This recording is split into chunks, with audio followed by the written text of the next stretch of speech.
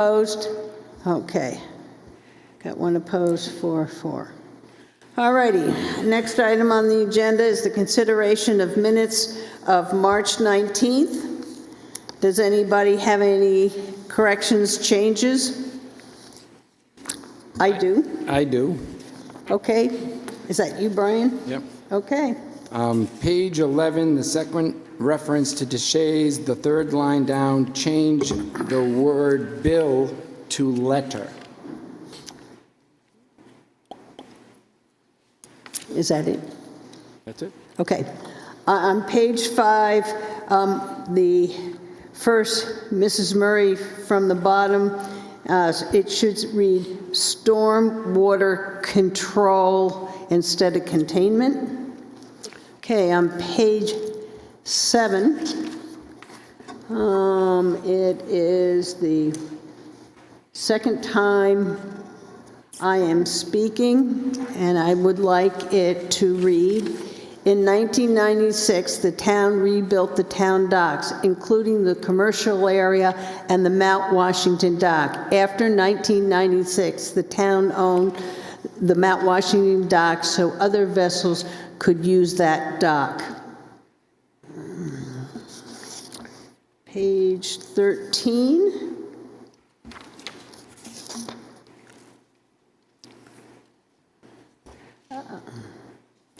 Right after the first motion,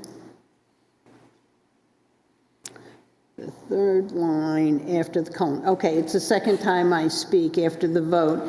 It's going to be at the end of the first line under, and then there's a colon, and I'd like it to read, such as public works that include wastewater effluent levels, fire department, welfare department, and assistant town manager. And that's all I have. Well, no, I have one. Okay. Page 12. Yep. Just down near the bottom, attribution to my name, it just says, does not interpret HB 45. It's actually HB 456. And that's all I have on the minutes. Okay.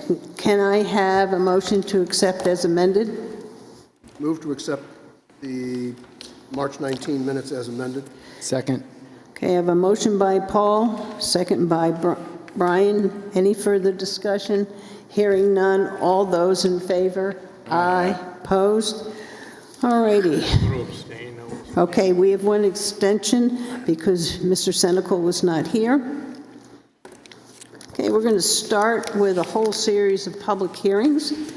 The first one, and I'll open up the public hearing and read the announcement. The Wolfeboro Board of Selectmen will hold a public hearing on Wednesday, April 2nd, 2025, on or about 6:30 p.m. in the Great Hall of Wolfeboro Town Hall, Wolfeboro, New Hampshire, to consider the application for an issuance of an alcohol beverage permit to the Lakes Region Newcomers Club for a club event on May 6, 2025 at the Abenaki Ski Lodge, 390 Pine Hill Road, from 4 p.m. to 9 p.m.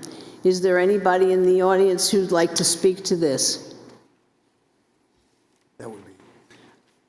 Are you from here? Just come on up to the microphone and state your name and tell us a little bit about it. Oh, hello. My name is Tracy Kolb. I'm the co-chair for the Lakes Region Newcomers Club Hospitality, and every year we hold a welcome to the new members to the club. It's been a pleasure to use the Abenaki Lodge, and we have a BYOB from 5 to 7, and we're applying for the permit. This is, I think, about our third or fourth year? Yes, we've had it a number of times. Is there anybody in the audience who would like to speak to this alcohol beverage permit? Hearing none, I'll close the public hearing. Thank you. Board members, any questions or concerns? Move to approve an alcohol beverage permit to the Lakes Region Newcomers Club for a club event on May 6, 2025 at the Abenaki Ski Lodge on 390 Pine Hill Road from 4 p.m. to 9 p.m. Second. Okay, I have a motion by Brian, a second by Paul. Any further discussion? Hearing none. All those in favor? Aye. Okay. I'll open up the next public hearing. The Town of Wolfeboro to hold a public hearing on Wednesday, April 2nd, 2025, at their meeting that starts at 6:30 p.m. for the acceptance of unanticipated funds in the amount more than $10,000 in accordance with RSA 31:95B3A to accept an amount of, and I'm going to change that because when I looked at the application, it's $25,380 from the New Hampshire Department of Safety, the body-worn and dasher camera grant in the fiscal year 2025 to benefit the Wolfeboro Police Department. Is there anybody in the audience who'd like to speak to this? Captain Libby. Captain Mark Libby, Wolfeboro PD. Sorry about that. This is the grant that was applied for in regards to the body-worn cameras that we should be able to get and for the town to offset the money that was approved through the warrant article. Okay. Is there anybody in the audience who would like to speak on behalf of at this public hearing, either for or against? Hearing none, I'll close the public hearing. Board members. Move to approve the acceptance of a grant in the amount of $25,380 from the New Hampshire Department of Safety for body-worn and dashboard cameras for the Police Department for fiscal year 2025 to benefit the Wolfeboro Police Department. Second? Okay, I've got a motion by Brian and a second by Paul. Any further discussion? Hearing none. All those in favor? Aye. Opposed? All righty. Now I've got a long list of temporary event permits. The Wolfeboro Board of Selectmen will hold a public hearing on Wednesday, April 2nd, 2025 at 6:30 p.m. to consider a temporary event permit application for the New Hampshire Lakes Region Pickleball Club to host Level Up Pickleball camps on September 13th through 14th, 2025 at Pickleball Courts on Foss Field from 9 a.m. to 4 p.m. Permit 2025-20. I'll open up the public hearing. Is there anybody in the audience who'd like to speak to this temporary event permit? Do I have anybody who'd like to speak either for and against it? Hearing none, I'll close the public hearing. Board members, I don't know what you want to do about that. They usually show up. There's nobody online, is there, Mr. Mineo? This has run at Foss Field a number of times. I think last year it ran at the Abenaki, at the Pop Whalen Arena. This year they're back out requesting the pickleball courts. They will pay $480, which is the new fee. Any question, board members? We've had the event before, it's been explained to us before. I prefer if a representative shows up in case there's something that's changed or if a board member has an issue. However, I would be okay accepting it tonight. Me too. I do. Dave, you okay? Yep, I'm fine. Johnny, you All okay? set. Okay. Would somebody like to make a motion then? So I'll make a motion to accept a temporary event permit application for the New Hampshire Lakes Region Pickleball Club to host the Level Up Pickleball camps on September 13th and 14th, 2025 at the Pickleball Court on Foss Field from 9 a.m. to 4 p.m., permit number 2025-20. Second. Okay, I've got a motion by Brian, second by Paul. Any further discussion? Hearing none. All those in favor? Aye. Okay. I'll I'll open up the next public hearing. The Wolfeboro Board of Selectmen hold a public hearing on Wednesday, April 2nd, 2025 at 6:30 p.m. to consider a temporary event permit application from the New England Lyman Group to host the 26th Annual Lyman Group Boat Show on June 14th, 2025 at the town docks from 9 a.m. to 2 p.m., permit number 2025-21. Is there anybody, just state your name for the record. Betsy Bryant from Sanborn. I'm a board member for the NELG. This is our 26th annual show. All of them have been held here in Wolfeboro. Hopefully the weather will cooperate. But we seem to usually have a good turnout. It's a static show. The boats come in between 8 and 9 as a rule. People come look at the boats. We have some music going. We have people talking about their boats, people asking questions. Same old, same old. Nice event. Nice event. Is there anybody in the audience who'd like to speak for or against this temporary outdoor event permit? Hearing none, I'll close the public hearing. Board members? Move to approve a temporary event permit application for the New England Lyman Group to host the 26th Annual Lyman Group Boat Show on June 14, 2025 at the town docks from 9 a.m. to 2 p.m., permit number 2025-21. Second. Okay, I have a motion by Brian, a second by Paul. Is there any further discussion? Hearing none. All those in favor? Aye. Aye. Okay. I'll open up the next public hearing. The Wolfeboro Board of Selectmen will hold... Linda, one thing I missed, set up at 8 a.m. You didn't have that in your motion? Didn't have that in my motion, so setup is at 8 Okay, a.m. well then The I'll show's- go back. Is everybody okay with adding that to Brian's motion? Not a problem. Okay, we're all set. You're welcome. The Wolfeboro Board of Selectmen will hold a public hearing on Wednesday, April 2nd, 2025 at 6:30 p.m. to consider a temporary event permit application for the American Legion Post 18 to host the annual Memorial Day Parade and Ceremony on May 26, 2025, along South Main Street in Town Docks from 8:45 a.m. to 10 p.m., permit number 2025-22. Is there anybody in the audience who'd like to speak to this temporary event?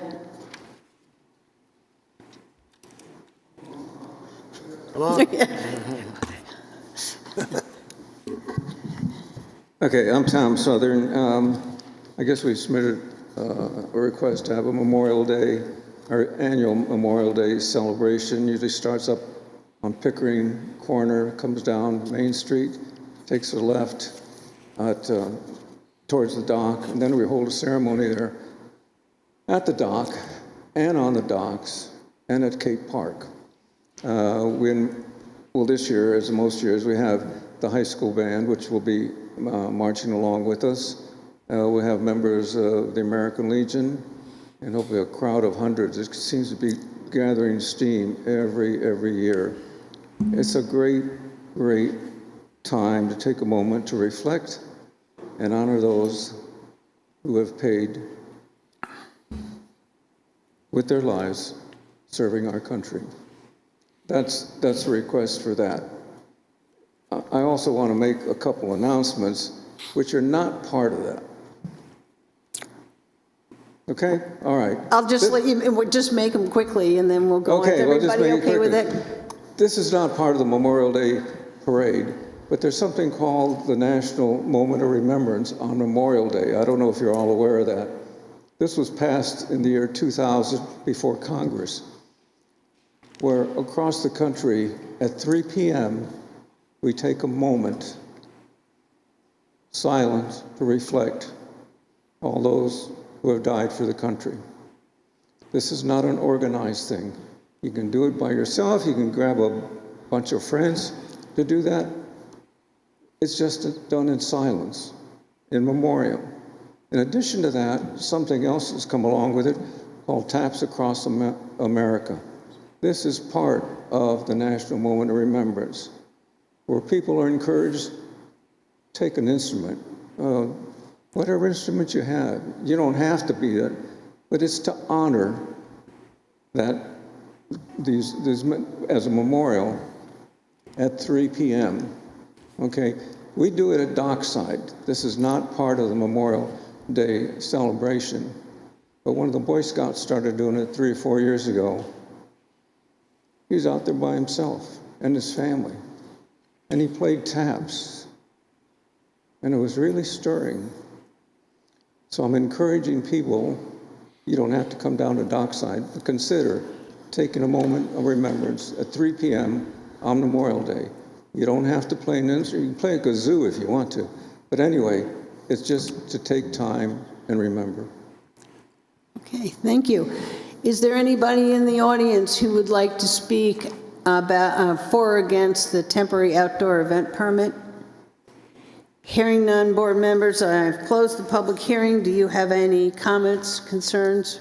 Move to approve a temporary event permit application for the American Legion Post 18 to host the annual Memorial Day Parade and Ceremony on May 26, 2025 along South Main Street and the town docks from 8:45 a.m. to 10 a.m., permit number 2025-22, and hope everybody remembers at 3 o'clock to have a moment of silence for those who have served our country and perished during battle.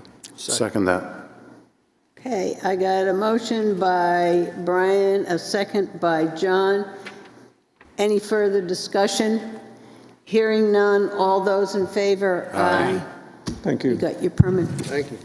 Okay, I'm going to open up the next public hearing. The Wolfeboro Board of Selectmen will hold a public hearing on Wednesday, April 2nd, 2025 at 6:30 p.m. to consider a temporary event application for the Wolfeboro Park and Recreation to hold Arbor Day celebration, first annual Arbor Day of Service on May 2nd, 2025, Foss Field and other various locations in town from 7 a.m. to 1 p.m., permit number 2025-25. Is there anybody who'd like to speak to this one?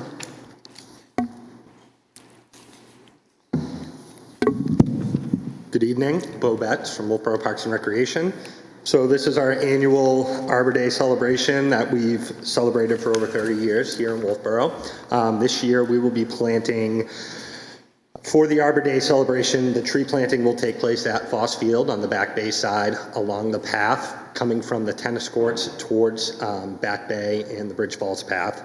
Along with this celebration, there are plans to plant roughly 25 trees throughout town. That will take place following the annual celebration, going probably over the next week or so.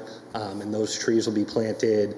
I know of a few at the Clark House Museum. There will be a tree planted here in front of Town Hall and a few other locations in town. Okay, is there anybody in the audience who'd like to speak for or against this permit? Hearing none, I'll close the public hearing. Board members, any questions or concerns? We've got an updated map. So that was one thing we were looking for. I'd like to make a motion, we approve the temporary event permit application for the Wolfeboro Parks and Recreation to host the Arbor Day celebration, first annual Arbor Day of Service on May 2nd, 2025, Foss Field and other various locations in town from 7 a.m. to 1 p.m., permit number 2025-25. Second. Okay, I've got a motion by John, second by Brian. Any further discussion? Hearing none. All those in favor? Aye. Okay.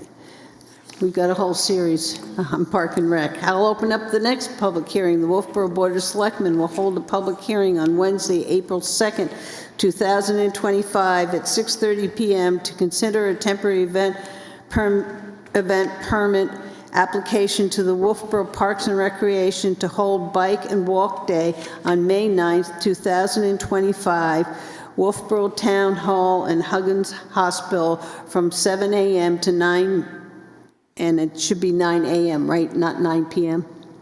It says 9 p.m. on here, on what I'm reading. It's 9 a.m., yes, okay. 9 a.m., permit number 2025-26.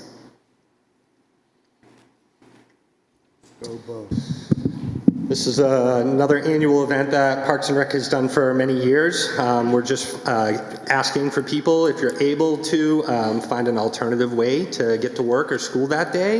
If you work in town, live in town, try to bike or walk to work that day or school. It promotes an alternative transportation, exercise, and healthy living. We work with Huggins Hospital, and we have 2 stations here in town. Last year, we had to move our station, which is typically at Cape Park, due to construction. So we had it here in the front parking lot at Town Hall. We're asking if we could do that again this year. It worked out really well for us. We have a lot of, students and families who are coming up the crosswalk and the sidewalks who don't have to cross the road to come to our station. We have snacks, water, juice, different breakfast items. It's just great to see the kids and families out walking to school, biking to school. And we have a second location that Huggins Hospital will run this year at their location right out front of the hospital, and they offer the same items. Okay. Is there anybody in the audience who'd like to speak either for or against this temporary event permit? Hearing none, I'll close the public hearing. Board members? So, Linda, I did this for 14 years, well, I don't know how many years. How many years have we been doing this? I did 14 sounds good. 20. Make it 20. Yeah, I did it for 25 many Bingo. years when I was at the carpenter school. I would grab a group of kids and we'd walk down up from Old Lakeview Terrace. And it's a great thing to see kids on their bikes and parents and everybody walking in groups. And it is a good thing for the community. Yeah, and I used to do that with my grandsons. We enjoyed doing it also. So I'd like to make a motion to approve a temporary event permit for the Wolfeboro Parks and Rec to hold a bike and walk day on May 9, 2025, Wolfeboro Town Hall and Huggins Hospital for their breakfast stations, and from 7 a.m. to 9 a.m., permit number 2025-26.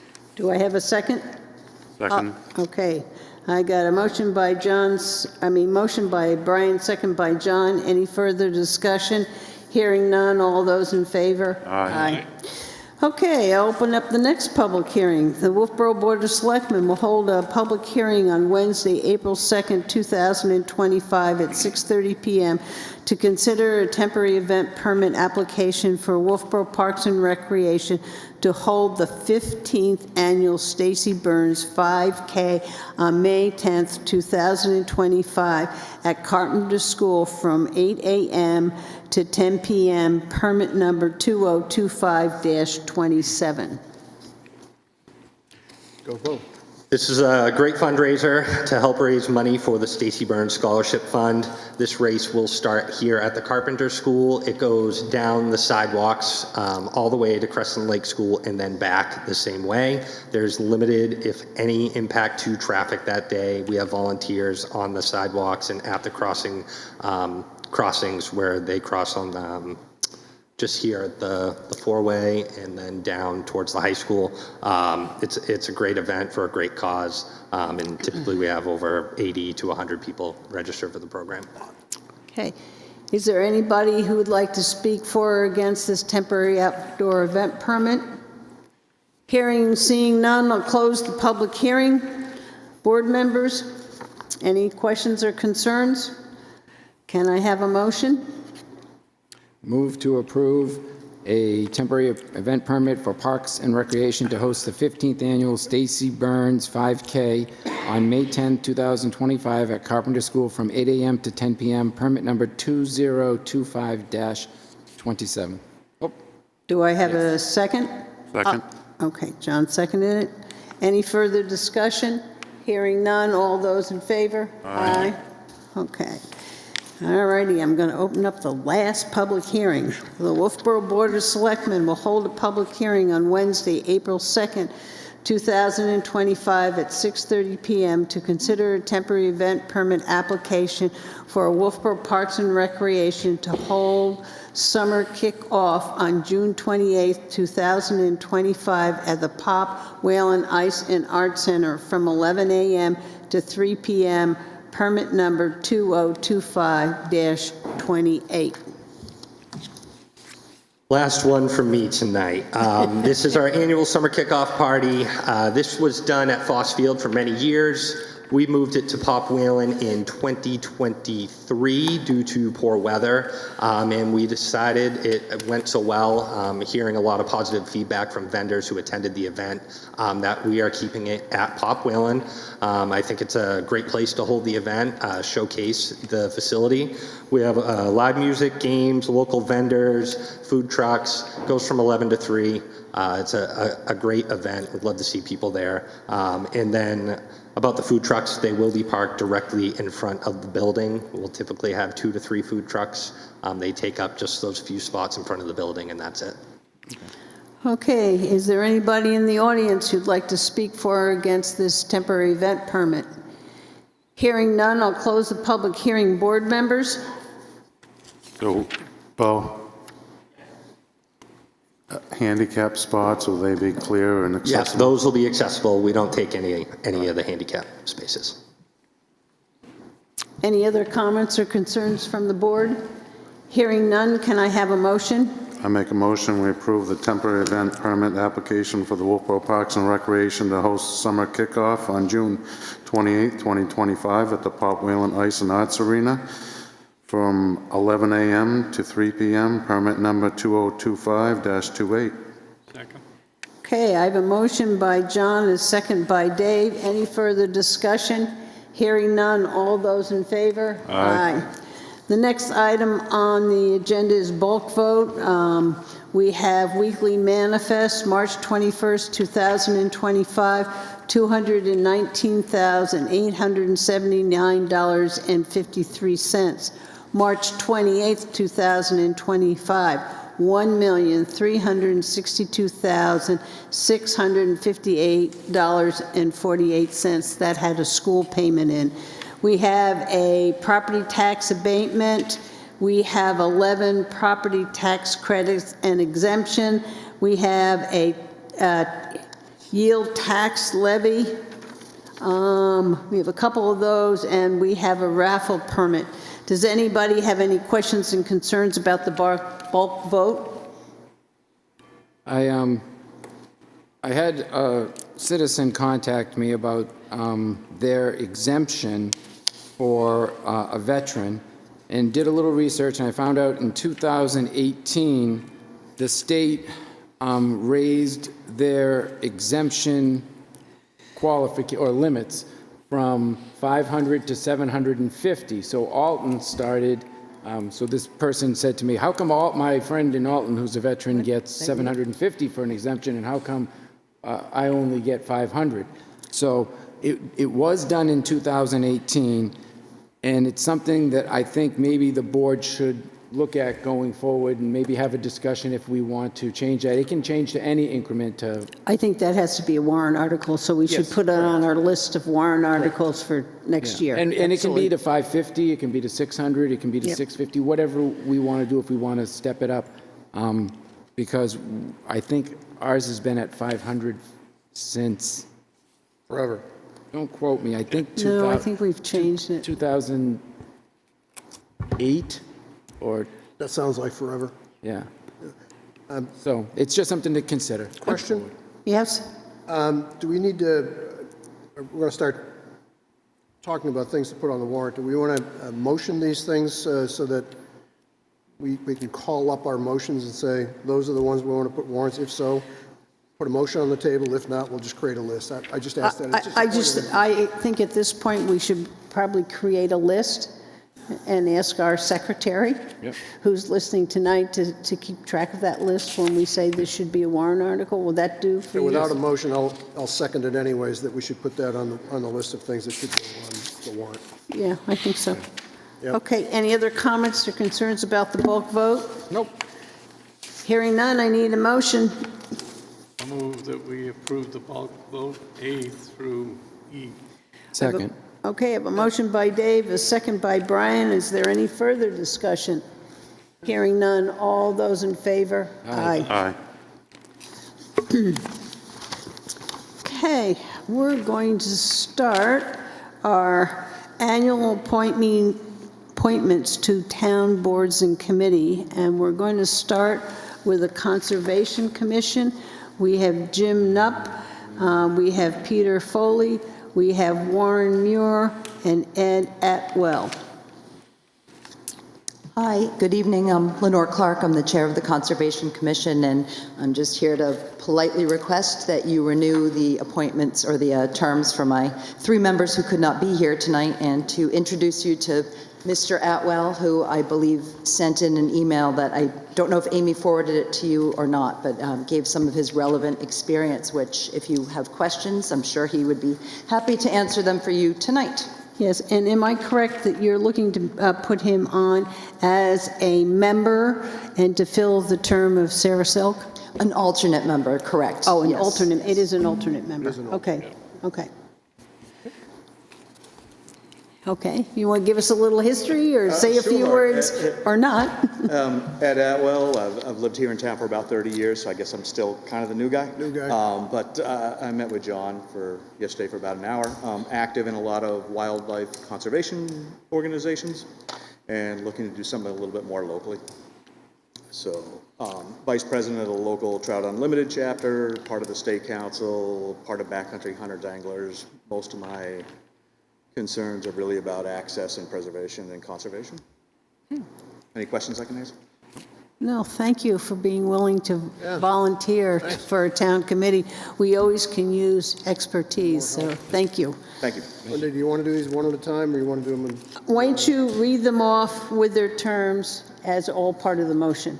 On the, for the Conservation Commission, move to approve the terms of Mr. Jim Knupp. Term expires March 2028. Mr. Peter Foley, term expires March 2028. Mr. Warren Muir, ALT, alternate, term expires March 2028. And Mr. Ed Atwell, new member, alternate, term expires March 2028. Second. Okay, I have a motion by Paul, second by Dave. Is there any further discussion? Hearing none, all those in favor? Aye. Okay, Energy Committee, Nancy Hirschberg, Jonathan Hewitt, and Jessica Shore. Sure, Shore? sure. Yep. Is there any one of the, I don't see any of those people here. Board members, do you have any concerns of appointing those? They're all currently on the board. We have an excellent Energy Committee board with 5 or 6 renewable energy experts now, and the board is absolutely fantastic. So I'll make a motion to approve Nancy Hirschberg, Jonathan Hewitt, and Jessica Shore. All their terms expire on 2028 to the Energy Committee. Okay, and I'll second that. Is there any further discussion? Hearing none, all those in favor? Aye. Okay, the next one is the Heritage Commission. We have Andrea Dudley and Maggie Steer. I don't think any of them are here either. Board members, we know both of them. Yep. Does anybody have any questions or concerns? Okay, somebody want to make a motion? I'll make a motion to accept the appointments of Andrea Dudley and Maggie Steer, terms to expire on 2028 to the Heritage Commission. Second. Okay, I have a motion by Brian, second by Dave. Any further discussion? Hearing none, all those in favor? Aye. Okay, next committee is the Milfoil Committee. There's Thomas Arupka, Robert Brennan, Rebecca Bartlett. Does anybody here? Come on up. I'm Rebecca. You're Rebecca. Okay, I'm glad to know that. I'm Robert Brennan. I'm replacing John Russell, who was on there for a few years. I've lived in Wolfeboro for 20 years, 13 full-time, Boston born, and California as my profession as a police officer for 31 years. The only expertise I have in milfoil is when it gets stuck on the bottom of my little sailboat when we're sailing in the back bay. So that's it. I have a motto that I go by, which I've been able to fill both of those today. I'm not very smart, but I can lift heavy things. So I lifted a 300-pound block of redwood up a flight of stairs today, and I've also for my not very smart, is I have volunteered for this group, Milfoil Committee, so. Well, thank you for volunteering. Thank you for giving us that say judgment is a funny insight thing. into you. Okay, board members, who would like to make a motion? I'll make a motion to approve Thomas Okarabak, Robert Brennan, and Rebecca Bartlett, terms to expire March 2028 to the Milfoil Committee. Second. Oh, I'm going to give it to Dave. Oh, Dave. It was in both ears. Okay, I have a motion by Brian, a second by Dave. Any further discussion? Hearing none. All those in favor? Aye. Next one is Wolfeboro Waters Committee. We are trying to get them on some kind of schedule, so we are putting a bunch on now. Abigail Adams expires. Abigail Adams, Libby Peard, Brianna Roster, and Art Slocum. Does anybody have any?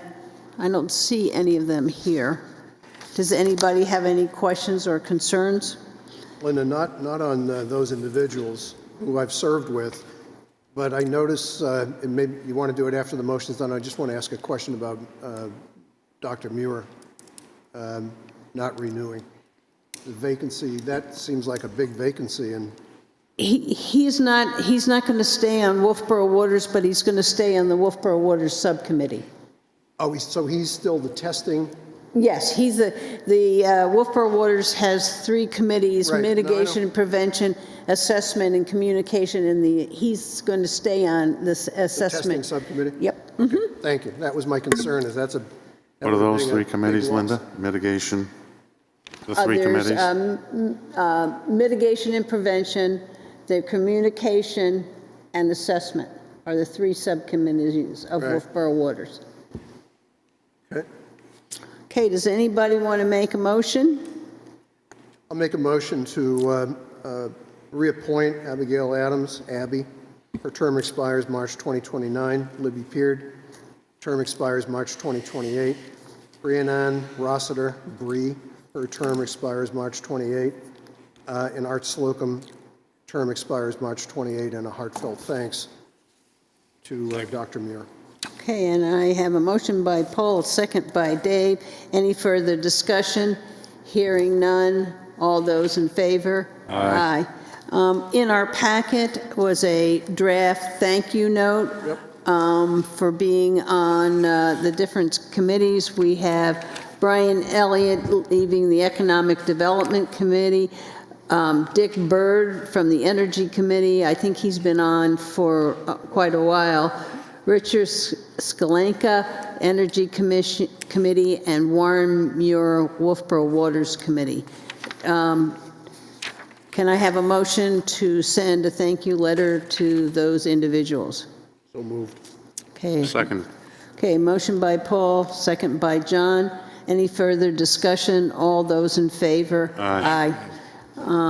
The appointment to the Wolfeboro Community TV, that will go on the next agenda because we're not doing any of those committees. Those committees are going to be done by the new chair opposed to the chair that's going out. Madam Chairman? Yes. On that point, if it's okay with the board, if it's not, I can do it next time, but I prepared a motion. I thought you're on the agenda for those motions. I'm sorry, I'm not finding it on my agenda. Maybe I just didn't. Oh, I guess I thought you were going to be when we did. Oh, the rules of procedure? Yes. I can do it there. I can do it. Never mind. Sorry. That's where I thought Wasn't you paying were with attention. that. Is that okay? Sorry. Okay. Yes, of course. Okay. I just thought it was logical, given that you just said, next time we'll do committee appointments. But that's fine. We'll do it there. That's fine. Not a problem. All righty. Next item on the agenda is appointment by John Chase Dumpster at Mass Landing for Island Construction. And John, you had some conversations with him and can fill us in? No, I didn't have Oh, them he's with here. him. Go ahead. Okay, John Chase, hi, thank you. okay. I have a demolition permit for a camp, 11 Poplar Island. and I'd like to be able to place the dumpster at Mass Landing for a period of approximately 6 weeks between April 15th and May 26th, if I could. We'll get the dumpster out of there before Memorial Day weekend. I did check the calendars on the town website, and there doesn't seem to be anything planned for Lake Wentworth, Crescent Lake, or the Mass Landing area. You do have the Smith River Canoe Race that'll be coming in the third Saturday in May. That Okay. will be on the next, and there'll be a lot of people coming through there. But that's not where it starts, so it isn't like the parking lot would necessarily be packed there. So But that it would could be be. May 24th then? Is that the Saturday before If Memorial Day? it's the Saturday before Memorial Day, that will be the date. Okay, so we'll plan on having it out of there by then. Okay. All righty. Anything else? All right, hearing no other concerns, do I have a motion? I'd like to make a motion. I'd like to make a motion that the town approve to allow the dumpster at Mass Landing April 15th to May 23rd. I'm going to add something to that motion. I make a motion that the selectmen approve the dumpster request for the removal of building materials placed at Mass Landing in the first boat trailer / vehicle spot adjacent to the tree island west of the hashed area on the south side of Mass Landing parking lot to allow for the removal of debris. The request is made with the following conditions.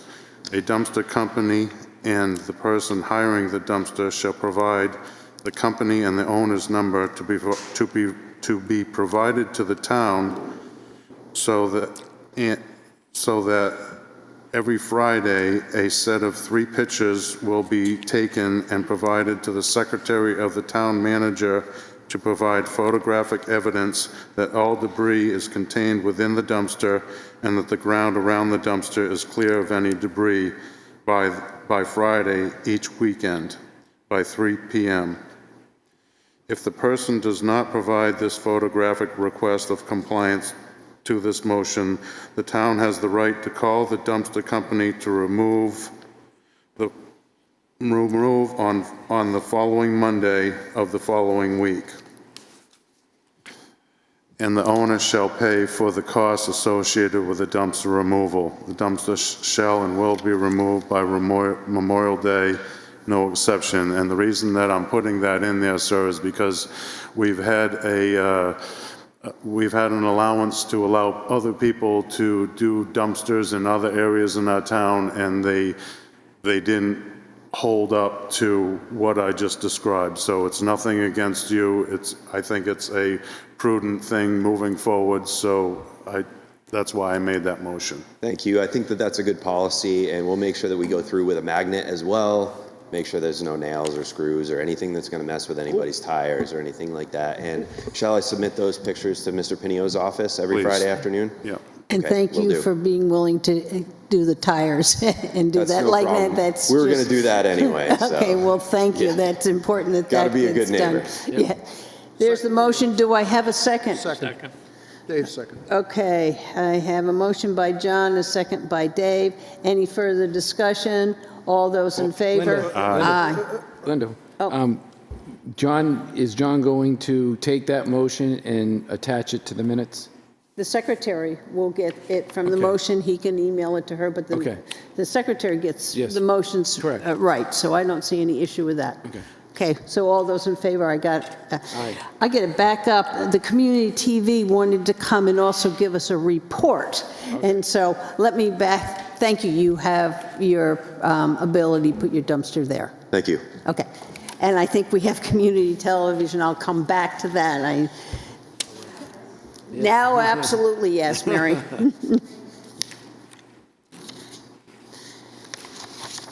Thank you, thank you, thank you. So, good evening, Board. And my name is Mary Schillereff. Yes, those Schillereffs. Proud of it. I am the WCTV Board Chair at the moment, and I appreciate your time tonight to just share a few words of where we are, where we're going. And I want to thank the community that's watching through these television cameras and whoever's running up there, I guess Adrian. So working on the 2025 level budget is our reality, and it is a challenge we're embracing. We're grateful to the Wolfeboro Board of Selectmen for supporting the community TV and continuing with broadcasting town meetings. We're encouraged by the Board of Selectmen keeping community TV in the budget. We are heavily focused on generating revenue through sponsorships and donations to supplement town funding while broadening our reach and audience with contemporary broadcasting media. We look to the potential of increasing collaboration with the Wolfeboro Area Chamber of Commerce, and we intend to reach out to existing, emerging, and startup businesses. As regards WCTV equipment and technology, keeping up with the cost of technology going forward, it's important to share the current broadcast server in 2025 will no longer be supported by the manufacturer. We have to upgrade or lose functionality. And I remember Mr. Pinio speaking to this relative to this building as well. WCTV has not been able to invest in any new equipment except for the upgraded system at Town Hall a couple of years ago, when we received help from a grant and from the town specific to equipment at this one location. We are looking into doing more with new equipment this fall and the first of 2026. Now about viewing habits. The town will continue to lose franchise fees because people will continue to cut the cord. I see Mr. O'Brien nodding.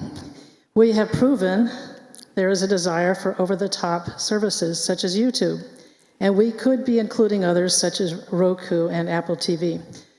The solution is awareness of cost. WCTV continues to need support from the town and citizens throughout the region we serve, and especially our business community, to keep up with the cost of technology, to generate other revenues, to capitalize on growing potential of this over-the-top options, and to broaden our reach and audience with contemporary broadcasting methods and media formats. Finally, the WCTV board is diverse, growing, qualified, and taking action to find ways to support community TV in Wolfeboro and the Governor Wentworth Regional School District region, then that includes, of course, Brewster. As mentioned earlier, we are heavily focused on forensic examinations of return on investment, including viewership statistics, which are only available from over-the-top broadcasting. And if you'll forgive me just a second, I have some statistics on that.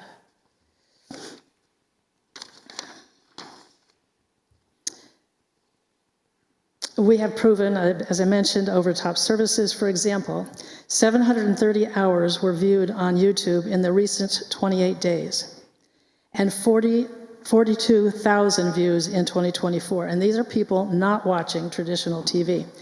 Timothy has the capacity to disaggregate YouTube data such as content, audience, and trends. I thank you for your time. I appreciate the opportunity to share. I take my role as board chair seriously, and I'm very proud to be working with the members of our board. Any questions? If you have any, I'm going to point to Timothy. I have a question. Yes.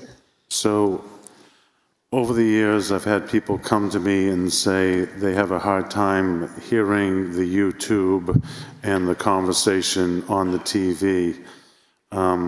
Would that, do you think that is in our wheelhouse here, or is it in the broadcasting aspect, or that's one thing. The other thing that I'm hearing from people is if they're hearing impaired, what they'd like to be able to see is they'd like to see the words going across the bottom of the screen so that they can actually read it along and follow along. I don't know how that falls into your purview, but that's what I'm hearing. Here comes the expert. Here comes the purview person. I promised that I would do that for her. She had questions, so here I am. Thank you, and thank you for those really good questions. John, the real answer to the quality of sound relies on your use of the microphones. You're going to be heard very clearly yourself. You spoke right into it. You have a good booming voice, which is great. People will hear that at home. People who talk away from the microphone aren't heard at home, even though you're heard in the room, because it doesn't come directly through. She's yelling at me now. He's yelling at me. And you get the point. That's the issue.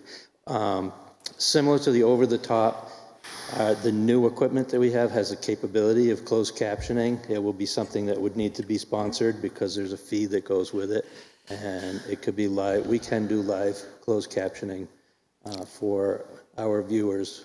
But again, I've heard people say that we're losing money. We're not losing money. We're just not fully funded. If we have the funds to do it, we can do it. But we don't have the money to do those kind of things. And with the new equipment we're getting, we'll have the capability. Whether or not we fund it after that will matter. Okay. Other Paul, questions? anybody else have it? Paul, did you have something to say? Yeah, please. Mary, thank you for that short missive. Put this all in the right box.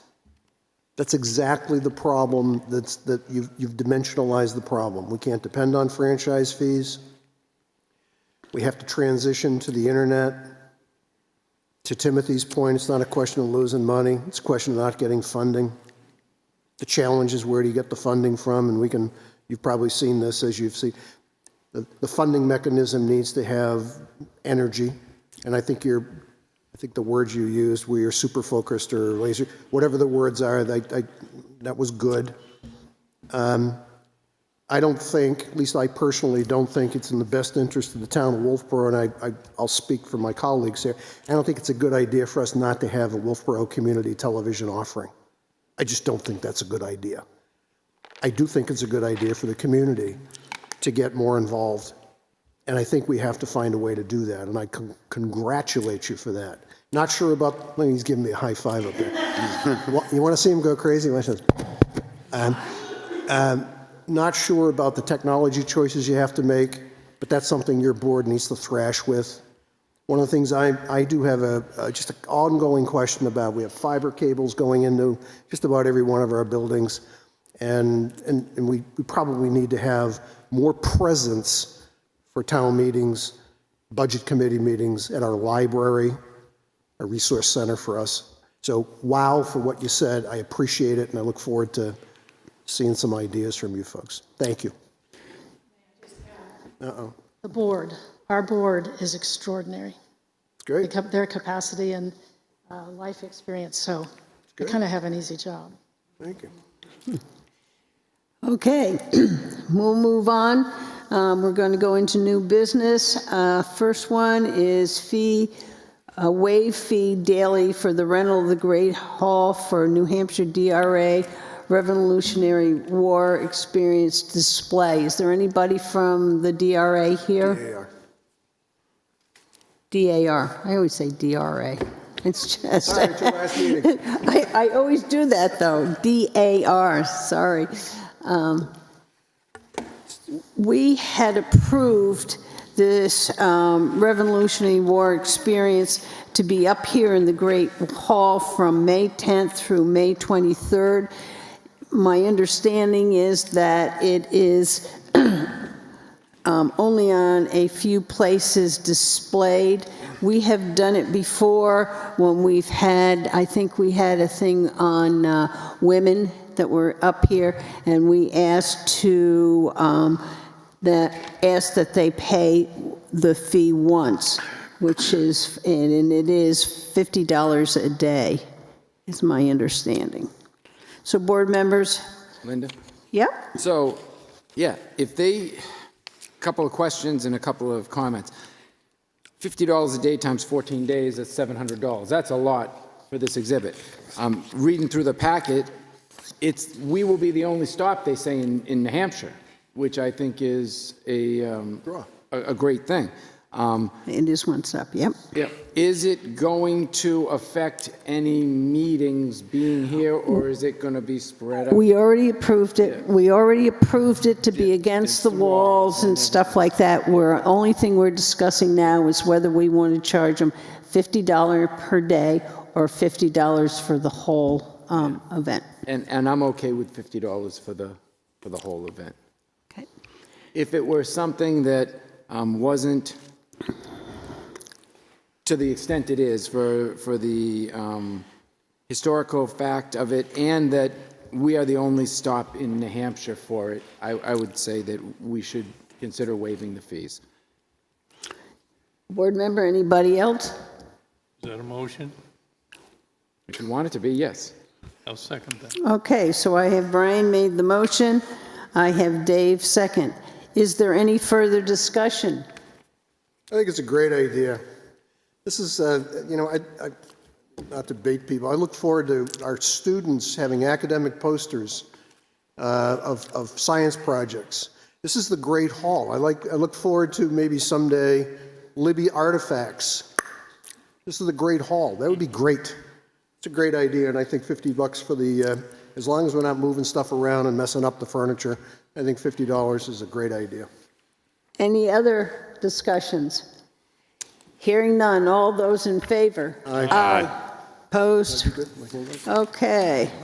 Next item on the agenda is the commercial vessel Marine Patrol boat at Dock F. Is there anybody here? Come on up. That guy looks official. Good evening. Members of the board, I'm Lieutenant Erwin Mallet with the New Hampshire State Police, and I'm the commander of the Marine Patrol Unit. Can you pull the mic up a little bit, just so it's better at home? Thank you. Is that better? Thank you, sir. All right. Again, my name is Erwin Mallet. I'm the lieutenant with the New Hampshire State Police, and I am the commander of the Marine Patrol Unit. Thank you all for your time this evening and adding me to your agenda, your very busy schedule, I'm sure. I'm here today requesting permission from the board and the town to allow Marine Patrol to utilize a boat slip on the town docks for one of our Marine Patrol boats for the 2025 boating season. This arrangement has been incredibly beneficial to us in previous years, providing our officers and troopers with a conveniently located base of operations on the other side of Lake Winnipesaukee. And from this location, we can more effectively carry out safety and enforcement patrols across the lake. Having our boat stationed in Wolfeboro also allows us to offer prompt assistance to the Wolfeboro Police or fire departments, especially when responding to incidents on the islands within the town limits or in the surrounding areas. We believe this partnership strengthens public safety and enhances our ability to provide timely support in emergency situations. So for this year, depending on the ice conditions, we anticipate needing the boat slips in around the month of May throughout the year for anticipating the end around October of 2025. We will take full responsibility for ensuring our boats is properly secured and protected with fenders to prevent any damage to both our vessel and your property. We greatly appreciate your consideration for this request and look forward to continuing our collaboration with the town of Wolfeboro and hopefully for another successful and safe boating season. Thank you. Thank you. Board members, do you have any questions or concerns? I have a question. Sure. So moving forward, maybe not this year, but next year, would you be willing as an advocate to sponsor a safe boating day to offer inspections to people's vessels so that they could come down there for a day and make sure that all their vessels are properly equipped and they meet all the obligations if they had any questions? So it would be a service to the community, and maybe it would be good stewardship that you would create with the people that boat. Yeah, we certainly could. We offer those types of events essentially through our Marine Patrol public relations program. When you say inspections, right? I don't want to but muddy it's the like waters. it's like a friendly thing, you know. Yeah. Sometimes you have somebody that doesn't know everything about their boat. Yeah, they might have gotten the boat license, but they may have a question of a doubt and they want to stop. If they know that you're there for the day, they may want to stop and say, do I have everything I need? Yeah, we would love to have some sort of partnership with the town of Wolfeboro for hosting some kind of event like that. If someone would like to reach out to our events coordinator, I'd give you guys a contact for that. If you already have something that would, as far as an event that's already been planned, that we could just come and join and be a participant in, we do that all across the state as well.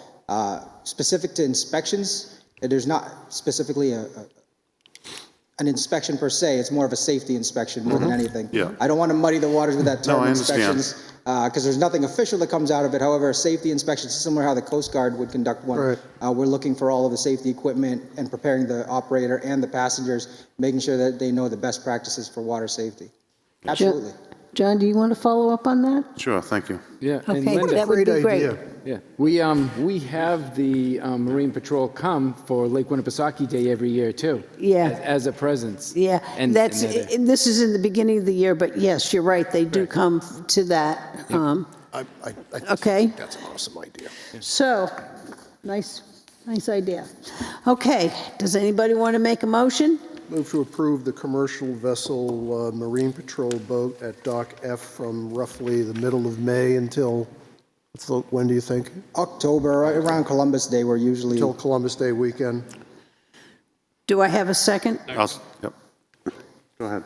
Okay, I've got a motion by Paul, second by Dave. Any further discussion? Hearing none, all those in favor? Aye. Opposed? Thank you, Lieutenant. Thank you very much. thank you all. Thank you. Lieutenant, I'll reach out to you to get that contact information. That's for, perfect, sir. I'll send you an email. Marine Patrol. Thank you. Thank you very much. Okay, next item on the agenda is the Pop Whalen Ice and Art Center Early Ice in August. So this is an item that is coming in front of you this evening at the request of our operations director at the Pop Whalen Arena. Brian Paul has an opportunity to bring an event to the arena in August. The main reason that I'm coming in front of you for this evening, when we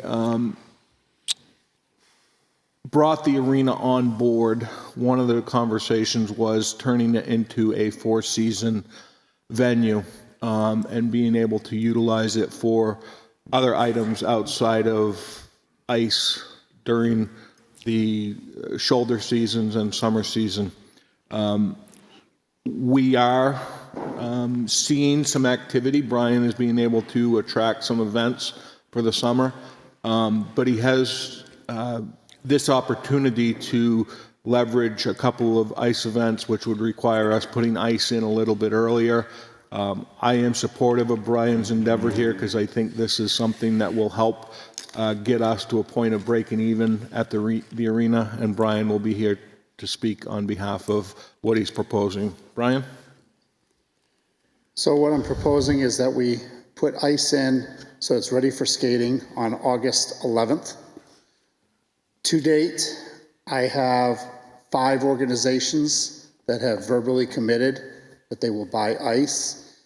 So we'll be right now on the average of 4 hours of ice per day, with other organizations kind of waiting in the queue, waiting to find out if this is going to be a yes or a no.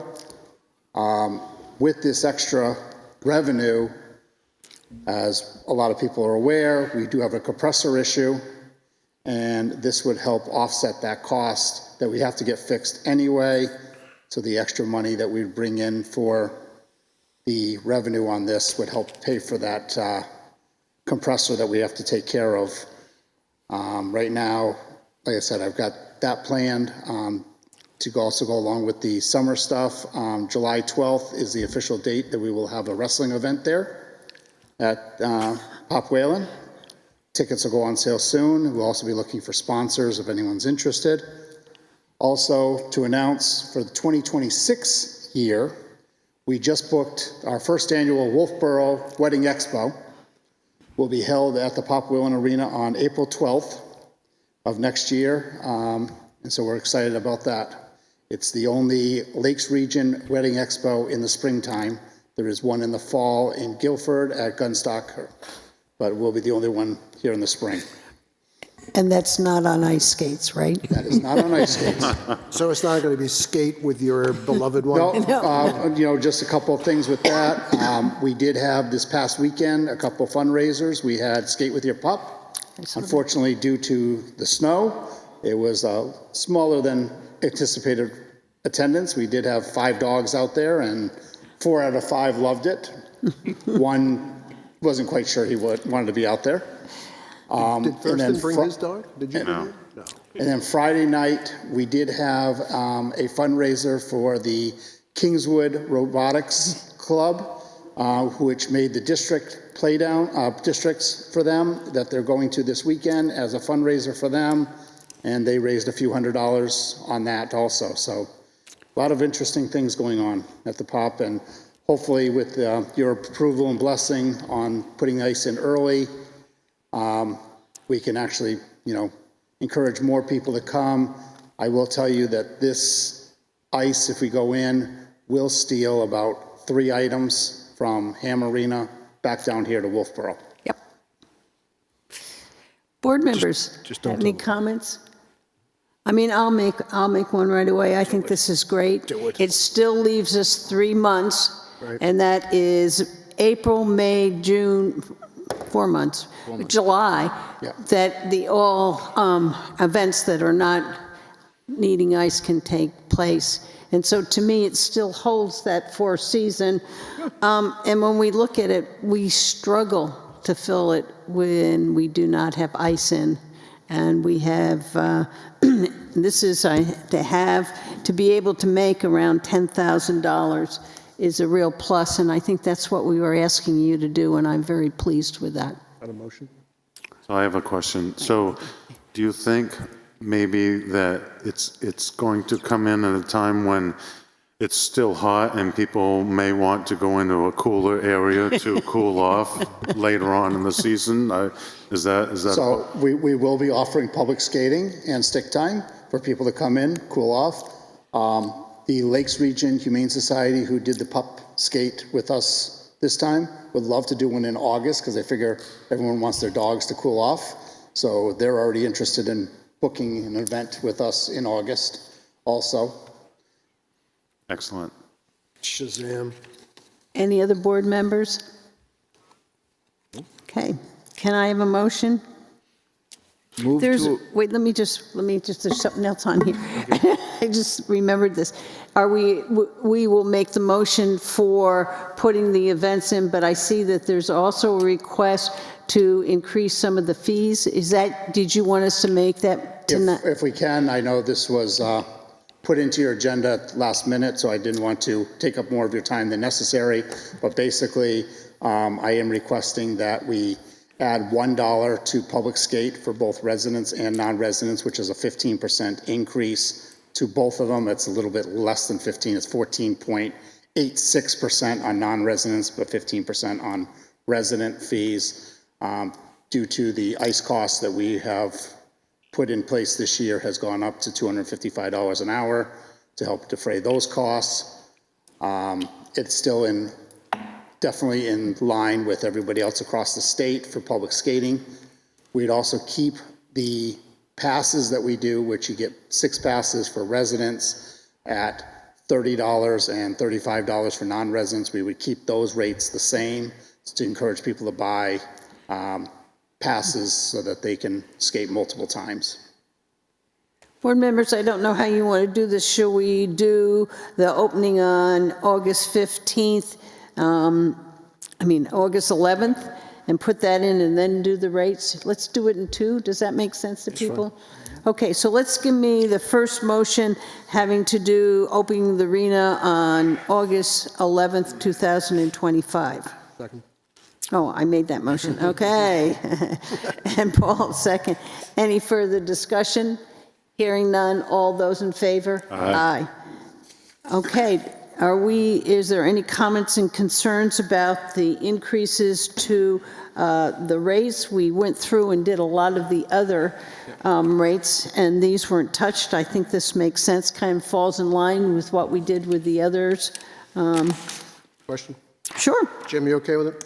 Yeah, the only thing I would ask, Brian, do you have a date that these would go effective? Would that be the July? August 11th. 11th, yep. Okay, so it would be as of August 11th. And it's just for public skate and stick and puck, or? Stick and puck would stay the same. Stick and puck? Just public skate. Just public skate, okay. Any reason to not move stick and puck? Stick and puck, if you look at across the state, we're pretty much right there on the average for across the state. I didn't want to rock the boat too much. Yep. Our stick and puck, I will say, in the last 2 months has actually outdone public skate. So we're getting lots and lots of guys up here for that. So I make a motion, move to approve a $1 increase to public skate, and same for out of town or out of town? Correct. It's both for residents and non-residents. For It comes up to the 15% for both. To residents and non-residents, effective April 11th, 2025. Second. Okay, I have a motion by Brian, second by Paul. Any further discussion? Hearing none. All those in favor? Aye. Opposed? Thank you Thank very you. much. We're BP, pleased to sounds hear like- what's yeah, happening. Sounds like No's business. This is good. Yep. This is good. Moving in the right direction. Correct answer. Okay. Next item on the agenda is Single Track Alliance name change update. All right. Yeah, so the name change and update, I think, is what we were trying to do. I know that the presentation didn't make it into tonight's agenda, so I want to touch on a couple things, but I think the first thing is the name change. So given a lot of feedback over the years, we've found that it would probably be a good idea if we joined with a larger organization. So we made the decision to join with NEMBA, which is the New England Mountain Bike Association. Could you identify Oh, yourself? sorry, yeah. Chris Dow, president of the former the Wolfeboro Single Track Alliance, and now the president of the Greater Wolfeboro NEMBA chapter.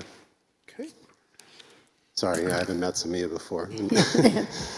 So I think, so that's something that we were able to do over the past couple of months of getting approved by NEMBA to become a new chapter, which there was a lot of conversation with surrounding chapters to make sure we weren't stepping on anybody's toes, and just to make sure that they felt that we were a viable group to take on the NEMBA name and be part of it. So, we're excited to be part of NEMBA now with, over 12,000 members, and they manage regions all the way down into, I think, Rhode Island, and it's a very, very large organization now, so.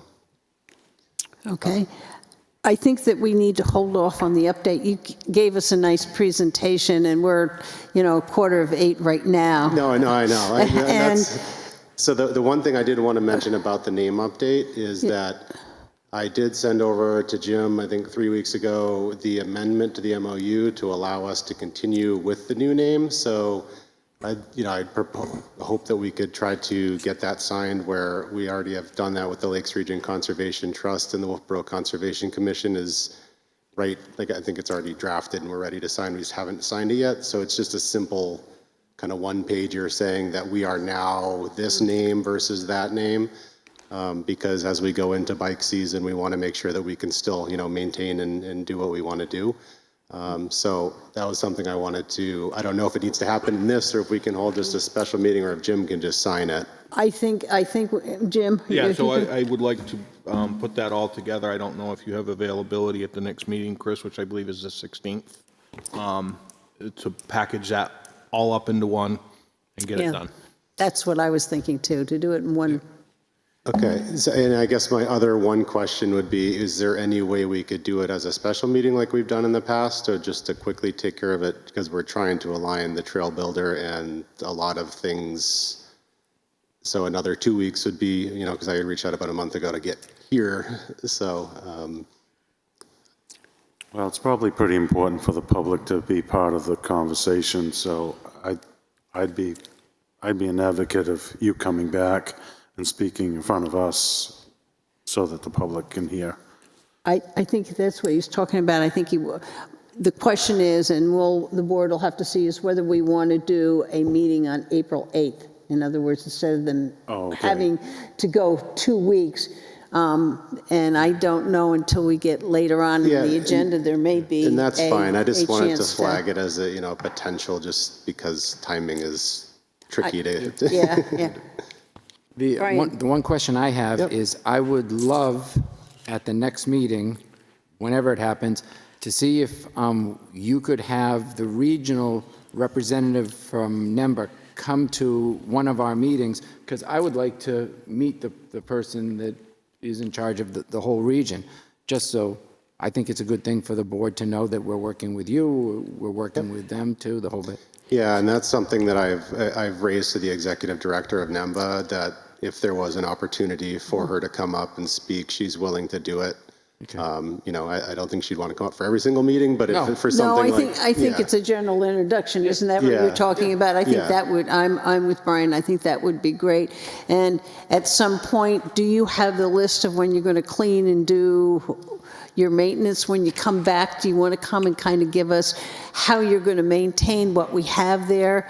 Yep. You did the fall, and so, Yeah. what is your schedule to maintain? Because we also should hear your schedule of maintenance. Okay. So if we can package that all together, that seems like, Okay, sure, yeah, no, and that was we had our meeting last night, because actually that's something that, since our last meeting, I think when I was in England, when I called in, we mentioned the wanting to have our meetings on Tuesdays, and we had scheduled that, so now we're meeting before this meeting so that we can bring any sorts of updates, so we did talk about scheduling trail maintenance. It just seems to keep snowing, which is a little difficult to get people out on bikes. So, and that's another thing where we have put out posts of please don't ride on the trails at this point, because Abenaki just shut down. Sewell Woods needs to melt to drain out and become firm. So, but yeah, I mean, we can bring more additional information on that.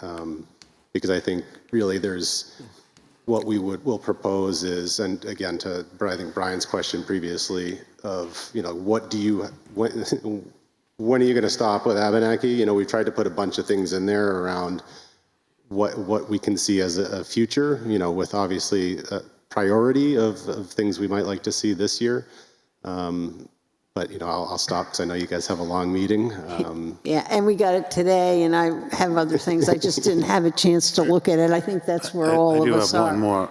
So you did raise my antenna on what's the difference between meeting next week and the week after? You said there was something going on, or? Yeah, I mean, historically, we tend to run long into the year, and then getting the actual trail building done it pushes. So I'm trying to schedule the trail builders, and so there's a lot of things of timing wise. So the more weeks that go by, the harder it is to lock in the actual dates to get the work done. That's all. So when you get out there, so do you have a time frame that you think the ground will be firm enough for you to get out there? So, I mean, if you were to say yes to the green flow right now, which is like would be awesome, the trail builder could be here mid-June.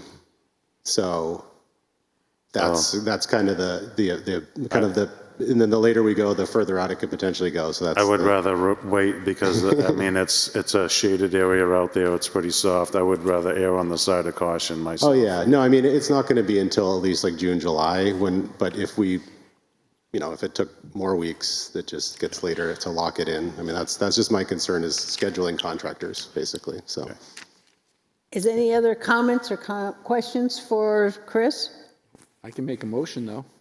Okay, make a motion. A motion to approve the new name for the Wolfeboro Bike Organization. The changes from the Single Track Alliance to the Greater Wolfeboro NEMBA chapter. NEMBA chapter. Chapter. What's your number? Number? Do you have a number? Chapter number? No. Just chapter. Okay. Is there any further I'll second that. So motion by Brian, I'll second it. Any further discussion? All those in favor? Aye. Aye.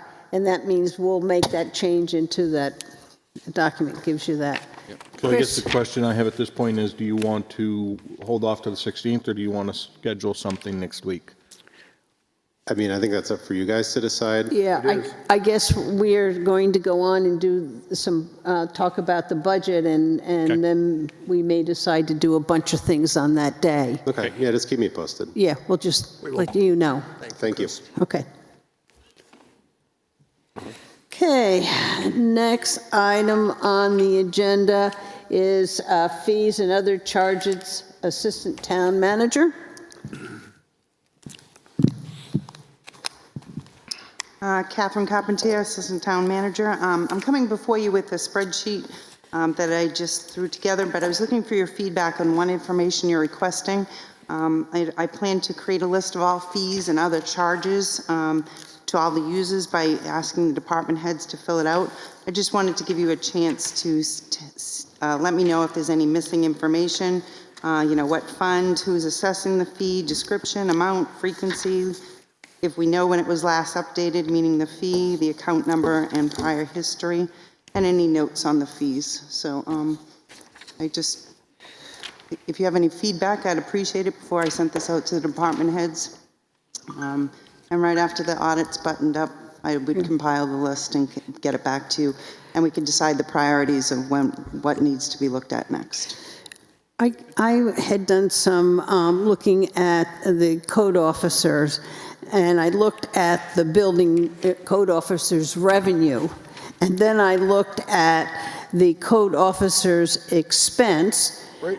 And then the hard thing about that, when you look at the department, you don't have the personal administration. So the code officer brought in $130,081. It cost us to run the office minus any of the employees' benefits was $111,892, which left from running the office about $18,000, but that's not going to cover the benefits. So I would like to somehow be able to see the 2,000, what the expenses and the revenue was, and how much of the cost we were covering. Okay. Does that make sense to people? Does that? I worked for the U.S. Department of Agriculture at one time, and the U.S. Department of Agriculture has an inspection service, and their inspection service for 100 and something years has been self-funded. So with all the costs of the inspections we did, it funded all the employees' benefits and everything. That's a great model to use if any of our fees can get to the point where they pay for all the operation and expenses of a department. I think it would be hard to get the pay for the whole department, but this was one who's going out to businesses, and we are doing, I think we can raise those but I think we got to keep an eye on, I'm not quite sure what the state of New Hampshire is doing, so we'll have to keep an eye on that. I see you, Paul. I was literally. Oh, yeah, you were scratching.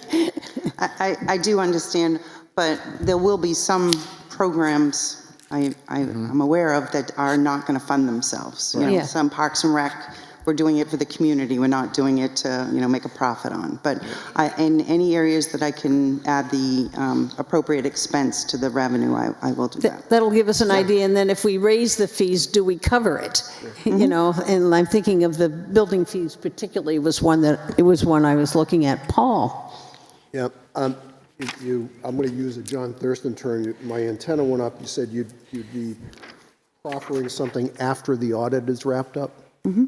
So does that mean that any fees that are coming before us between now and then are going to be as we've always charged? Yes. Okay. We've done Parks and Rec, we've done water and sewer. Yeah, but we got other ones coming up, right? Don't we have something next week for what's going on out on our docks? It's fine. Just trying to get clarity. I have not been given any clarity of. You've not been given any clarity? Any docs, so. Okay, good. So on the topic of fees, these fees will include leases? When you say leases, what are you referring to? We lease a property and we collect money for it.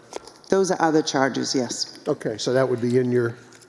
It'll be on the list of current. Will you be looking at market charges. rate? Which one? Market rate. No. You won't be looking at market rate. I'm coming before you with a list of fees that we currently have. Mm-hmm. It's not going to be an all-inclusive, here are all the changes we need to make. We're going to decide what we're going to attack, which ones you don't want to do, which ones we haven't looked at. We don't even have a full list of fees. They're all over the place. So we're starting at the beginning. So I'm wondering whether a couple of members of the board could work with you in gathering any of this and kind of do a team. Would that help you at all? I think part of what I'm hearing is we might want to move a little quicker, and I know for sure you've got the audit and stuff, and so and I was just wondering whether, if we did building fees, Dave, you're somebody who's been in the field. It would make sense for Dave, who's been a code officer, to maybe help you look at those fees, if you think that would be a help. I do think a team effort would be great, but we're in the month of April. The auditors will be here in 3 weeks. That has to be my focus right now. we So understand. and then I have to compile the information, and that would be May. Yeah. So maybe in May, we create a team? Or some of them start gating some of the information themselves. Well, that's what as soon as I have this list, it's going out to the department heads for them to give me back the information. Right, but if you want market values, maybe, and that's what I heard you saying, right, Paul? Yeah. So let's say, I think the issue that came up for us was whether we were, when we rented that one slip for the jet skis, whether we were really getting market value. And that's something that's going to be hard for you to get.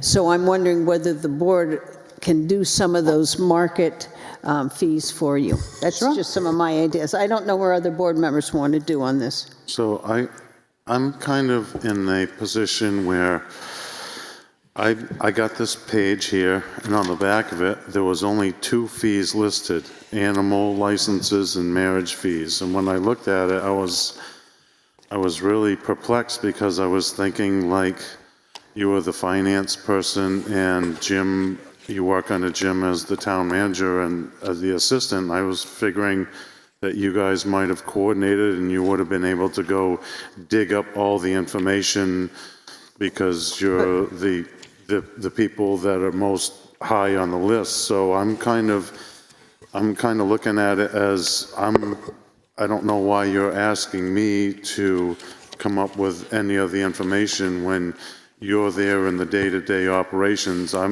What I'm expecting is for somebody to provide me the information to look at to say, this is good, this isn't good. So I'm not being punitive, but I am going to ask the hard questions and try to get justification here of So can I respond? Sure. So we came in front of you with some fees, and we got some input back from the Board of Selectmen that instead of dollar amounts, we wanted percentage amounts, or we wanted percentage amounts instead of dollar amounts.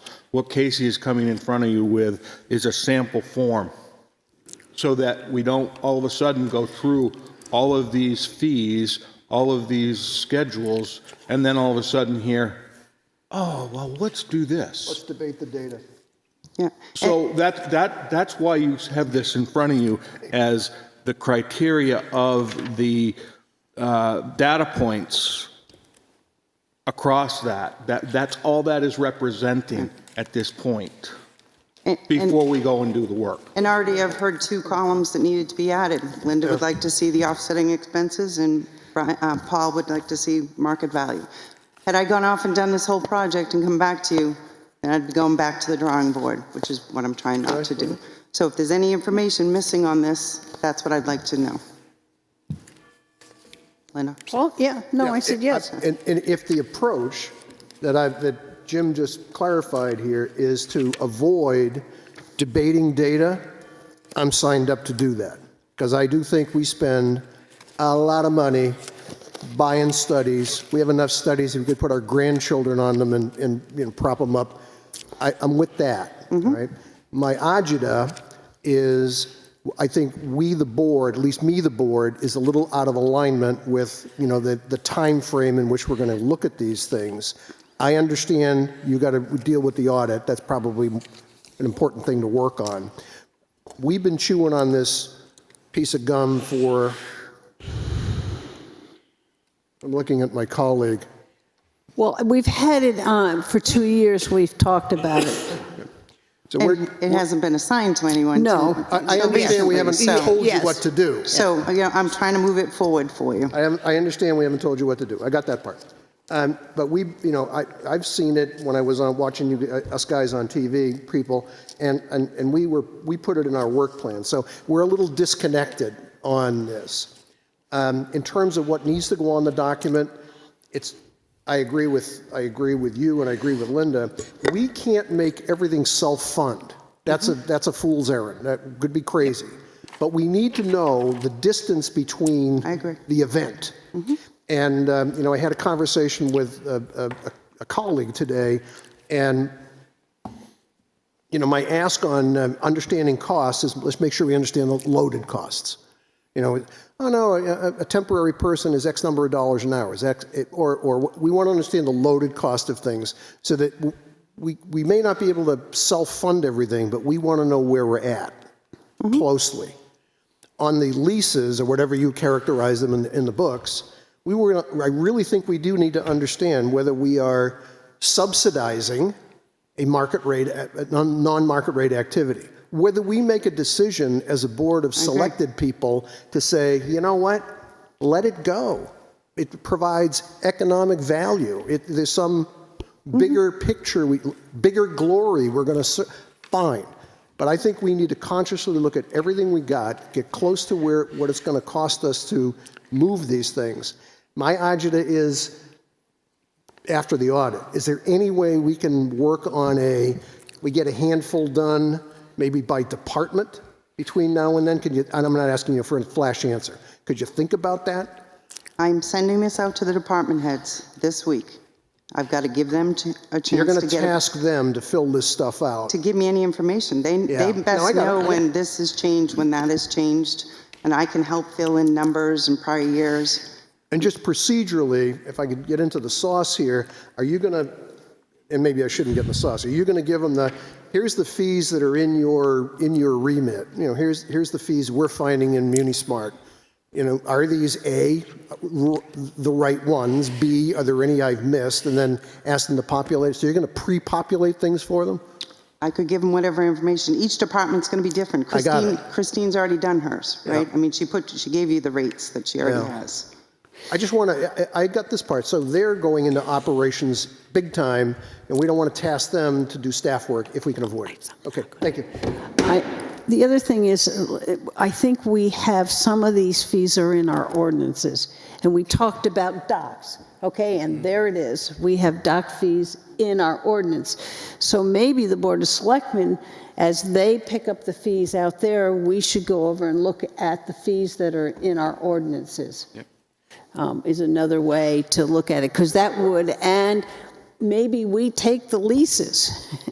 I mean, I think we got to split this up. We're just saying, do it there. I think we as a board can do some of that work ourselves. Right. We get the leases, look at them, and get comparisons, and we can divide them up into different ones, can do different chapters. Brian. So I'm not about pointing my finger and saying, you do this, you do that, you do this, you do that. I had a couple of citizens who came to me and said, why don't we charge launch fees at our launches? So what did I do? I called all the towns around the lake to find out what goes on with launches. And found out that Center Harbor charges $25 a launch fee. They collect $5,000 in launch fees a year, and they spend $6,000 for a launch attendant. So that makes me think that if you need somebody to collect the fees, you're going to have to make sure that it is self-funded, or you're wasting $1,000 to have a program. And I looked at some other programs, and you can see that some towns charge $0 and some towns charge $50. So the way I think the board can help is if there is something that needs to be researched after the department head comes to you and you give it to us, we can then take individual items and someone can say, find out how we are compared to the general public. I think the board can do that. I agree. And That's what I instead of was just saying. pointing and say, you do this, you do this, you do this, you do But this. I think we were saying that, but we also have our town ordinances that have a bunch of those in. And I'm saying, should we, the board, so to help the staff, we want to see this done. I think we may want to look at two of us and get in groups and go through the ordinances and just do it for them. And then that part is ours and that part is yours. And if you need help with us going out and researching market value, Capital idea. different ones of us are more than willing to do that, because I think it's going to be a team effort. There's a lot of fees out there. I agree. And that's why the goal was to get them in front of us first and decide which ones, we should work on. It's going to take more time. You've already approved a lot of Park and Rec. a lot of things. So some of it doesn't need to be done first, right?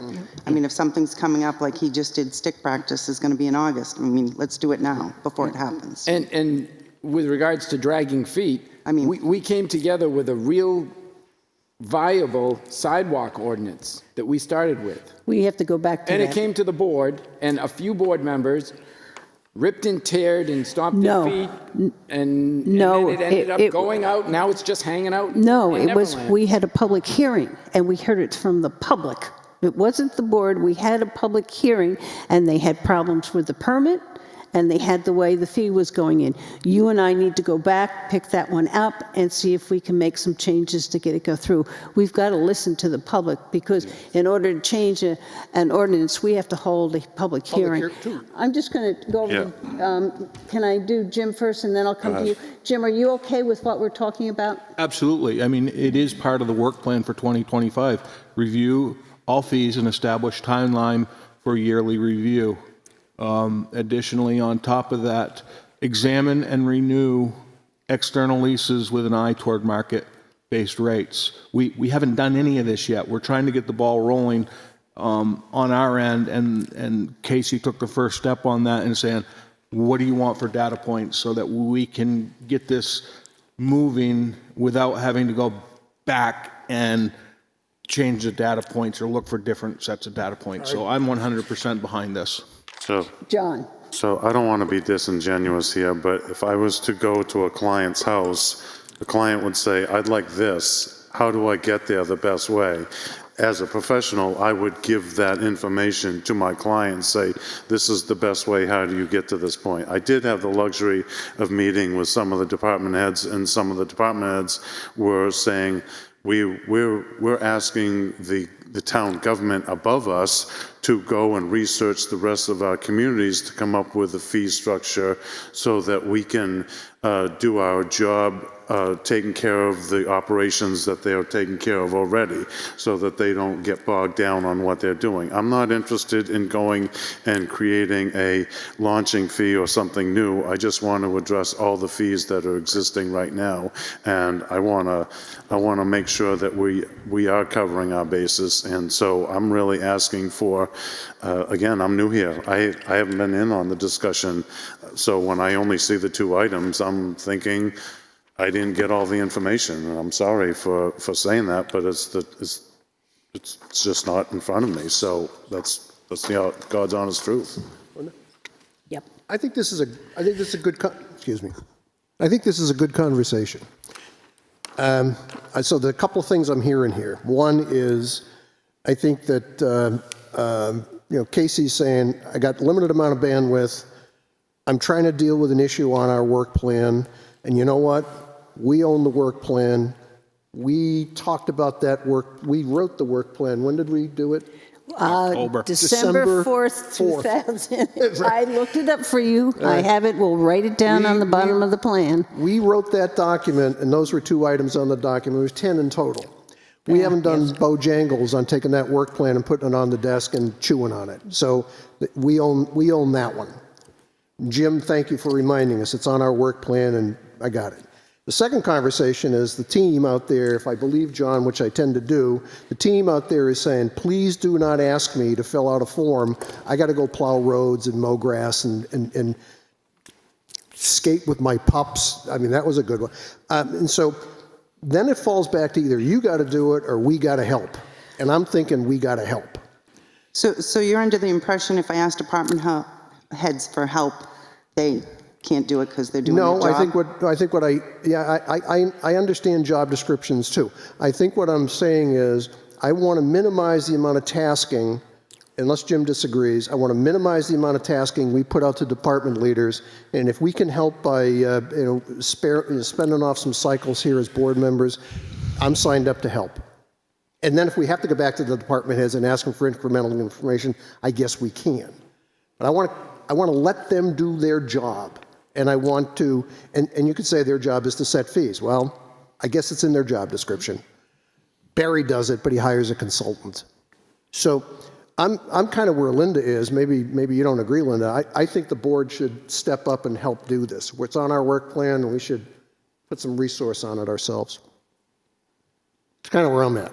I believe that the department heads are capable. The department heads know what their fees are. They know the programs and the services they offer. They can get the information to KC in a timely manner, and then it comes to us, and we look at the items item by item, and we determine what we think is not within market value and what is. Then if we need to go research market value for something that we're not sure about, we can conquer and divide on those things and come back and discuss it as a board and determine where we should be. It's not rocket science. There you have, there's two different approaches. Well, I guess I'll come out and say, look at Park and Rec. They gave us those fees. They are in it. She put it together. I think they know their fees. I don't think this is a huge lift, and it's something I think we need to do to get the revenue to help get our budgets passed. And I think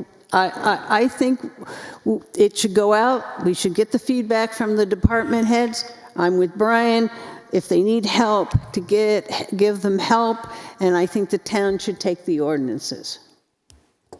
So to me, what I was hearing was, we've started at a base level. We know that there's more work to be done. We need to compare to other communities what these rates and fees need to be. We need to structure our fee forms so that there's only one form for all the fees, and there's not a bunch of different forms. And that's part of the program that I'm hearing about. I think there's a fee structure, and then there's a form structure that goes along with the fees. So when people go to sign up for those fees, they can go to one lane, and then they can check things off. I think it's a facilitation, it's a process thing. I don't know how you get there. I'm not quite sure either at this point. Yeah, right. I'm not quite sure the direction I take right now. We still need to come to consensus, you're right.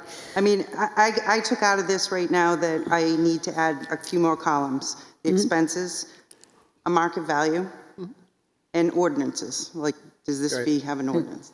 That's just column, it would be on here, and it would be a starting point of list to go. Yeah, and I think the two issues, whether we do more of it or we give it to our department heads, and my feeling is we get as much input we can from our department heads, and where they need help, they let us know. If we want us to look at market value, we can do some of that. So I'm going to get you, Dave. Where do you want to go? You may be the... I think if we can help supplement some of this work, then I'm not afraid to step in and help.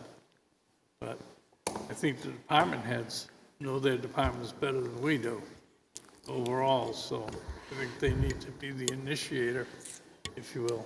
We can help back them up. More work is necessary. I don't have an issue with that. I don't think it's up to the for Casey to do all of this. She can't do it. No. She can, but, you know. It's a time slicing thing, it's bandwidth. It's going to take a lot of time. What if we started with building, planning, and zoning fees? Just start there. So I'll get the staff on that right away. I know that the zoning, I know that, Paul. You knew that one was coming, didn't you? Paul, I know the planning board is looking at some of theirs, and I think the planning board should look at their fees. You knew that was coming. Yes, the circuit rider said to me just yesterday, she said our application fees are extremely low. Yeah. And I said, right. What if we start there, and then we assess, degree of difficulty, because we have, the planner is saying it's a lift. There's a question about zoning board, whether the fees are covering costs. There's a question about, which we haven't talked about yet and hopefully will, we got this ordinance and we don't have a fee program or an identified set of resources. That may not be, or may be your problem to deal with. Why don't we just start with building, planning, and zoning? Well, I guess my feeling is if the planning board is already looking at their fees, why don't we let them come to us with their draft fees? Seems like it makes sense to... Because I know that there are a bunch of them that have already, they're looking at the short-term and the, what is it called, the special use permit, whatever it is, conditional use, I think it is. They're looking at those fees, so they can help give that to Casey or let them do it and let us deal with, we got plenty of fees without moving. I agree with you with the building, because I don't think that's not under their I guess, their rules. Okay. So here's an example. We raised our dump sticker fee. And we did a good job with that, and we did it fairly quickly. I did have a couple of citizens call me and say, why are our dump stickers doubled? And so I did a little bit of research, and I found out Tuftonboro does 2 free stickers, $5 after that for each. Alton does $1 just for each. People keep comparing us to Alton. Guilford does $25 for the first, 20 for every after. Meredith does $20 each. Center Harbor does $20 for their first, next free. Moultonboro does $20 each. We're at $10. I consider us mid or at the low end still. So we're in a good position for that. We did that decision with the help of our... That's right. There you go. Yep. Head of there you go. Our head of Public Works brought us the information. A department head brought us the information. He had already researched the other waste facilities around us. We looked at all the options, and that's what we came out with. So, and we can justify that by these numbers and say we're in a good place. John, can you live with that, or is that something that you just, that have them do and bring those things and that we do ordinances? Yeah, I want to see it all. I want to see all of it on one sheet. I want to see all the fees. I want to see everything on one document. I don't want to be looking at an apple and then a banana later on and then a grape down the road. I want to see everything on one document. I want to do a comparison so we can align with everything. I have no problem putting it on one document, but we also then have to change the ordinance and change the documents that go with our list. You're comfortable with that? I'm not quite sure what you... The fee for the Libby Museum is in our town ordinance under docs. So it would be on our list, but we would have to, if we raised it, go back and change the ordinance to the new amount. So those would be, backup. that would be a document where those items are under that category, correct? Right, if we were going to do docs, but it would mean that the board would then also have to hold public hearings in order to change the ordinance of the town. So we can list them all there. And then you would do that all at once for all of those? Yes, if we got to all of them, yes. I mean, there are a lot of ordinances, so whether we waited until we did it, or we might go through Docks and Wharf and do that one, then we might go through sidewalks and do, Linda, I have one thing. With the help of department heads and other staff, I plan to create a list of all fees and other charges, which we now found out includes leases and other things. I have created an attached spreadsheet to be used. I was hoping to ask for your feedback on what information you are requesting before we gather the information. The plan is to come back to you with the list in early June.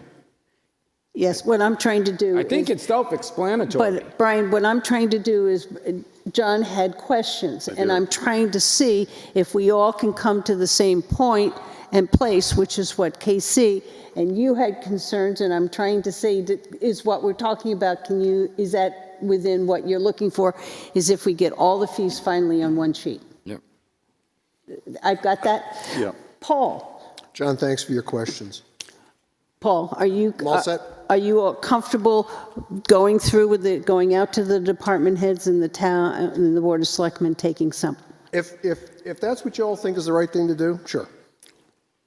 I think that if we want, 2 Board of Selectmen could sit down together and go through the ordinances and pull them all out, anything that we want, and we could either forward them to Casey for her to include them on the form so they're all together, or we could keep them in-house. I think they should go with KC, and so we have them all together in one place. We've already said, And we're already agreed that when we get done we'll have it all in one place, but there are going to be documents behind those fees that we're going to have to deal with.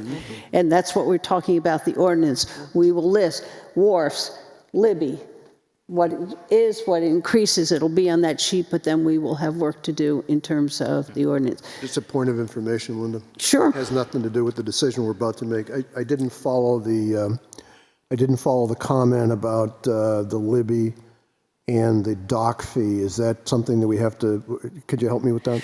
The dock fees, the way where we set them is an ordinance. It's in our ordinance under wharfs and docks. Yeah. And so if we look at that and decide to change it, we'll put the change on his document, but we're going to have to hold a public hearing and change the ordinance. So it doesn't do us any good if we just have them listed on a piece of paper and we don't have them on the ordinance. No, So I'm sorry. I wasn't here when you changed the prices at the Libby dock. Is that something that we had to do as Libby trustees?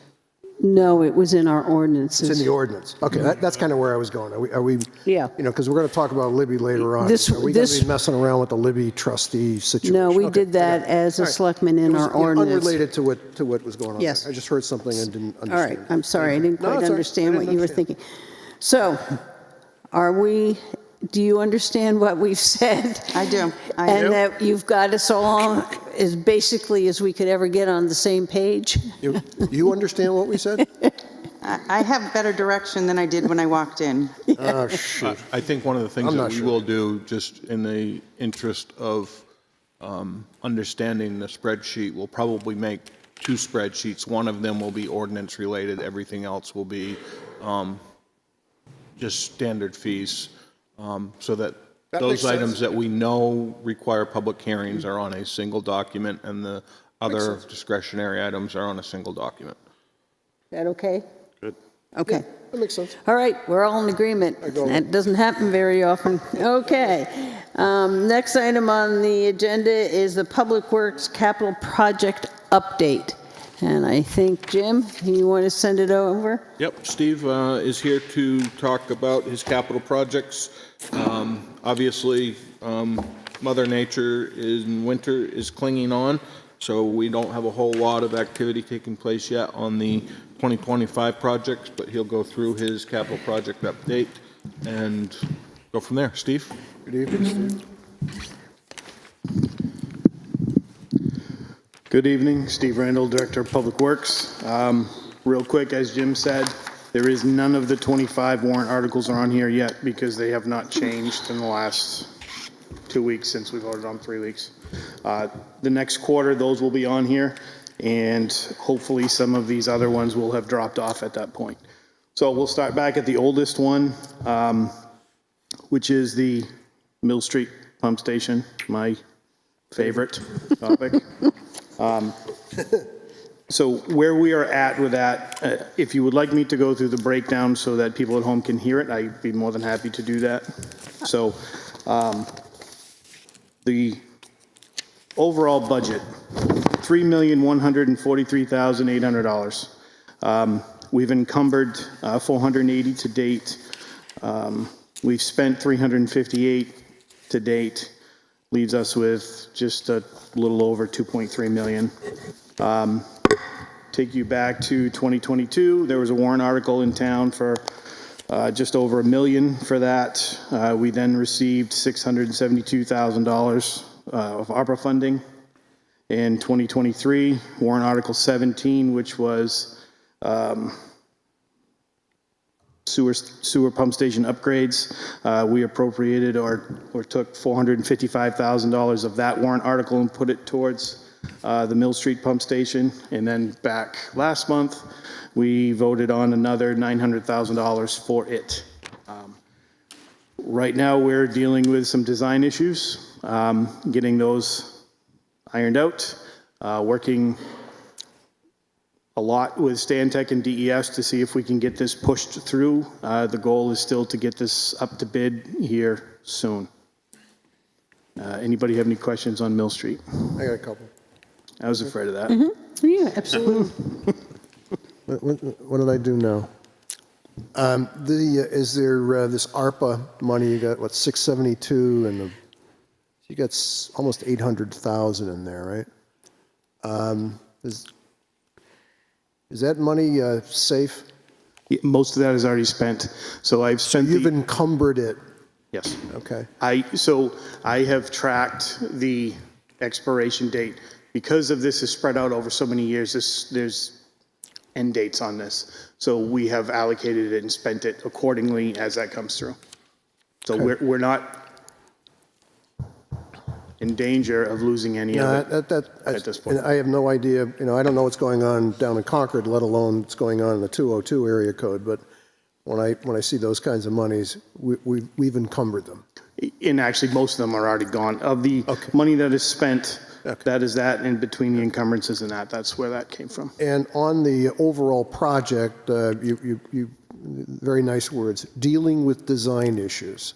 Yes. Do you still have an end date? And is that end date still on plan, or are we off plan?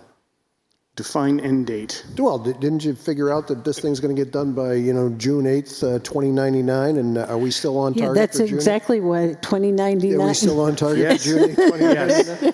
Yes. I am very confident to say that we can have that built by 2099. I was metaphorically speaking, I of understand. course. So now, what's the end date that you thought you had, and where are we against it? Where I thought See, we would be. Notice how he twists his neck a little bit? Yeah. So the original plan was to have this bid last year. That was supposed to have been taken care of the better part of 10 months ago. And it is about a 1.5-year project from start to finish. So we are looking at completion time of probably early 27. And that's what the Warren article said. That was the first year in which there was going to be an impact to the tax rate, was 2027. On a little more serious note, can you quickly explain the bid process and how many sets of eyes will be on the project as it's being completed?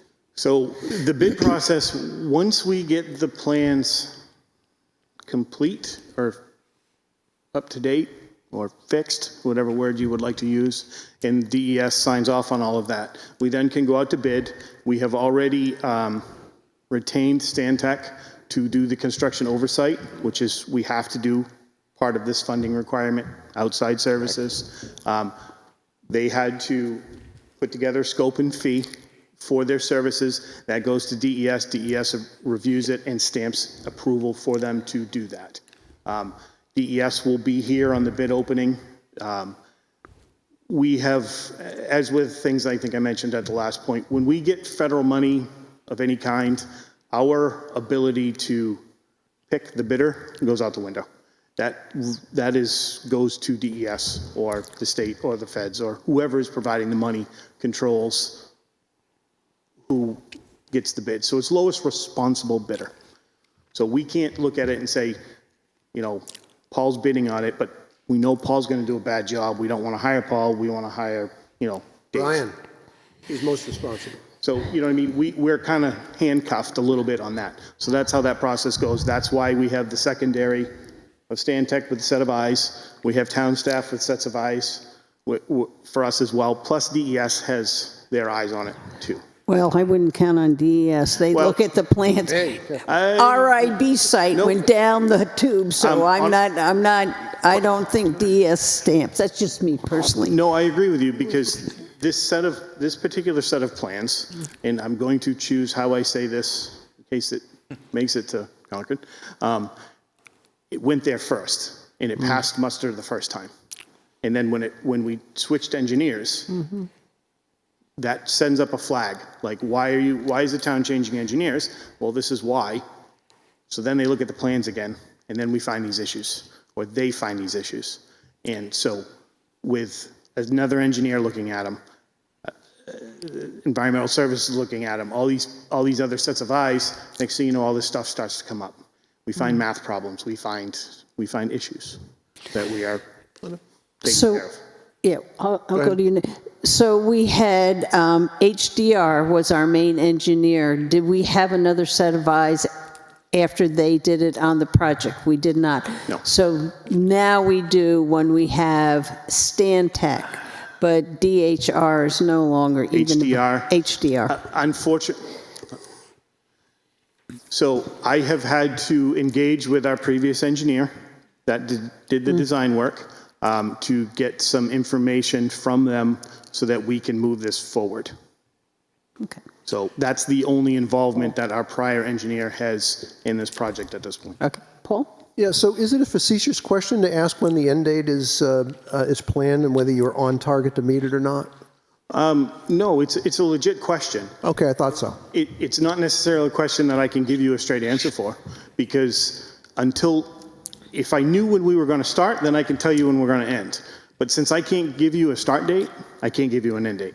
Contract is 410 days, correct? Yes. So from the time we start, 410 days. 410 days from contract signing, but you're Breaking ground. Breaking ground, yes. when the shovel hits the ground. And Yes. so you're a year off schedule Yes, now. correct. Okay, I can do The the math. goal would be fall of this year that we break ground. Okay. So you're off schedule because you switched engineers under certain conditions, or? We're off schedule because of the bid process was not carried out properly.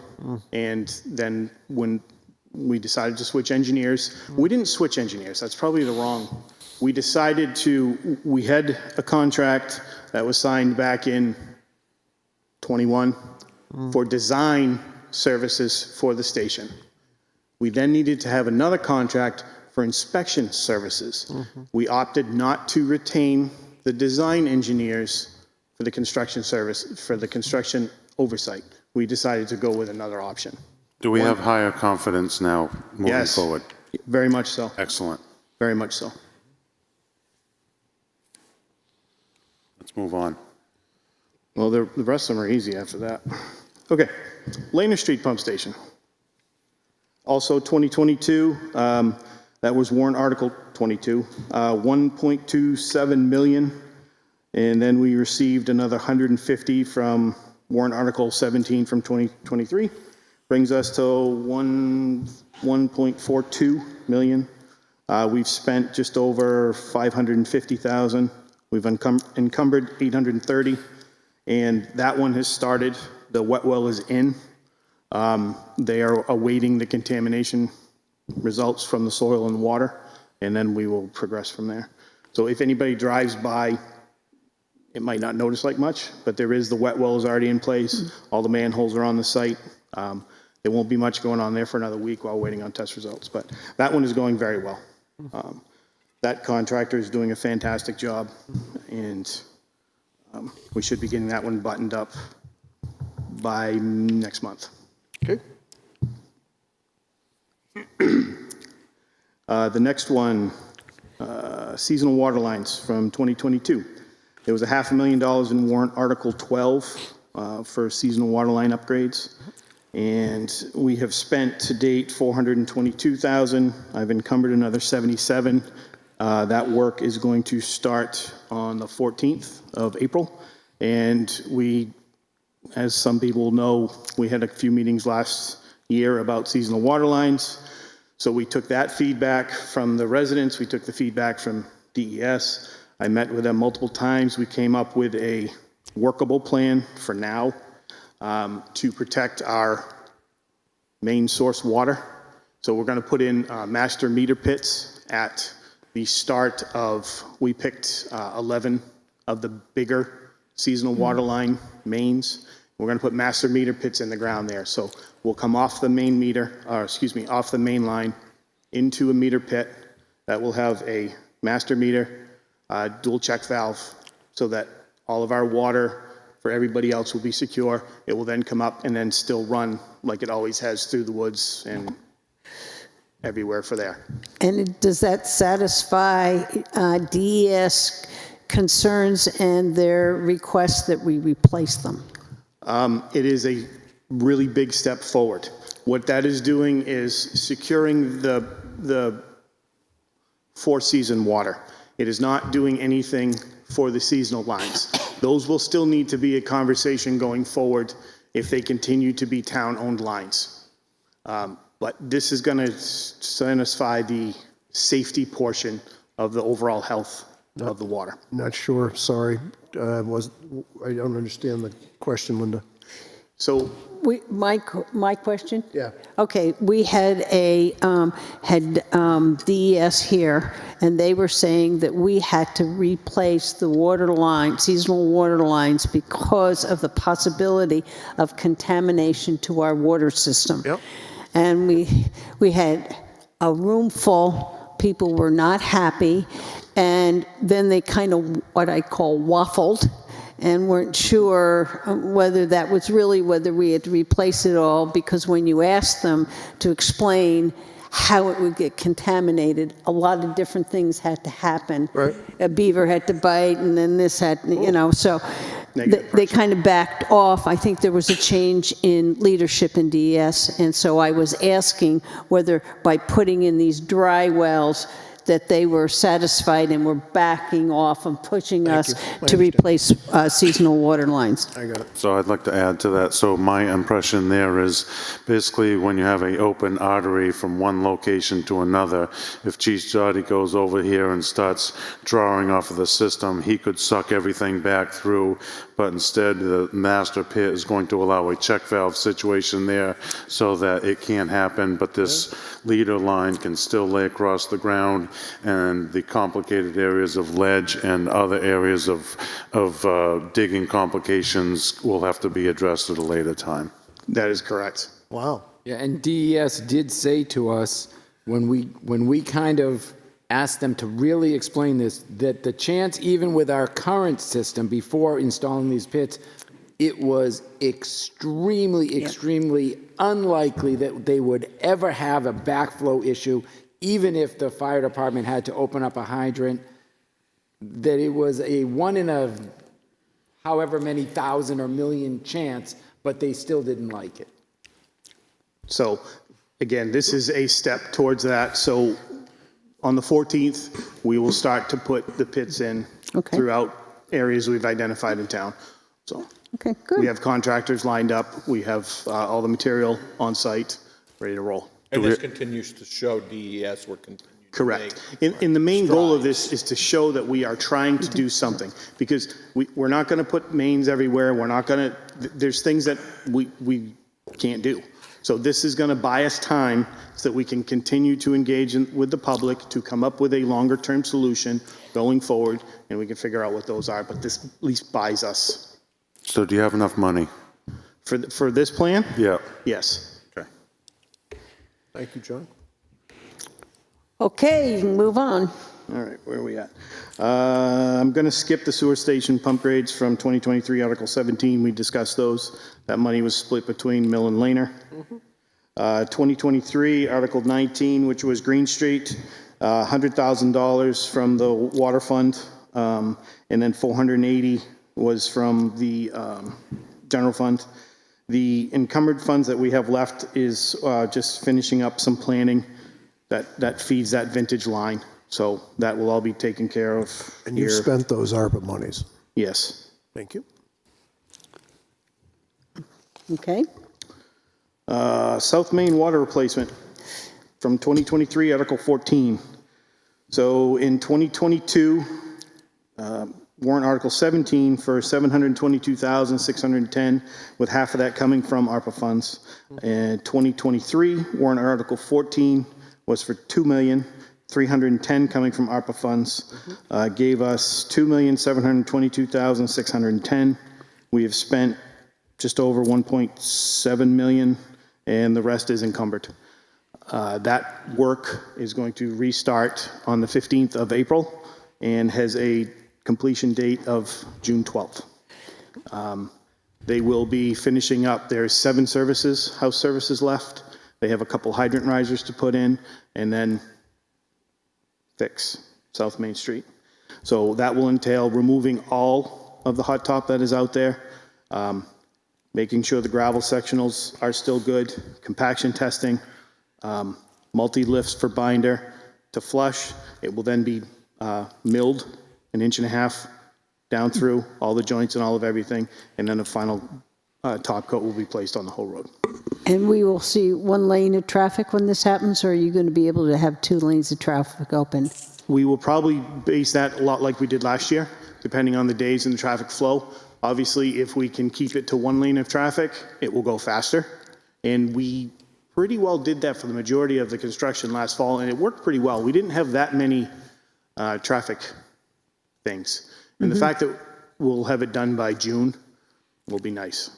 And then everybody will be gone and out of the way, and we can open it back up. Well, I just want the public to know we're going to be back to that. So the curbing areas, are they going to reset the curbing areas that have settled out, and they're going to be back to what they should be? Yes, every curb will be reset and backed with concrete as it should be. The sidewalks will be redone as they're supposed to be. Everything that is out there is temporary. It was supposed to be temporary, and it will be. So between Public Works, Stantec, and DOT, we have, the 3 of us are all together on that memo of what the specifications are. It has been out to the contractor. We've already had 1 round of meetings. We will have another next week before they get here the following week to get going. Thank you. When is the next portion of rebuild going to happen in downtown? So the next phase we have is the sewer. Correct. And we have that penciled in for 26. So that will be next year. Now, we have to have funding. We have to have a lot of things for that. That will be an expensive project. That is the goal, is to do it next year. And then following through with the complete streets after that. So the drainage, and that's the big plan. Yep. Okay. Now we're into 2024. Town road upgrades. That was warrant article 6. That was for $900,000. We also received a highway block grant for $50,746. I have spent all but $26,000 of that. We did, that's what we purchased our iWork system with. We did some lighting down at the train station. We reclaimed and replaced all the culverts and re-gravelled Haynes Hill Road. We then put the base paving on Haynes Hill Road. We topped Pleasant Valley Road from Crossroads to the town line. Redid the gravel roads of Brackett and New Garden. We repaired that washout where it blew out on the corner of Beach Pond and trotting track end of last summer. Any questions with those? So this is town road upgrades, but it's also town road repair. So it is town road repair in case of emergency situations such as that. Right, and the town road repair was the washout on Beach Pond. Yes. Reclaiming Haynes Hill. No, you put that in as a build, not a repair? Yes, that was on the plan to be done anyway. Beach Pond was not. So Beach Pond had to, when it blew apart, we had to fix it, and those were our fundings to do that. All right. And let's be clear, sometimes a town road upgrade is not necessarily the road, but it's the drainage next to it and other things that if you don't correct, then you lose your road. Correct. I would like to make a point with this because I've had a few phone calls after we had the election. There is a difference between the operating budget for the highway department, which covers road maintenance, potholes, and the random culvert and the ditch lines and things like that on any other town road, versus a town road upgrade plan, which has been presented and that is on a plan that is based off the road surface manual, in those things. So there is a difference between those two. The $900,000 that got voted on last month doesn't mean that I'm going to go right out and we're going to fix the pothole in front of your house. It's two different functions. No, I think you just nailed it, at least for me. We have a road service management plan. That road service management plan prescribes what we should be working on. You have the prerogative to re-swizzle that because of times change. But anything we've appropriated or asked the voter to appropriate for town road upgrades, you could find a straight line to that road service management plan. With the exception of Mother Nature And then destroying when, something. and when the you-know-what happens, Yes, then you can find a straight line to repairing correct. Haynes Hill Road. Okay, thank you. And North Wolfboro. North Wolfboro. And North Wolfboro. Okay, got it. Thank you. Okay. That brings us to, follows up with Brian's question, from 2024, warrant Article 8 for the South Main Street sewer engineering. And that is underway. We have done some flow testing out there already. We're working on mapping it and getting that design ready to go so that we can get a good construction estimate that we then can bring forward to put on the warrant for next year. We also can apply for money. So 2 years ago, we were 39th. Last year, we got it to 16. So we're hoping to get it, once we have all the plans and everything done, we're hoping we bought ourselves a little bit more on the list by kicking it another year. So hopefully more of that to come when we get closer. Warrant article number 9 from 2024, Highland Terrace, $200,000.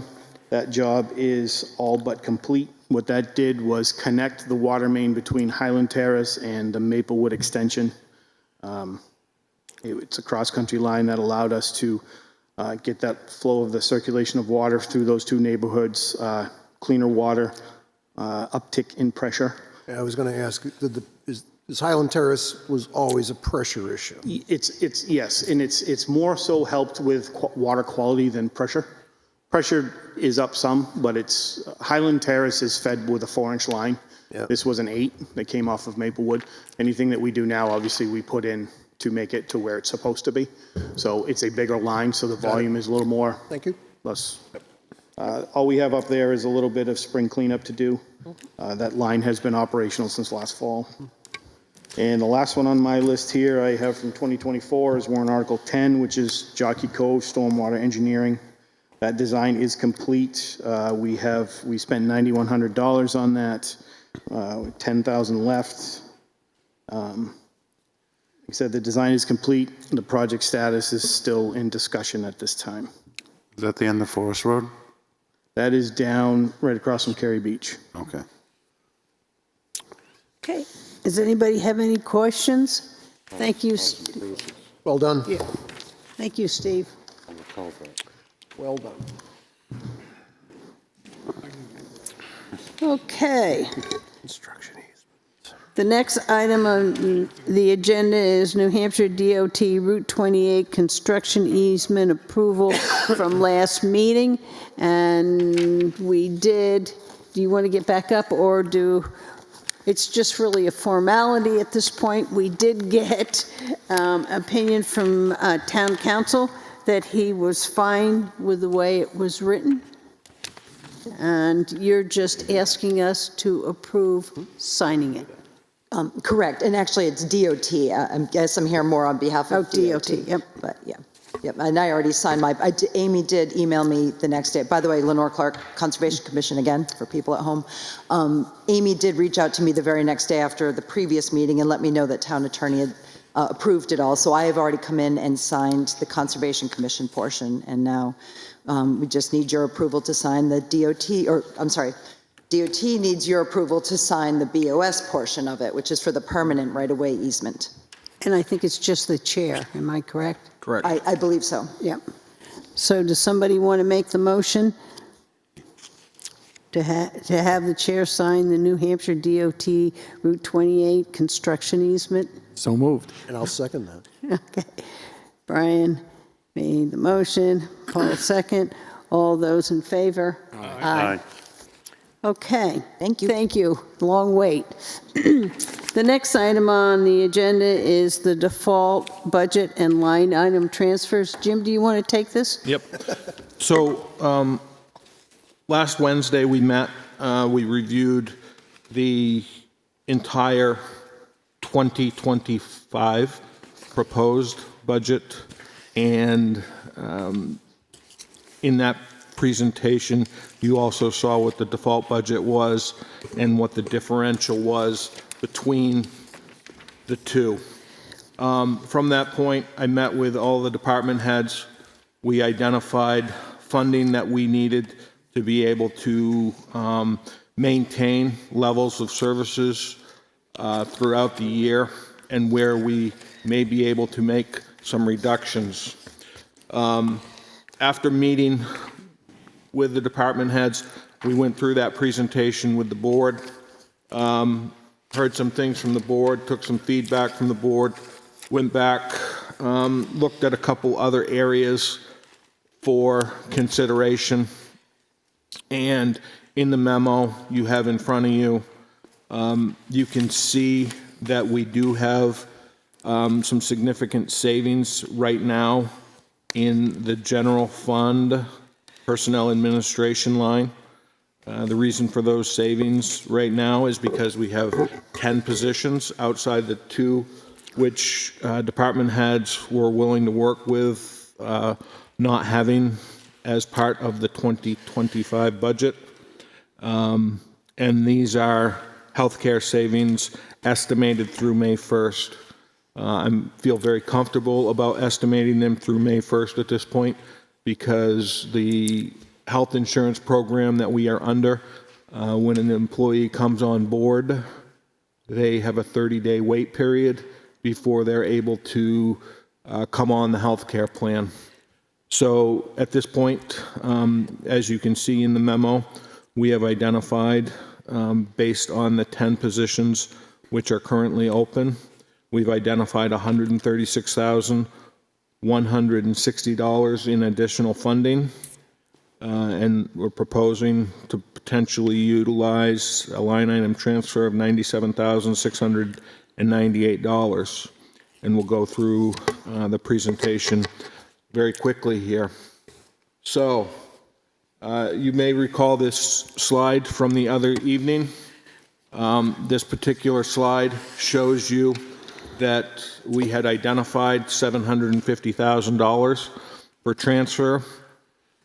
We had another $243,000 that I felt were Board of Selectmen areas that needed to be considered for transfer. Those items were part-time wages at the within the executive budget, Social Security associated with those wages, miscellaneous operating expense, fire truck lease, fourth quarter, dock attendance, Economic Development Committee reduction, Economic Development Committee community calendar, patriotic purposes, and fireworks.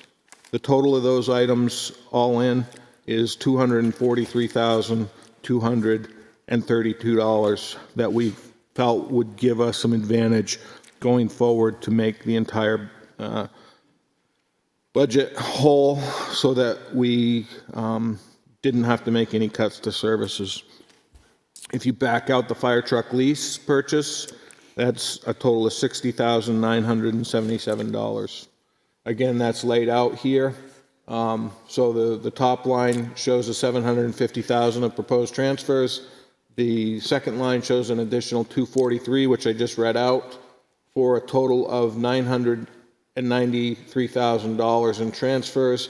However, in order to keep the town functioning with the assistant town manager wages, the rec desk software line item transfer, public safety building costs, ambulance services, parks admin, groomer lease, non-union wage adjustments, that comes to a total of $856,000. So we've identified between the two lines up top an additional $137,000 for the board to be able to consider for line item transfers.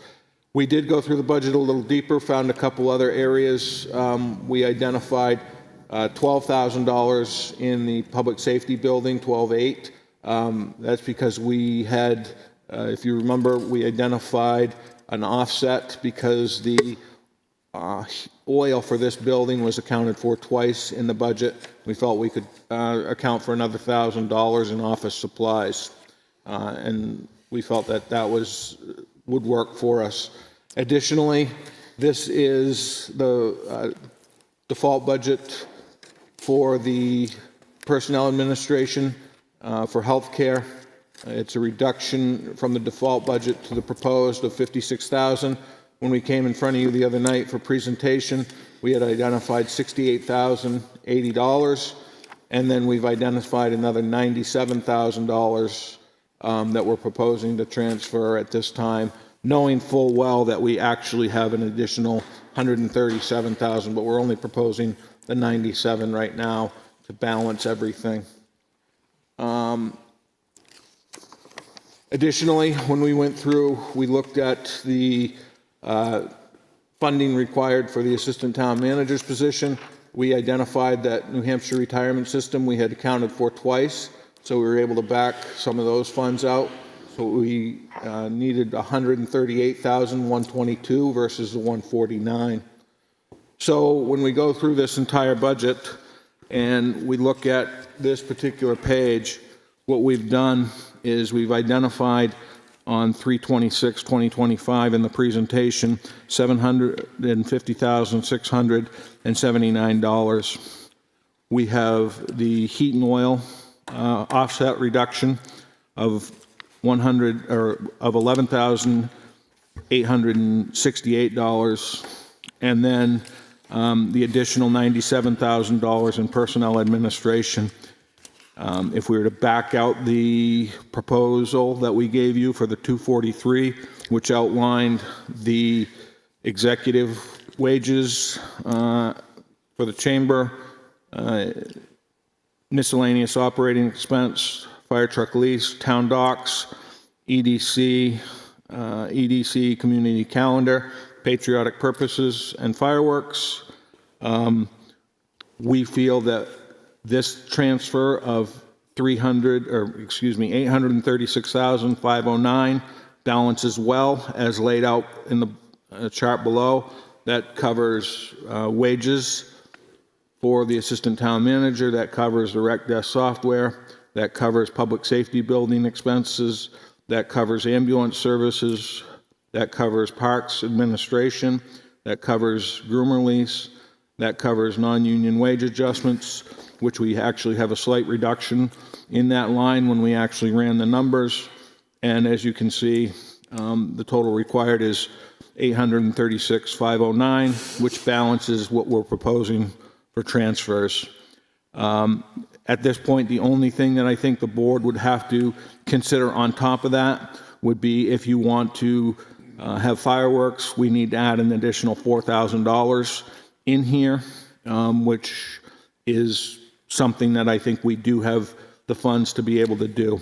Again, one of the main savings in this is because we're understaffed by 10 employees, and that has given us significant savings in our personnel administration, health insurance, workers' comp, dental insurances.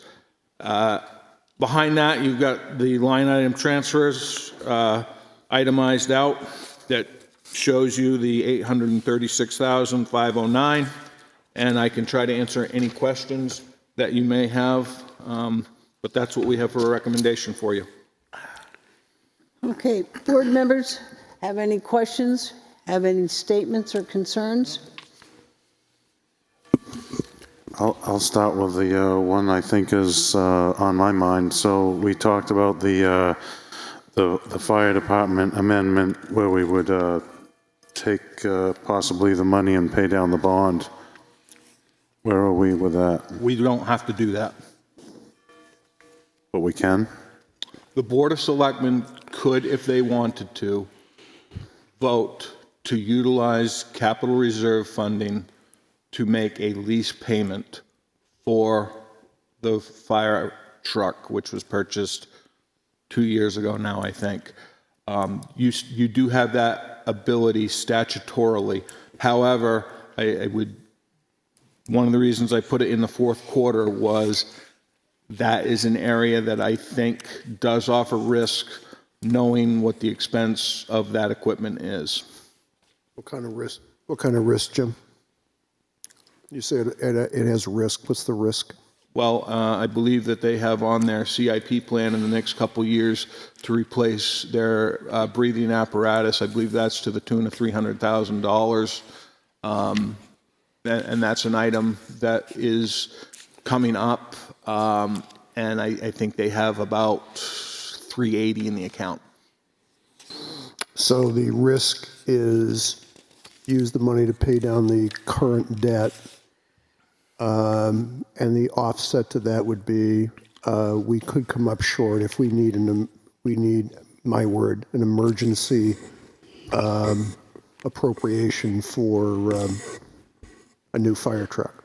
No, this would be for breathing apparatus, not for a fire truck, and it is identified in the CIP plan. Okay. The breathing apparatus is, but not this payment of 182, and so that's where I start having the problem that the capital fire truck vehicle and capital reserve account is set aside for the items that are in that capital reserve fund. So when we put out warrant article 15 in 2023, we said it was going to be paid by cash with a tax impact of 7 cents per thousand. In no words did we say that, well, if we're in trouble, we'll take it out of the capital reserve account. Yes, the Board of Selectmen do have the authority to make that transfer, but I don't think that it's in the best interest of the town, and I think the Board of Selectmen should keep its word that that money was going to be in cash. Than to count on it. We've got other places that we can transfer. To me, it only pushes things down the line, because then we'll have to put more money in the capital reserve account to get some of the things that we need, like the breathing apparatus. So to me, that's off the table. And that means, Linda, we remove it from the budget? No, we'd leave it right where it is. Right where it is. Right. We're going to have to pay for it out of the operating budget. We're not going to pay for it out of, I would prefer to look at using some of that personnel administration money for something like this, and to cover that and keep that. That's just where I am. I feel very strongly about. I don't have any problem taking the bond proceeds under RSA 33:3-A to pay $97,297 of principal payment for the public safety building bond, because that statute allows us to do it. Correct. So based on the statute, I have no problem with that. So. Just trying to balance out the equation. I saw the rest of the departments take a haircut, and I don't want to reduce the amount of money on those open vacancies. I think the town should go out and fill those vacancies so we have more people that are doing the work for our town. Yeah, I agree with you, John. And, you know, we are in the process of reviewing candidates for the code enforcement officer's job now. We did have an interview scheduled for a codes associate in the planning department today. However, the individual withdrew. The billing and collections position, one of those positions, the billing and collections department agreed not to fill at this time. The other one we have filled. The individual will be starting on 4/7. Police department, they're obviously running into struggles with attracting officers. Right now, they have 2 in the process. We have 1 position posted in highway that's pending. And then we have the director of planning and development. We held interviews. We were making a conditional offer, and the individual ended up withdrawing. So I agree with you. We are trying to fill the positions. We've got a couple of them teed up. However, the way that they are teed up and the way that they will come on board, it will not have any negative impact on the health insurance line at this time, or the personnel administration, because they will not become active until May 1. Mm-hmm.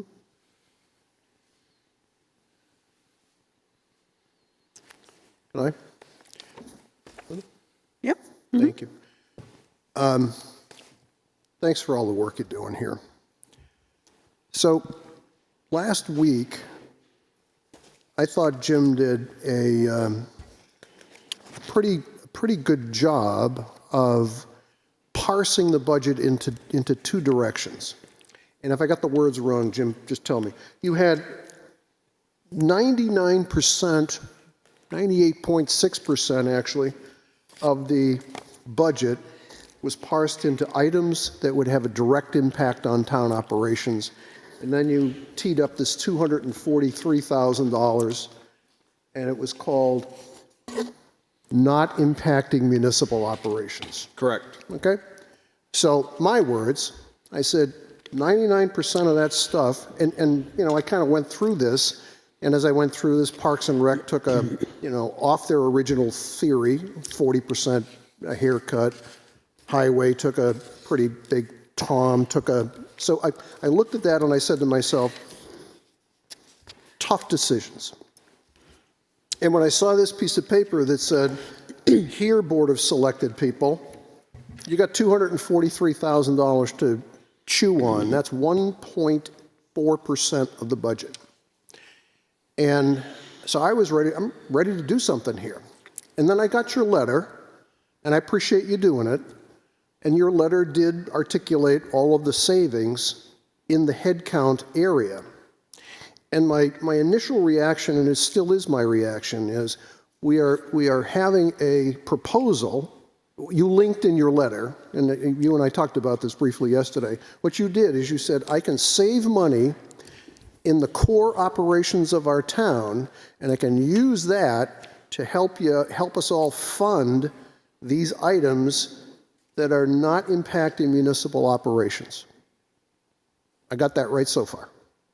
So I say to myself, my background says, that's probably not something I would do. So I'm going to put a motion on the table that says to not fund in 2025, not fund executive budget part-time wages, executive budget part-time wages, Social Security, miscellaneous operating expense, town docks, ADC reduction, ADC community calendar. That's my motion, is to not fund those in 2025. Do I have a second? I'll second that. Okay, so I have a motion by Paul and a second by John. And Madam Chairman, if I could just speak to why I didn't do the others. Sure. The others are patriotic purposes and fireworks, and then the fire truck lease conversation. So I'll speak to those in a minute, but thank you for, John, you seconded it. Thanks for the second, so have at it. So let me kind of explain how I started to look at the default budget, because I looked at it in many different ways.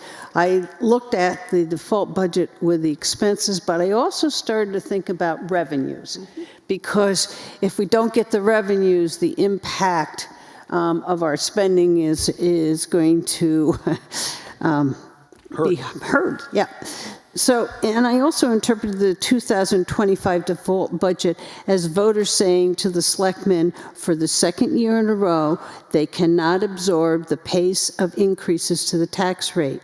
The message is, it has to slow down.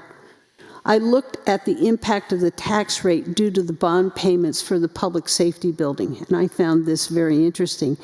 In 2025, 47.7% of the town's general fund debt service is due to the public safety bond, which hit the tax rate in two waves, first in 2024 and a second wave in 2025. Debt service payments for the public safety building alone is $1,183,314, and the debt service for all the other general fund bonds is only $1,400,343. So the impact of just that on the tax rate, and it's interesting for the 2 years that bond interest hit and the budget increase were the 2 years we got the default budget. I don't think that's the only reason, but that is. And I also want to thank the town manager for giving us the different alternatives to balance the default budget. But the reality is the decision line lays with us. And over this last week, I've been evaluating the town's revenue and programs with what is happening on the federal and state level. The federal government yesterday made a cut to the Institute of Museums and Library Science. The federal cut will directly impact the Wolfeboro Library by not funding the state's interlibrary loan program, downloadable ebooks, auto books, talking books, and digital magazines. All of these library services have increased usage year after year. Around 2010, when the state had a budget shortfall, the state stopped paying its share of Wolfeboro's sewer bond loan for 4 years. The taxpayers of Wolfeboro had to pay instead. Downshifting costs to the local level will continue. I believe that the town will most likely see a decrease in state's revenue in 2025. And the other day, I requested the expense report through March 2025 to better understand where transfers should take place based on some of the spending that has taken place. So I also was looking at the default budget, and we took $232,000 was a hit for our highway budget. 26 for culverts and drainage, which was that maintenance you were talking about, Brian. And I feel it's important to continue to address the town's stormwater runoff, and I think it is in the best interest of the citizens of Wolfeboro to use that, to put that money back into that budget. I'm also concerned that we would lose $35,000 from the highway and streets budget for road maintenance, material, and gravel stone. So I think we have some hard decisions here. And I think Paul gave us some suggestions where we may be able to make some cuts, or there may be other places. But I really feel that the board should sit down and take a harder look at what we've gotten. I've gotten 2 different reports. I picked the revenue report. I think we do have to do some thinking about the revenue coming in. And I think this is a longer conversation than I want to have at 9:15, and I was wondering whether the board wanted to look at meeting on April 9th, which is next Wednesday, and go into have a longer conversation with each other about possible cuts, looking at all the information that Jim has provided for us. It would allow us also to go into non-public and finally review all the 2024 non-public minutes, and it seems like we could then also address the single tract alliance. So that's where I am.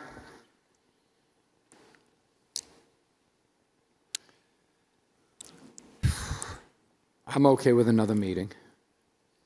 I'm okay with another meeting, and I do think we have to look at things. Paul's cuts are good. They're minimal. Right. They don't really maybe get us where we need to be. I'm a little concerned about not filling positions during the year and then paying extra in overtime. We already know that the police department has overtime that they have a hard time managing. We're having overtime that we're having a hard time managing in our planning department. So I want to see what these will do to our potential to hire going down the road, and how is that going to be offset by paying overtime to all of our staff. We have a couple of big storms this summer that we're going to have extra overtime. There's a lot of other. And that's kind of why I went to look at the expenses. Where are we today to kind of net out some of that? Yep. Paul? Or anybody else? Anybody? So, yeah, the numbers are minimal. So there's good news and bad news in that conversation. The good news is, if you believe what our town manager has told us, there's not a lot of fluff in the budget. 99%, 98.6%, if we really want to get there. 98.6% of our budget is what the town manager is saying is critical, key, important to town operations. And if in another meeting to kind of crawl around in that 98.6 number, I'm all for it. The 1%, my word, is discretionary. May not like it. There's going to be a lot of people, if this gets approved, that are going to be really upset with me. Especially the people that help me park my boat. And they know how good I am at navigating my boat. Linda is right. And Casey helped me do this, and we'll continue, I hope, or maybe Sam will. We're paying as much money in debt than almost one department. We're paying $2.6 million in debt a year, all right? That's up from, in 2019, $911,000. It's a big, what do we want to call it, lift? You know what? At the same time, the amount of capital we're investing in our town, to me, is disproportionate. It's in the general fund. We invested capital in Pop Whalen. We need to have, and Linda's right, we need to have a really robust conversation about where we want to put capital. And we just heard from Steve saying we're about to have a big one coming at us. I want to have another meeting. I want to solve the problem, and we're not going to solve it here tonight, of what we're going to have to do to fund the ordinance stuff. It's a small amount of money. But the message in this conversation here is I believe, we start with the things that are not critical to town operations. We apologize, we are grateful for all these things, but I think we start here and then we go deep into our own budget and make whatever continued, if necessary, adjustments we have to do. Anybody else have any comments? Are we all comfortable? Because it'll be on your plate, Dave, is to have a meeting on the 9th to kind of go into this more depth. Are you okay with that? Fine. John? Yep. So, Same time or earlier or what? You bringing pizza? well, I definitely want to do those minutes. I've tried a couple times, and it's our obligation to do that and get that done. We have to do the non-public minutes. So I need the non-public minutes. Do you want to also address the Single Track Alliance at that meeting? I think we can. Okay, and then we'll do the budget. And so, do you want to meet at 6:30 or do you want to meet earlier? We can meet earlier. I'm good with that. 5? 5 and have pizza? You go with 5? 5? 5's good. 5? Yeah, 5. All right. Ask Dave. Yeah. Is that okay, Dave? Yep. All right. And Jimmy, if you order it, I'll give you the money for it. I'll split it with you. Okay. Well, I don't want to take it out of the budget. That's my thing here. No, not out of the budget. I will. Yes. I did, and it's second, it's on the floor, we haven't voted it yet. Thank you, Casey, I appreciate that. We're getting there. Okay. I don't want to vote on the motion until we have our meeting, because it really deals. My motion, and it's been seconded, so I'd like to call I will, I'm just putting, you get to keep on talking on a motion, and I've got my words. You're talking about the meeting for next week? He has a motion that we're going to make certain cuts out of the discretionary. You want to read that again so everybody knows what you're talking about? Move that the executive budget, part-time wages, Social Security, the miscellaneous operating expense, the town docks, the EDC reduction, the EDC community calendar, those go unfunded in the 2025 budget. That was a motion, and I think, John, you seconded it? Yes. Thank you. And I would like him to make that motion after we go in depth. I'm not ready at this particular, that's kind of why I wanted to spend the time working on all this. Can I just ask a point of clarification on the motion? Yep. So you're asking to reduce the default budget as adopted by the voters by $43,977, or are you asking to reappropriate that $43,977 into another line within the operating budget? I'm asking to reduce. I'm asking that those. So with all due respect, the voters voted the default budget, which is set statutorily. If you guys want to go ahead and make those cuts, more power to you. But I think that it's definitely worthy of deeper conversations next week. Fine, then you all can vote to defeat my motion. Any other discussion? Yeah, go ahead. Sorry, Dave.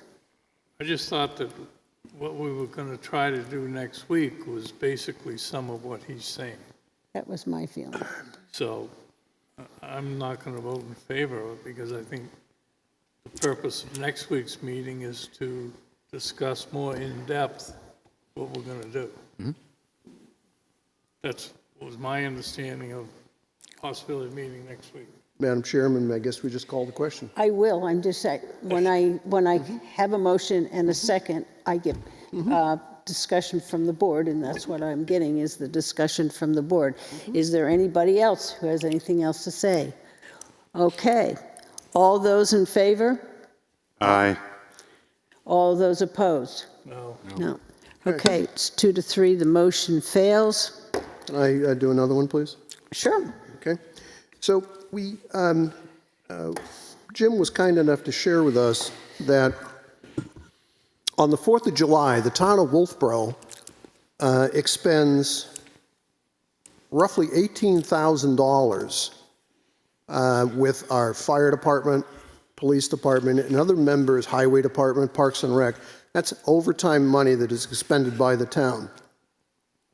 In addition to that, there's a proposal on the table, and I think the number now for Jim for fireworks this year is $17,400. That is correct. Correct, yep. And so it costs $17,400 to buy fireworks and to get a box of matches to light them off. And during that entire day, the town is the taxpayer, all of us, we're spending $18,000. I'd like to make a motion that that the fireworks budget be reduced from $13,000 to $5,000. Do I have a second? I'll second that. Okay. And, this one, I can go along with, but I'm not going to vote for it tonight. But I will say that the last night Wolfeboro show that we put on is a $5,000 show. It lasts about 10 minutes, maybe 15. There are a few big high displays, but everybody enjoys it. So it's something. We haven't just said no fireworks. And I think it gives an opportunity, if there are people in the public, to donate some money to make the fireworks bigger and better. And very frankly, Linda, the reason I knocked it down to 5 is because that's what you were able to put together for last night. Last night. So I mirrored that number. Thank you, Paul. Brian. There's a couple things that are being overlooked. One is we have a contract. So if we break the contract, fireworks go bye-bye. That's number one. Number two, fireworks at the 4th of July is the biggest demand of the year. So if we say, can you do a $5,000 fireworks for us? They will say, no, thank you. Bye-bye. So they go away. So your motion may be you want to amend it to just eliminate fireworks on the 4th of July. No, I don't intend to do that. If you don't like the motion, just defeat it. Or to add to the amendment that we will, as a board, we will raise additional funds among ourselves to have the fireworks display. Mm-hmm. I think that when I asked Jim about that, he was going to check with Christine with the fireworks. I haven't had a chance to talk to her. She's on vacation. Company to find out whether they would do, as you're saying, a small little show on a big weekend. or what is the smallest show that they would do. So And Linda- when that contract, in my understanding, when Christine was out here, it hadn't been signed for this year. correct. When it needed to be signed. So those are two things that we should have, hopefully by the next time we meet. Okay. I believe we were second or third year into that contract already. And the other thing is, I'm going by experience because Nate Druin and I put together the fireworks display the year after COVID ended. And we had to get to a certain threshold to have them even consider having an event in Wolfeboro that year. If we hadn't hit that number, the fireworks companies were a no. That's why we're going to ask the question, the apps have that information. So I'm not against the patriotic fireworks. I think Linda said it well. The fireworks in December were awesome. There was a lot of people down there. I was down there. It was great. What I think we're asking the people to do out there in the community is to see that our board is trying to make tough decisions, and there's other people out there that are doing better than the town, and maybe those people will contribute a little bit to the cause, and I think that's all we're doing. Didn't that happen about 4 or 5 years ago? It happened after COVID. Yes, After COVID. you're absolutely right, it did. And people ponied up some money. Yep. So we had some decent fireworks. One person did. You got to get in the microphone. Yeah, it was, Yes, some people ponied up money. one. It was Nate Druin. I and Nate Druin went to the same fireworks company at the same time to see if we could get a display here because it wasn't scheduled to happen because of COVID still. It was the second or third year. And so we kind of just ran into each other at the same vendor. And we put together a plan, and we had money in our budget at that time, and we used, I think, 11,000, and he had to match it at 11,000, and it ended up coming out to over $21,000 to get the fireworks company to say yes. Okay. Okay. Yep. Okay. So again, how did we get here? We are, and I accept Jim's idea, concept, explanation that there is a big, heavy effort to try to fill positions. Linda and I are both trying to help the town find a planner. I accept that we're working hard at that. What I don't accept, and it's just me, is using funds, monies, saved monies, found monies, whatever the words are you want to use, in our core operations to fund things that are, not my words, not impacting municipal operations. So whatever happens in this motion, when we get together next time, the hard question is going to be asked, you want to fund the fireworks? Or do you want to not stripe the parking lot? Because we cut that out of the budget. So, and I think, Linda, that's where you want to go. You want to go into the hard bargaining that says, let's pairwise analyze. Do you want to continue to, I'm picking on a department, short sheet a department, tell them they have to make some tough decisions and fund this? If that's the answer, that's fine. I won't be voting for that. Now, Brian, I think, or maybe Jim said this is minimal amounts of money. And I agree, this is rattling the cushions of the couch. And look at the degree of difficulty. So my motion is on the table. I think I know the outcome of it, and we'll continue to discuss it. The one we have on the, we already voted that one down. We have just the fireworks right now. Yeah, I have another one on the table. Before we do that, and when you're talking about it, I'm not talking about the stripings on the parking lot. I'm talking about the maintenance of the roads that are in his budget. We talked about the 9,000, which are bills, but if we don't get around to clean the ditches and do the work on the side of the road, then the roads are only going to get more disrepair. So that's why, and in fact, I had asked Steve, out of that 232,000, what did we lose? And when I saw those two things, that's why I want to look at that money and try to decide.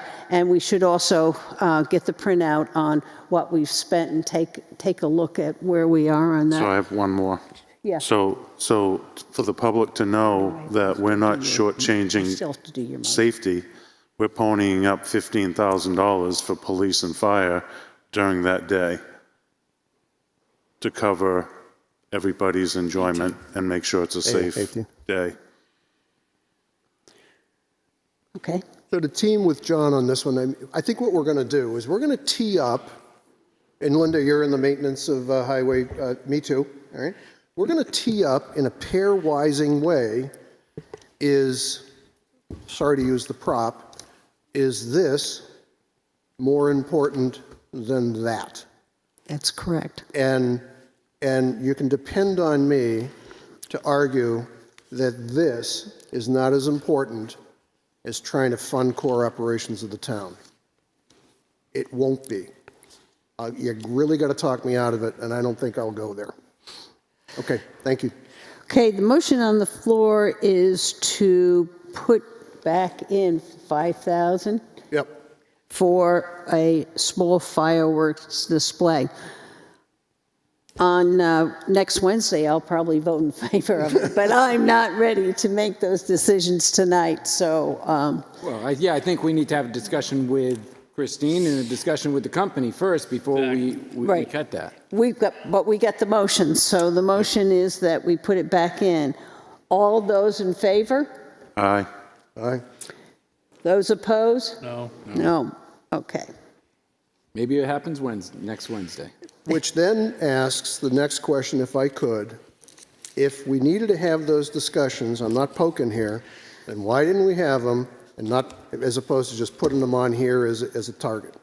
We got to make sure that when we put something on a hunk of paper, that it can be removed or be added, and it can't be, I need to check. That's just my non-specific whining, okay? Thank you. We accept your whining. Thank you, I appreciate it. I think we needed to have, the stuff on paper from our finance director and our town manager so that we had a roadmap to go with. Yeah. Or we could have just done it randomly. This wasn't sold as a roadmap. We just shoot seagulls if we want. This wasn't sold as a roadmap. This was sold as this is what I think we should do. Oh, but Enough of it, we'll get to it next wait. It's our job. That's right. He can put anything down he wants on the paper. I found he gave me information. Correct. And from that information, I got to look and think about many different things. So, Jim, what's the pencils down date that you gave us for the budget? When do you want to have it all wrapped up? Didn't you have a kind of a, we got to get this done by, was it a memo someplace? While we were hopeful to be able to get it done tonight, but we're going to have a meeting next week, and So- we'll see what we can do next week. Okay. I won't belabor the point. Thank you. okay, we ready to move on? Next item on the agenda is something that I put on. After the last meeting's public input, I decided to do some research since I understood that I served in the position of selectman. I never knew exactly how to introduce myself. Was I a select person, select woman, or select man? So I did some research and I found Title I, State and Government, Chapter 21, Statutory Construction, Section 21, colon 28-2, which you have in the packet, that reads, the words select woman, select person, and select board may be used interchangeably with selectmen in all instances where appropriate. Therefore, I move that the Board of Selectmen change select Board of Selectmen to select board and selectmen, select man to select board member or members in all documents going forward and in all references to individuals. Linda, one more thing. Also in conversations among ourselves and at meetings, of course. I've called myself, since I was elected, I've called myself a select board member. Well, isn't in all reference to individuals that, Okay. that's how I was going to try to take care of that. All right, does that do it? You put a motion out there. Yep, I I'll move. second that. Okay, Now I'd like to speak to it. If my granddaughter wants to call me a selectman, I'm not going to tell her she can't do that. that's your personal life. That's correct. So I have a comment I'd like to make. I know it's not going to be what 50% of the people want to hear, but I did a little research too. The Select Board, or the Board of Selectmen, is commonly the executive arm of the government of New England towns in the United States. The board typically consists of 3 or 5 members with or without staggered terms. 3 is the most common number historically. In most New England towns, adult voting populations gathered annually in a town meeting to act as the local legislature.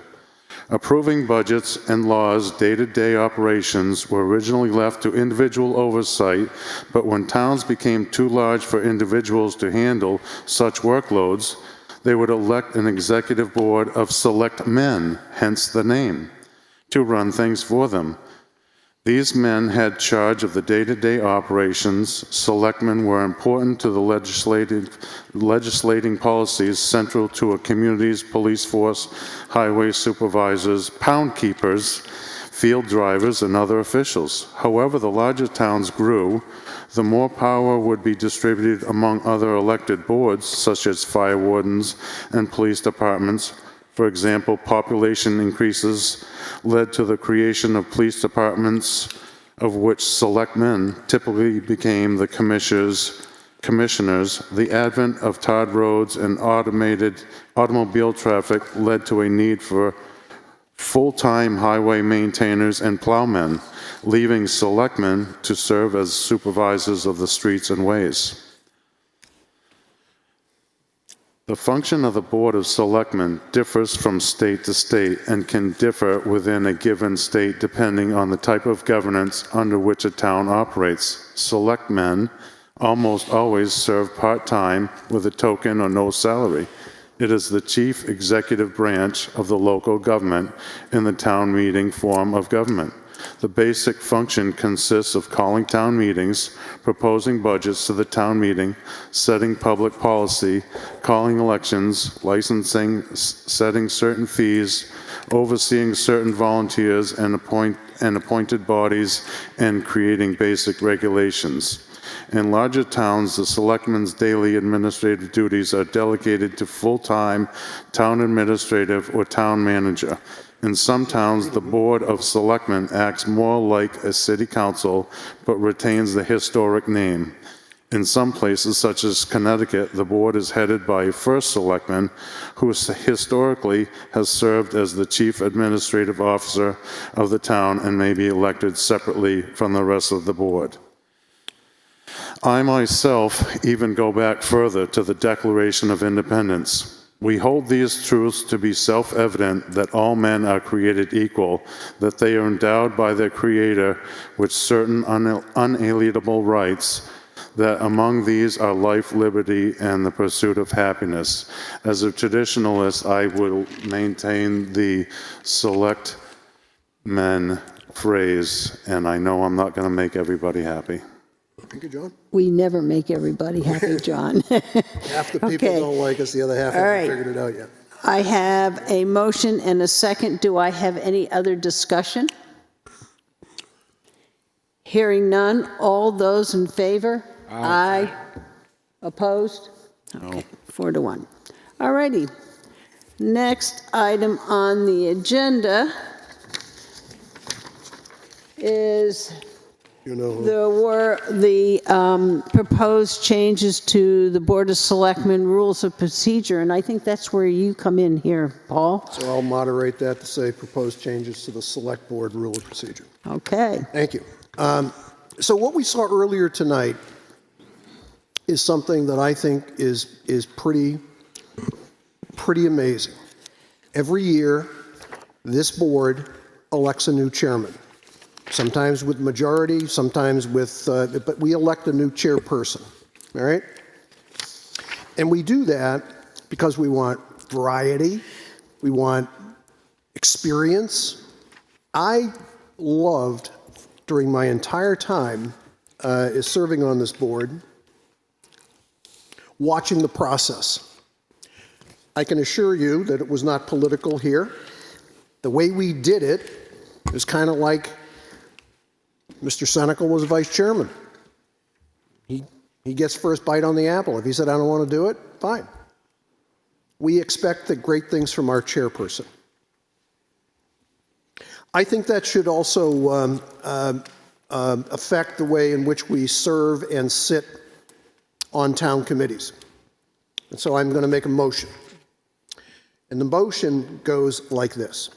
Select board members, see, I already figured out the word. Select board members shall serve as a lead or alternate select board member for no greater than 3 consecutive years on any standing board committee, ad hoc committee, or external organization with commercial or contractual relationships with the town that either receives taxpayer funding and or recommends taxpayer monies. Following a 2-year waiting period, such board members may stand for reappointment. Town-supported social service agencies are to be excluded from this motion. That's my motion. Do I have a second? I'll second it. Could I speak to it? Yep. There are 2 ways that people can interpret this. The second way, in my opinion, is not right. The first way to interpret it is we should serve in a variety of different positions on different boards during our tenure as select people. Why is that? Because the voters elected us to do their work all over the place. And I think you heard one of our colleagues tonight, and the experience that he's bringing to this board is pretty damn good, and that should be shared. And so that's why I made the motion. I did not make the motion, and I want to disabuse anybody of thinking, I did not make the motion because people might think the fix is in. Stacking the deck.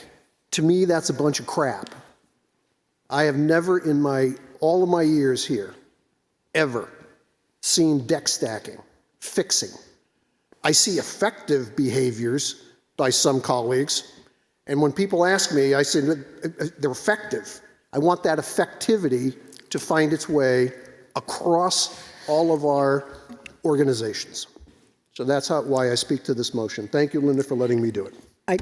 Do you want to do it, and then I'll do it? Yeah. So for me, Paul is usually talking about industry.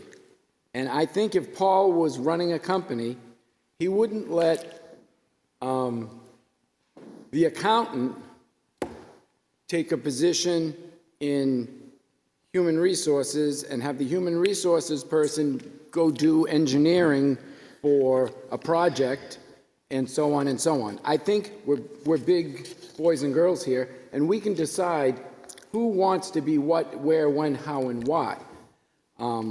I think that if we had someone that came onto our board that had negotiated ASME contracts for 35 years, I might want him to be on that committee or board. If I had somebody that came in with engineering skills with roadways and sewer pump stations, I might want him to be on a certain committee. I think we all bring strengths and weaknesses, and I know that I've been on the budget committee for several years now, and I would like to continue there only because I don't think I've got it all yet. It's a long process to learn and to have it so that it is rote, so you know exactly what's going on. So I think that we need to figure out where we fit the best, where our strengths and weaknesses are, and as a board, I think we should be able to do that. And it doesn't mean that I don't think we shouldn't rotate when we're ready, but I think that it should be up to us to decide when we're ready to do that. Okay, I have my input here. The citizens of Wolfeboro vote for members of the Select Board. This is a political position, not an appointment on a corporate board or a nonprofit board. There are no term limits on how often a citizen can run to be a Select Board member. The comment made at the last Select Board meeting, the same old suspects, applies that these Select Board members should be prevented from serving on town committees.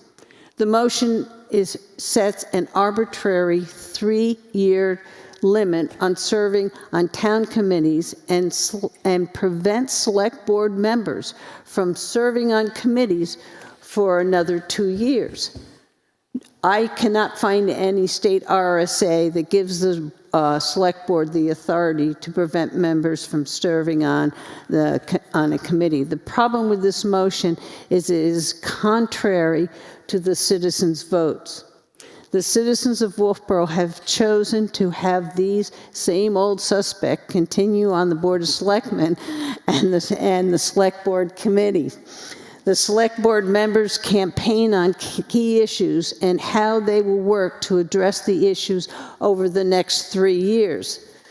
The Select Board should not stop members from serving on those committees. When I ran in 2023, I campaigned on these issues.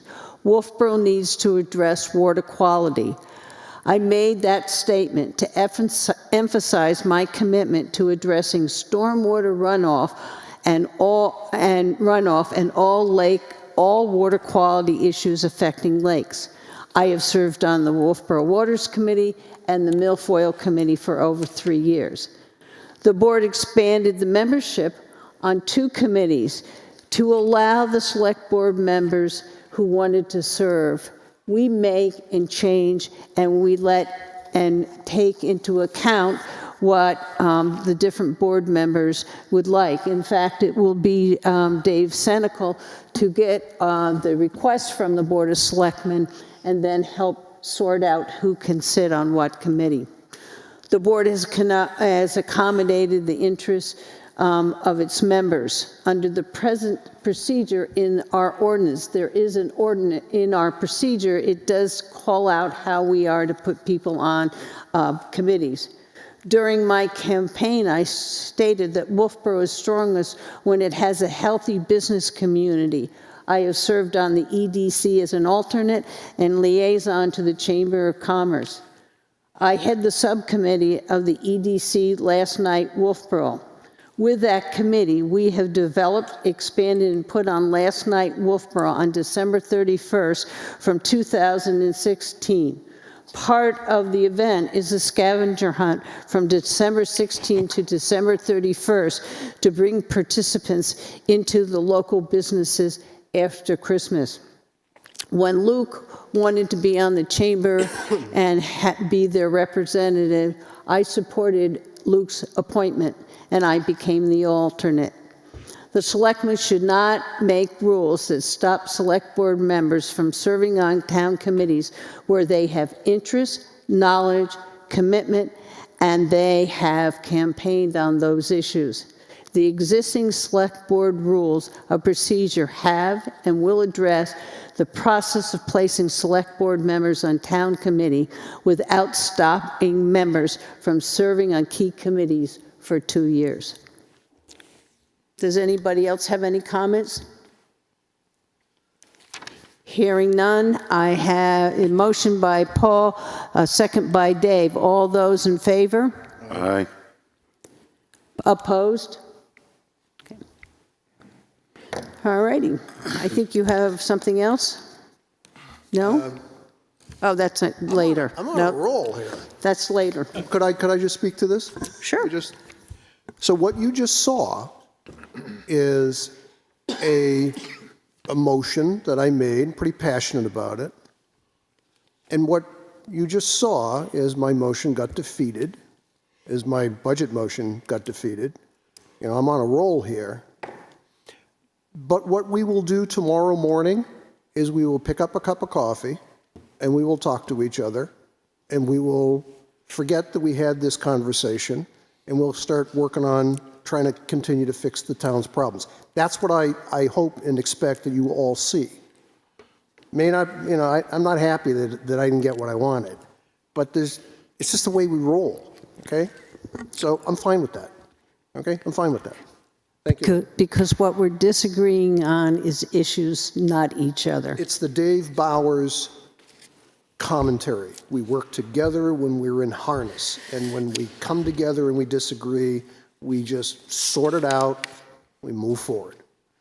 I'll have one more in a minute. You know it's coming. He was nice to put these in writing for us, so we knew how to push back, right? No, and by the way, just for the public, I provided these to my colleagues early in the week in the packet so that, it didn't sound like I was throwing a high-type fastball at anybody. It was in writing, came in the board, and that's why they all got a chance to chew on it. Thank you.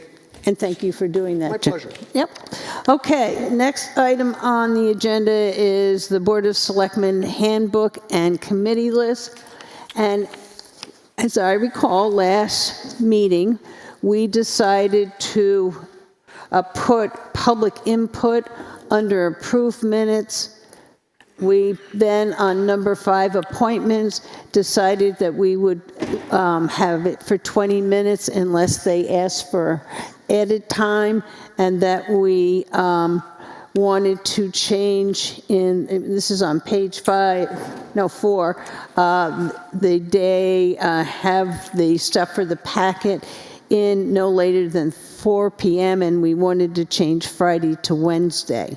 And they were all talked about, so I believe these we could approve tonight. Linda? Yep.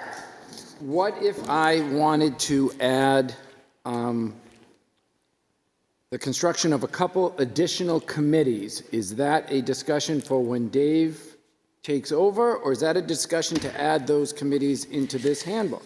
Well, you would have to make a motion. Let's see, are they in the handbook? Yep. Okay, then you'd have to say, I want to put them in this handbook, and then we couldn't vote on them until the next meeting. Yep. So I'd like to make a motion to add, if it's not in here, to resurrect the ad hoc Rural Roads Committee, but with a slight name change to the Ad hoc Scenic and Rural Roads Committee. Well, ad hoc committees don't go in here. No. Ad hoc committees are for a set project. When they're done, they're done. So if you want a Rural Roads Committee, get rid of ad hoc. Get rid of ad hoc. Okay. I mean, we might dissolve it sooner than later, but I think it should be in here. So it would be a Scenic and Rural Roads Committee.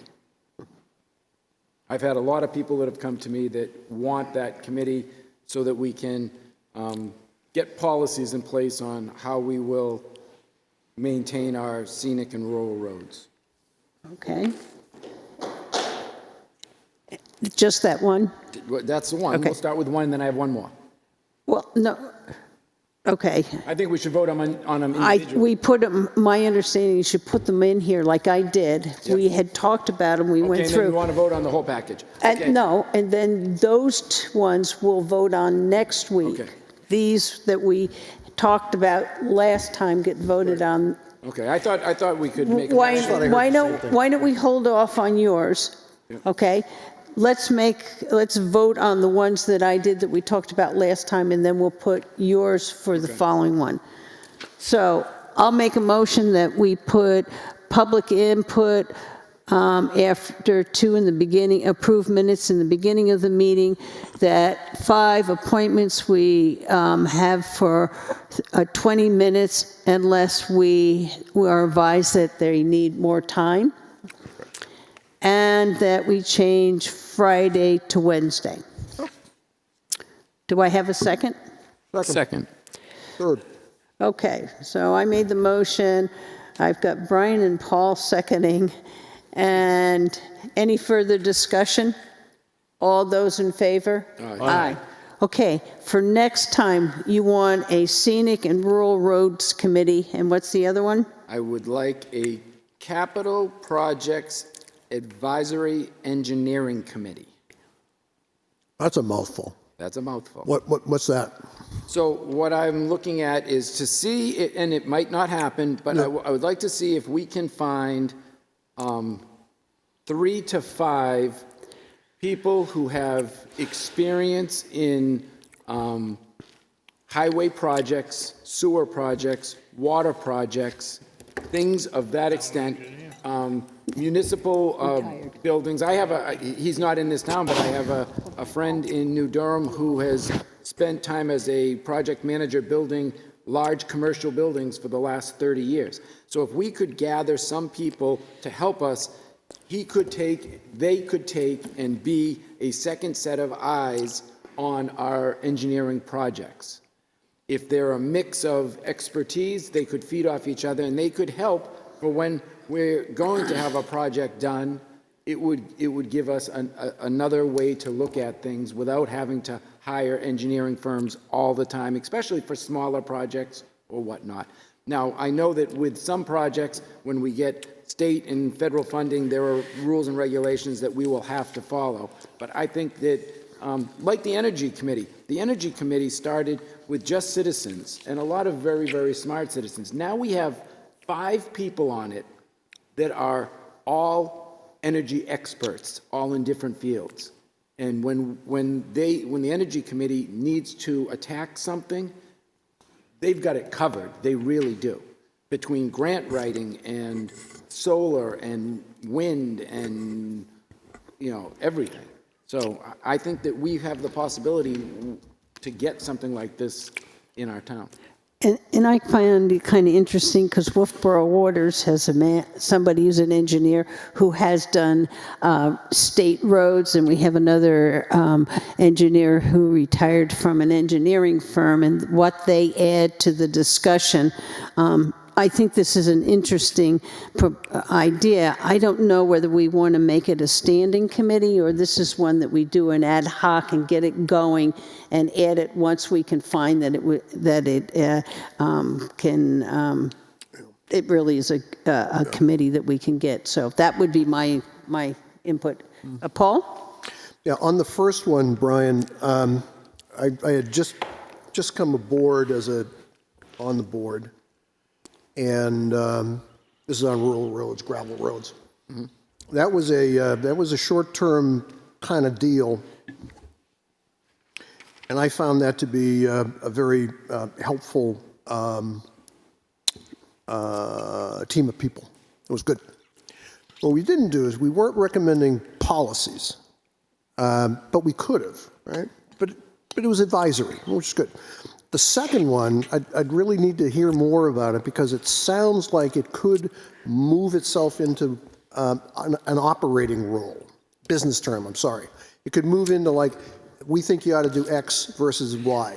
And I would then, if that's the right thing to do, I would then say, well, why do we have a CIP? Why do we have that character? What are we doing with Stantec? So I'd like to hear a little bit more before I got all behind it, because it sounds like it could emerge into an operating role. By the way, in all truthfulness, if that's what we think the right thing is to do and operate on some of these big ass things, then let's have that conversation too. But that changes who we are. I'm okay with that. Yeah. I did say it is an advisory. So then I don't think it, but worded like operated. Yeah. I think that ad hoc, I really think that's more ad hoc at this time, and to play around with it and see if it really is work than to put it in. I got it. I can see him coming. I'm still talking to you. I'm fully aware. So that's kind of where I feel that it's not something that we would necessarily have long-term. Scenic and rural roads we're always dealing with. Yeah. So I see that as there. I'd like to speak. So let me finish. Go ahead, John. So I had a nice conversation with Steve the other day, and what I came to conclude was like what I asked him tonight. Are you confident in the design? Are you confident going forward? And I think what he's saying to me is we've now found an organization of engineers that does the whole thing. They design the roads, they design the water systems, they oversee the development, the long-range plan, and they make sure that it's all done to the spec moving forward. So they hold all of it in one wheelhouse.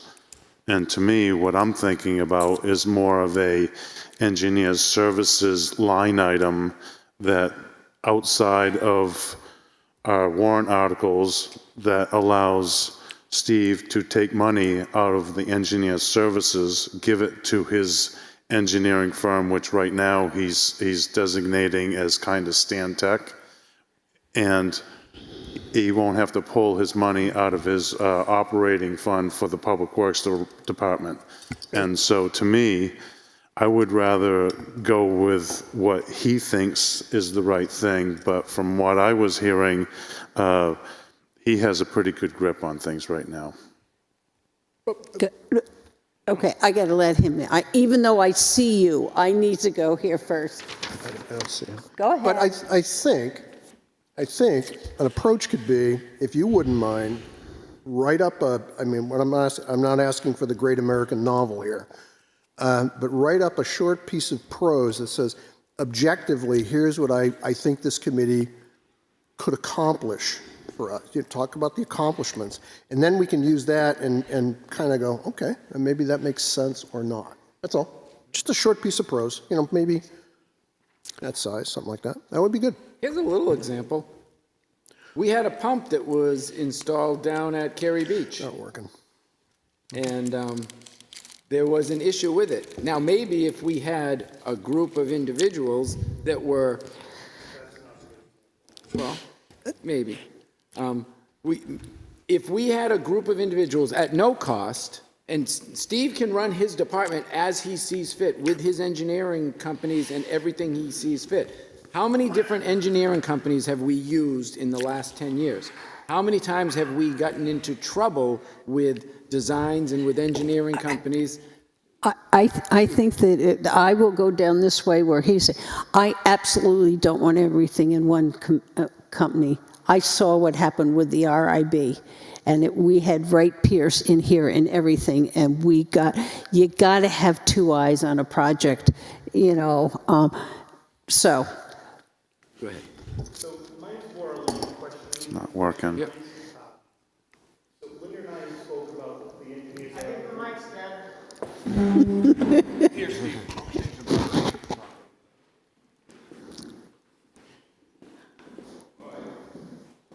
Yeah. Or did he not turn it on? No, it was on. So Linda and I had spoke before about the engineers that are on the Wolfeboro waters and how they can look at things in a discussion format. Way I'm hearing you explain what you're talking about is more, the question I have come up is liability. Yep. So what you're asking now is a bunch of retired guys or whatever they may be to come in and to weigh in on pump station designs and things like that. So let's follow that down that path. They okay something. Oh, no, they don't okay. So I guess to the extent of what would that be? So you have plans in front of you. They look at them. If anything glaring pops up, they say, Steve, you might want to talk to your engineer about this. So you're looking strictly as an advisory, ad hoc, like the ambulance committee and things like that? Correct. Yeah. Okay. It was just more of a clarification because immediately I go to liability. So if you're consulting on something like that, are you doing it as a citizen just wanting to help out, or is it something that we're looking at because then the liability question would come into play? They would be working the same way that the engineers work in Wolfeboro Waters, and the same way that we have the solar engineers that recommend to the library what kind of solar project to put on. They don't say, we're buying this one and you're putting, no. They go to the library trustees and they say, okay, here's companies, they work with the electric department, here's companies, these are the companies, and they're just an advisory committee. And it could be that, I don't know if they ever go look at a site with you and to verify something's being installed the way, or if that's beyond their scope, or if they just are blueprints and suggestions. Okay, thank Whatever- you. I'm whatever just works. looking for a little bit of clarification, Yeah. because the first time around, it seemed a little different than that. So, I think so. okay, thank you. Paul? Yeah, so a direct question to my colleague. So what you just said, now roll the tape back, hit the rewind button, and explain to me how this committee and that messed up pump down at Cary Beach, how does that all work? What would they do? What would they find? What would they say? We would have on projects, we would potentially have another set of eyes. Oh, like an inspection. Could be. Okay. We don't know what their function could be. They could go down with Steve for visits at sites. They could bring the blueprints that they looked at where they said to Steve, you might want to ask Stan Tech about this. You might want to ask this company about that. And they might say, by looking in a pit, hey, that's not what they say on the plan. Because we have had issues where things were not built to prints. We had a library parking lot that was not built to plans. We've had pumps installed that were not on plans. So there is. Maybe you're right about, because that sounds like inspection. How about, let me do this now. Let's stop this. Let's have Brian write it up better so we're clear on what it is. It's after 10, and I think we still have something. So you both comfortable with that? Yeah, absolutely. Okay, so he has those two, and for you, Dave, to deal with next week. Good next luck, time. Dave. Good luck. Okay, I need a motion to go into the Libby trustees meeting. So moved. Second. Okay, so I think that was Brian who made the motion and Paul seconded. Right. Any further discussion? All those in favor? Aye. Aye. Jim, are you going to do the? I'll kick it off. Okay. So on March 17th, you received a copy of the proposal from the Turner Group regarding services to be able to do engineering and bid services to stabilize the Libby Museum, the north wall. That lump sum fee for that work is $15,640. That would take and get us the document that we need with a stamp on it from an engineer saying this is the best path forward to be able to stabilize this building going forward until such time the town, trustees, Board of Selectmen make a decision as to what we're going to do with it. I guess from my perspective, if we decide not to do this for some reason, given the condition of the building, I do think that we should probably have some consideration to installing a temporary fence around it with that north wall and the condition that we've seen it's in. So you have this in front of you, $15,640 for them to be able to do the engineering and manage the bid process so that we could get a contractor in to potentially do the work. Now that number, that we don't know what the bids are going to come in at. We have no idea at this point what that's going to be. Can we control how much they're going to do? Are we just looking for them to hold the building in place, or are we looking for them to fix parts of it? No, this is just the stamped engineered plans and the bid process. To brace it? To get a contractor or a series of contractors to bid on it to be able to award to a contractor to do the stabilization work. Just the stabilization? That's what I wanted to make sure that, okay. I think there was could I speak? Yes. Not going to do anything yet. I think there's a need for clarity. Linda and I had a conversation yesterday, and I came away from the conversation saying, I gave a presentation to the trustees that said we had two things we had to do: brace the building, get the artifacts of the collection out of there.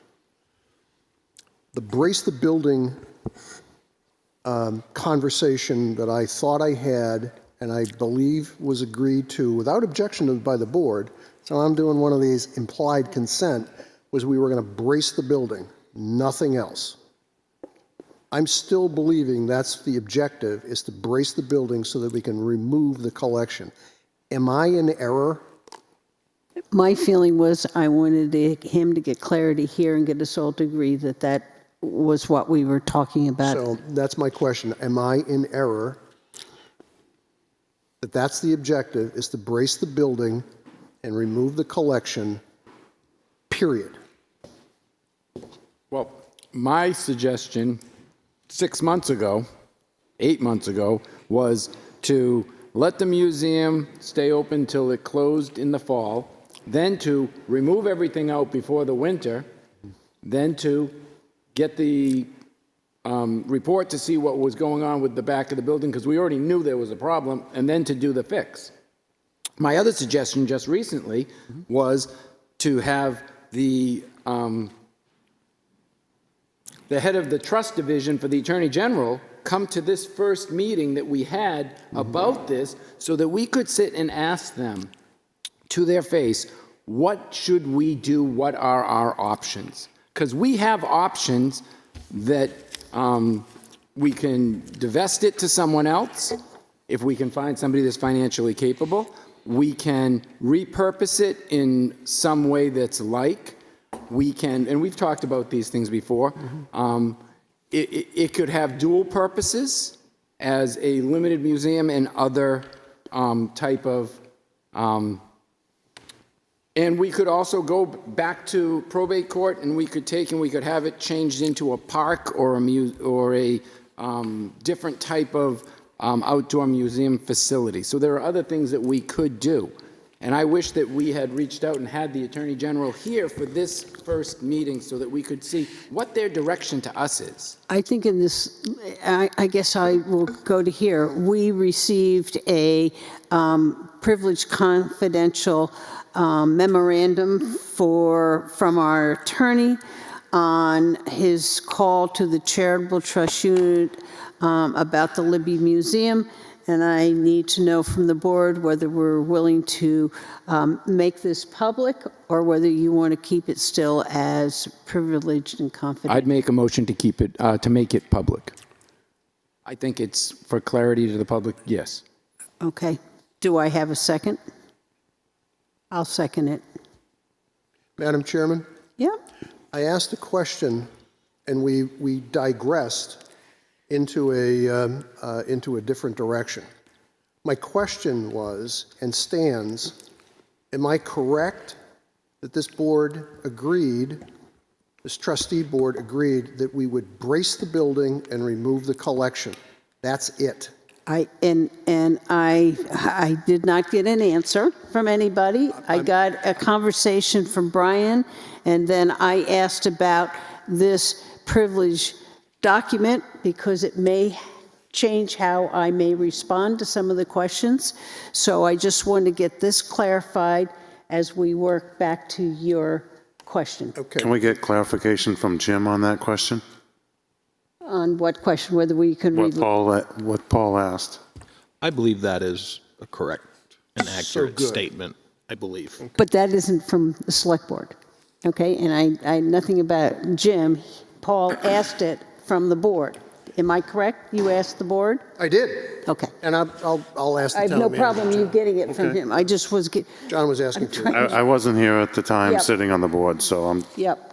I just pulling want to in get the clarity. pieces. I just want to get clarity. Can we deal with this motion? Sure.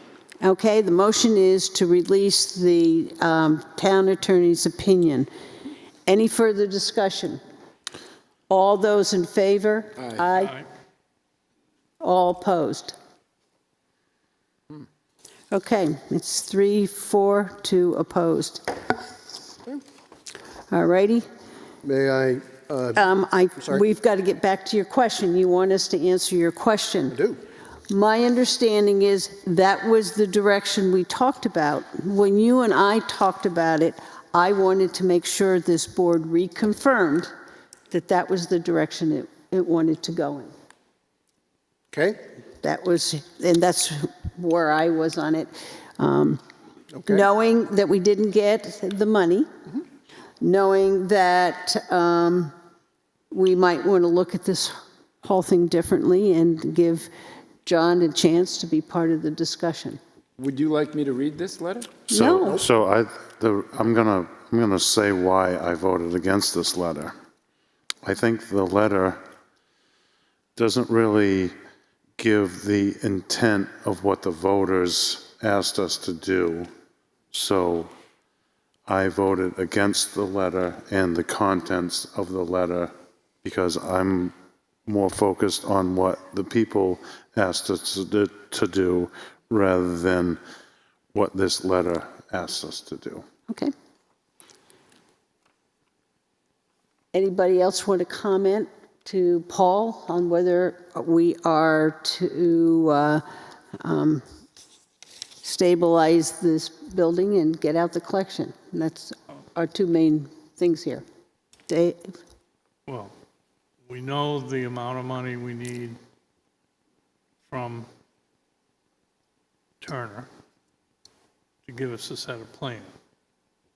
We don't have any idea what that set of plans is going to develop into as far as costs. Right.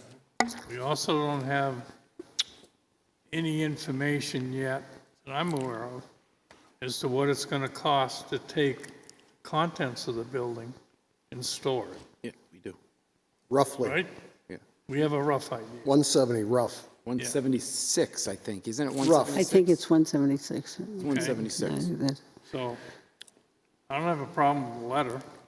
Pretty straightforward in my opinion. But we have no idea what this is going to open up into. And we're in a default budget. We only have so much money. How much do we have in the Libby budget approximately? I believe one account has 70,000, and I believe the other's right around 300. Yeah. That's the Schroth is around 70. It sounds Yeah. like we have some monies to work with. So, So so my own opinion is I think we ought to go ahead with Turner and get the plans, and then from there we can go to see if we can find a contractor that will do this according to plans. And then the next thing is we need a more definite price on removing the artifacts and how long is it going to take to do the work and how many years are we going to store this stuff? We don't know that. So I'll move to recommend to the trustees as well as to the Board of Selectmen that we recommend that the 15,4, Jim? 15,640. That $15,640 be appropriated out of the maintenance side, that 300 capital reserve, to get the set of plans from Turner so that we can start down the path of finding out what and how much it's going to cost to actually brace the building. That's a motion. I got it. Are we having a public hearing? Wait, Paul?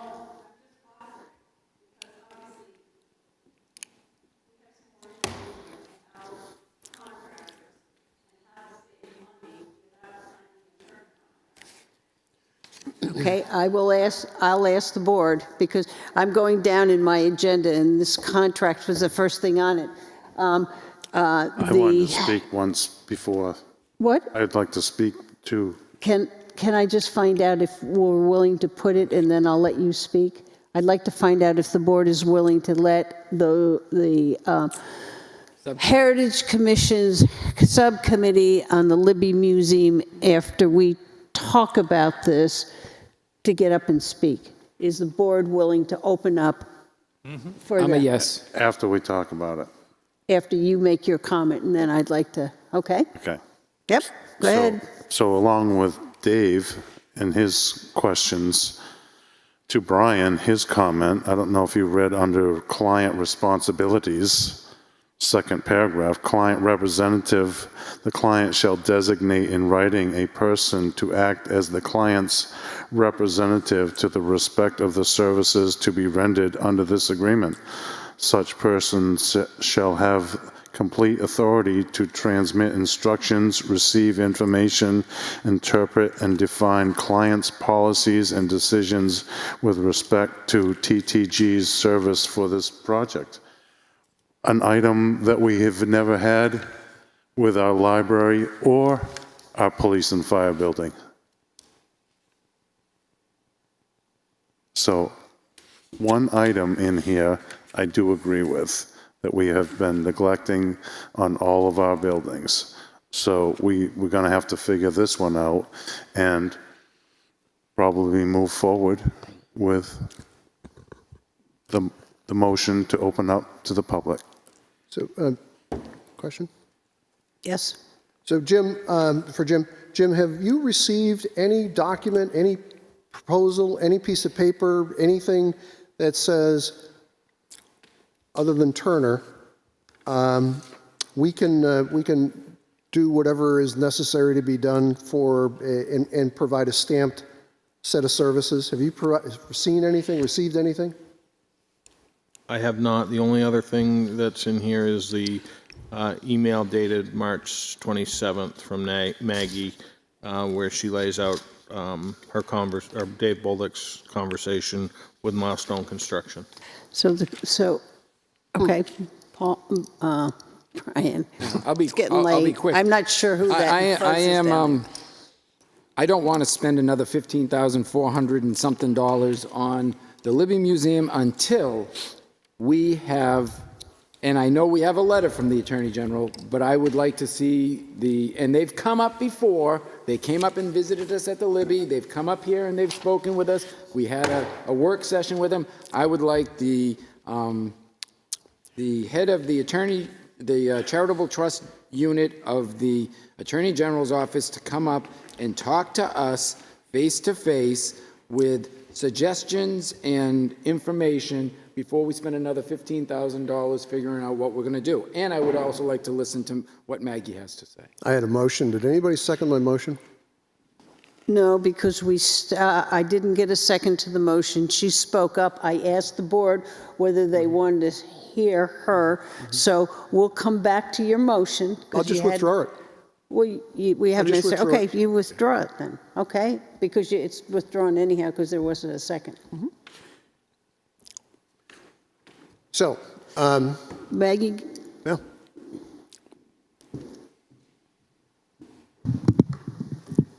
Thanks for hearing us. I know this is a little bit out of order, but Dave and I have been working very hard with two firms, one of which is Milestone Construction.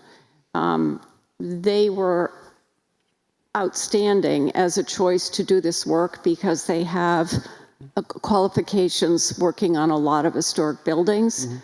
Frank LeMay, who is one of the two owners, has done a lot of work in Wolfeboro. He knows this community very well. He came to our charrette a couple of years ago. He's terrific to work with. Dave knows him well. He worked with him on Maker's Mill. He came up and met with us on, I believe, March 26th, was interested in taking on the job, agreed that, or said, if it were just a bracing job, he would not be interested in doing it. But he said, it really makes sense. And yes, this is key. He said, we're going to have to brace it anyway, but then we can fix the wall for much less than if you just did a standalone bracing job. Furthermore, he said he works with the guy who owns H.L. Turner, Bill Hickey. He works with Bill Hickey all the time, and I got an email from him this morning saying he's been talking to Bill Hickey and one other person whose name I didn't know, and they would like to come up this week on Wednesday to develop their bid for bracing and fixing the back wall. His approach was, we really need to open the back wall to see the extent of damage, but he is going to bring up these other people to have a closer look at it and see if they can accommodate us. It would be great if Steve Rantle or any of you wanted to come to that meeting on Wednesday. I'll give you the specifics. The other person we talked to is Aaron Sturgis of Preservation Timber Framing. And he has worked on the building before and disputed what Milestone said about needing to open the back wall to see the extent of damage. he said, if you're in the attic, you can look right down into that back wall, and with a powerful light, you can see what's going on with it. He would like to come next Thursday. I think the prudent thing to do, and I still don't know the contents of the letter, but I stressed to both of them that getting this work done quickly is really important so that the museum might open later this summer, and I don't see any reason why it couldn't. They both felt that the collections could stay in place. The cabinets on casters are easy enough to move toward the front wall. They could put up a partition to keep the dust and dirt out of the way. The idea of a fence to secure the site makes a ton of sense. We hadn't talked about that. And we will know very shortly what their estimates will be. They both understand that this is really important. Dave, do you have anything to add? Well, I think the two things that Maggie mentioned that's worth considering is that we've got two contractors who are saying that it can be braced, and the process of repairing the damage can be done with the collection staying in place. Now, you already have numbers of about 170,000 to move and store the collection For 1 year. assuming that you only need it there for 3 years. Yeah. Okay. So I think I think you should think about some of these options that we're giving you before you proceed with doing an open bid. Because what we're hearing, and I think the way we're advocating, is that we not necessarily make this an open bid, but look at the proposals that from both Milestone and Aaron Sturgis. Pick one of those two guys, come up with a course of action, a game plan, and say, all right, for the monies that are available, the $370,000, there's a lot of work that could be done to brace and start to fix, maybe completely fix. We don't know yet, but I think that is worth considering rather than jumping right into an open bid. I think what we're saying to you is don't sign that contract because that work can be done for free. Part of the cost of the H.L. Turner contract was finding contractors to bid on it. We've already found 2 contractors to bid on it. And in the case of Frank LeMay, for free, he's already bringing Turner up here to look at the building. So why would you spend another $15,000 when this process is unfolding so far at no cost to the town? So I agree 100%. This is one of the reasons why I said I don't want to fund another $15,000. I believe that we should also, for our next board meeting, get the Attorney General, the head of the charitable trust up here to have a discussion with them, and we should let our subcommittee that we tasked with doing this do their job. I guess my one question is, are you going to get stamped plans? We definitely will from Milestone, and I have told Aaron Sturgis that that is one of the requirements of the job. Okay, so we're going to get... I've been very clear about that. Absolutely. Okay, and to answer Brian, if you read this opinion, it says the board has considered whether there is any alternative ways in which the building and land could be used to honor the wishes of Dr. Libby if operating it as a museum was no longer feasible. The charitable trust indicate that if the board develops a new idea to utilize the land in a manner which honors Dr. Libby, they would consider it and support doing cypress. I think they're looking at us to develop the plan. They're not going to come in here and say, you can do this, this, and this. I think we've got to come up with plans and say, if we do this, this, and this. So I think we need to be clearer on what direction we're going to go before we get them up here, and then get a sense of the plans that we have, because from my understanding is they're not going to come up and say, okay, you can do this, this, and this. That's our job. Linda? Anybody else have any comments? Can I assume you didn't get a copy of the report that we sent last Friday? Did you see that report? I have not. The just only saw an thing I email. have is this. I have an email.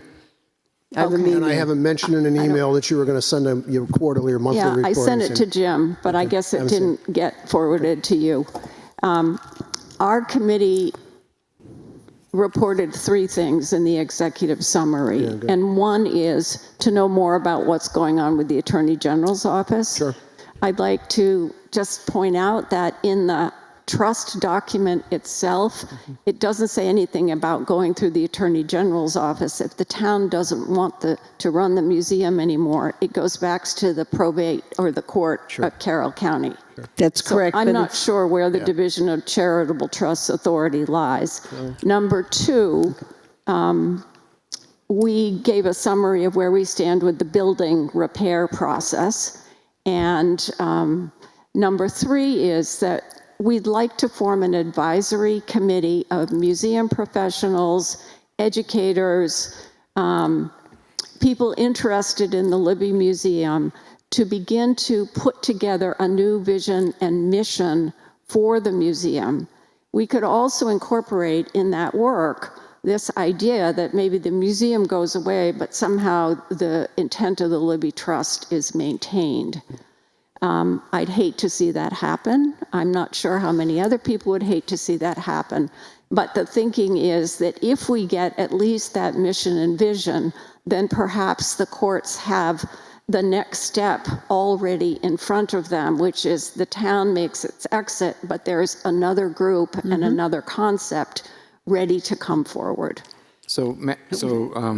Brian, do you want to read the attorney's opinion? You want to do that early? I can do that in 1 second. I just want to say. I'd like to make a motion before you do that. The Attorney General's job, their trust division, is to make sure that we follow the intent of the trust and the will to whatever ability we have. And I would just like to have them up here to just have a discussion and say, this is where we are. We want to do our job, and just to let them know that we're trying to do the best we can. I think with 2 new quotes from your contractors, that helps us along the way. Just explaining the financials, explaining in person the results of our last 2 warrant articles. This lady who's here, who's now in charge, has only been there for a year. We've gone through 3 different heads of that division, and I just think it's a good thing for her to come up and for us to meet her, because the last meeting we had was with a different gentleman. So I think what's important for us to know, and even for the public to know, is the Attorney General's office finding the town somehow in default of their responsibilities? And how much do you need to fix that in their eyes? Linda, may I please speak? I'll sit Yes, down. go ahead. I'll sit down. Thank you, Maggie. Okay. I appreciate your thoughts. You're welcome. Let's do some math. The 2025 operating budget for the Libby Museum is $20,000. $27,000. There's $370,000 either in capital or in the Schroth Fund. That's it. That's it. That's all we have. Nothing else. I prepared a motion, and I sent it to my colleagues so that they would have an opportunity to think about it, and I'm going to read it into the record. I probably am on a roll. This one probably won't go anywhere either, but here it comes. But I'd asked Brian to read the. I'd like the sense of the board. Do you want Brian to read the Attorney General's, or do you want to hear a motion from a board member? I could have made that, gotten that from the board. I'd like to hear the motion, and then I'd like to speak to it. So you do not want us to read to the public? I'd like to hear the motion, then I'd like to speak to it, please. Dave? You want to hear the motion? You don't want Brian to read the letter to the public? I don't really care either way. I think the letter should be read at some point, yes. Would you object if my motion went first? I would not. Okay. I think the letter is more pertinent. Well, if you make your motion, I'll get the seconds, and then can we read them? Yeah, absolutely. Okay. Are you okay with that? He makes his I'm cool motion. with that. All right, sounds good. Okay. I'm proposing in this motion that the Libby goes through a door. It's the end of its business cycle, business term. It's the end of its cycle here in the town. And so the motion is as follows. To affirm that the town manager and town council request a meeting with the New Hampshire Charitable Trust Division to advise that the voters of Wolfeboro have rejected 2025 warrant article number 13 by a 57 to 43 margin, and that the town of Wolfeboro is in a second consecutive default budget.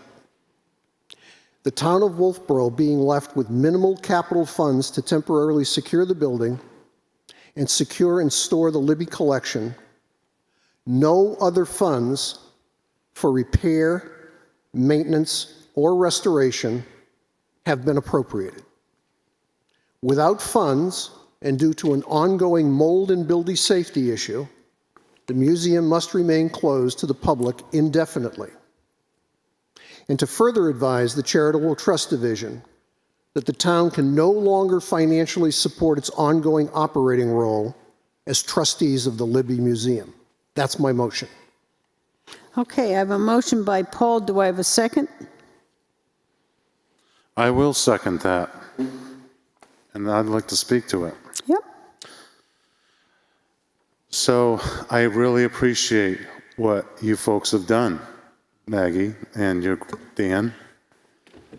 You are two people, but when I go out into the community, I meet a person, another person, another person, another person, which equal 20, 50, 100 people. And what they tell me is what the voters told us. You guys spent $800,000 on this building. Look at it. It's a disgrace. Go in the building. You're going to get sick. You may want to rebuild and re-brace it up. The walls are filled with mold. There's slots in the walls that are filled with mold. Open the barn doors underneath the building. It's dirt, it's rocks, it's sticks, it's stumps. We're not doing anything for the building. We're putting lipstick on a pig. Seriously, the people have voted. Then they came back and voted again. They said no. I'm going to go with the people. I appreciate all your efforts. Seriously. I can understand how much work you've put into it. But what you just said there doesn't jive with what the people told us. They told us that no means no. We're done spending the money here. I don't know where else you want to go besides supporting Paul's motion. May I speak to? I could support all of his motions until he got to the last sentence, and it says, and to further advise the Charitable Trust Division that the town can no longer financially support its ongoing roles as trustees of the Libby Museum. I still want to see what other options we have. All the other stuff up above, I'm with you 100%. I'm not sure at this particular time. I think we may come to that in the future, but at this particular time, I'm not willing to say that we can no longer ongoing operations of as the trustees of the Libby Museum. I think it shows up above that we have no support from the town, so. So I have two pieces. When the Friends of the Libby raised $2.1 million, that vote didn't pass, but it was more than 50% of the town. It just fell short because it was a bond. So that vote showed that more than 50% of the town at that time wanted the museum. Now we segue through 2 default budgets and some financial strife after all COVID money dried up. And Jim, what was the percentage for this last vote? 57-43. So even in a second default budget, it's still close to half, with no money on the table, only money being spent by the public. So I agree with you, John, that the voters said no. I do. I'd also like, before we make this vote, I'm going to read this letter now. And it says, Wolfeboro Board of Selectmen, and it's a letter that we received April 2nd, 2025. On March 27, 2025, I had a telephone call with the director, Mary Ann Dempsey, who we've never met, and the assistant director, Jared Davis, of the Charitable Trust Unit. The purpose of the call was to provide an update since our last communications in fall of 2022 with the Charitable Trust Unit regarding the status of the Libby and the warrant article. I advised the Charitable Trust Unit that the warrant article for the Libby had failed once again and that the prospects for further investment from the town did not look good. I noted that the Select Board, I fixed that. Yes, you did. Did not anticipate opening the Libby in 2025. I advised the CTU, we know who they are now, that the Select Board was looking for guidance. Hey, who wants guidance? That's me. As to the next steps. CTU expressed its willingness to work with the BoS. That's 2 times that we discussed the 4 elements that currently fall within the custody of the Select Board as trustees of the Libby Trust. 1, the collection, 2, the building, 3, the land, and 4, the accounts. The CTU asked whether there had been a recent appraisal of the collection and whether the Select Board had any idea of its existing value. Well, I've asked that one too. Can you please stick to the letter? This is a legal letter. The CTU suggested that as a first step, the Select Board may want to consider obtaining an appraisal for the collection. The CTU also asked if the Select Board had explored any means of preserving the collection. We then discussed the possibilities of the Select Board exploring whether there were any groups or individuals in the community that might be interested in taking over as trustees. The CTU indicated that anybody replacing the Select Board as trustees would need to demonstrate some financial wherewithal to support the necessary work of the building.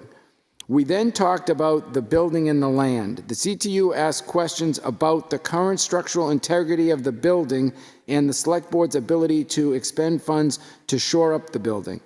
The CTU asked about the size of the property and the current use of the land on the opposite side of the road from the museum. The CTU inquired as to whether the Select Board had considered whether there were any alternative ways in which the building land could be used to honor the wishes of Dr. Libby if operating it as a museum were no longer feasible. The CTU indicated that if the Select Board developed a new idea to utilize the building and the land in a manner which would honor Dr. Libby's wishes, the CTU would consider supporting a cypraise petition. The call ended with the CTU expressing its desire that the town continue to keep the CTU in the loop regarding the Libby. I responded that we would endeavor to do so. Okay, we have Paul's motion on the floor, and is there any further discussion? I'd just like to speak one more to it. Thank you for reading that, Brian. I appreciate it. I think there is, I want to make sure people understand what's going on here.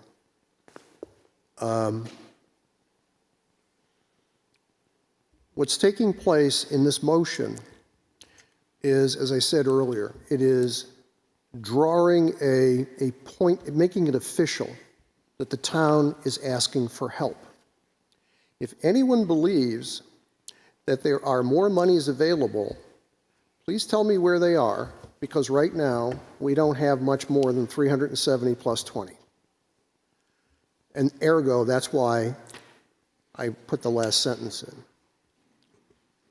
I will, at the risk of reminding us, unfortunately it's in the public record, we did say at the board one time that we had neglected this building. That's what it is. That's what we said. We can't, in my personal and professional opinion, continue down that path. I've done a cypre. I know what it takes. What this motion is recommending is that the Attorney General's office, and I agree with Brian, we ought to have a working session with them here to figure out what we got to do. The question that we're going to have to ask ourselves after they come up here is, do we build a proposal for a qualified operator? I think the answer would be yes. If you want to come and take over this operation, here's the rules.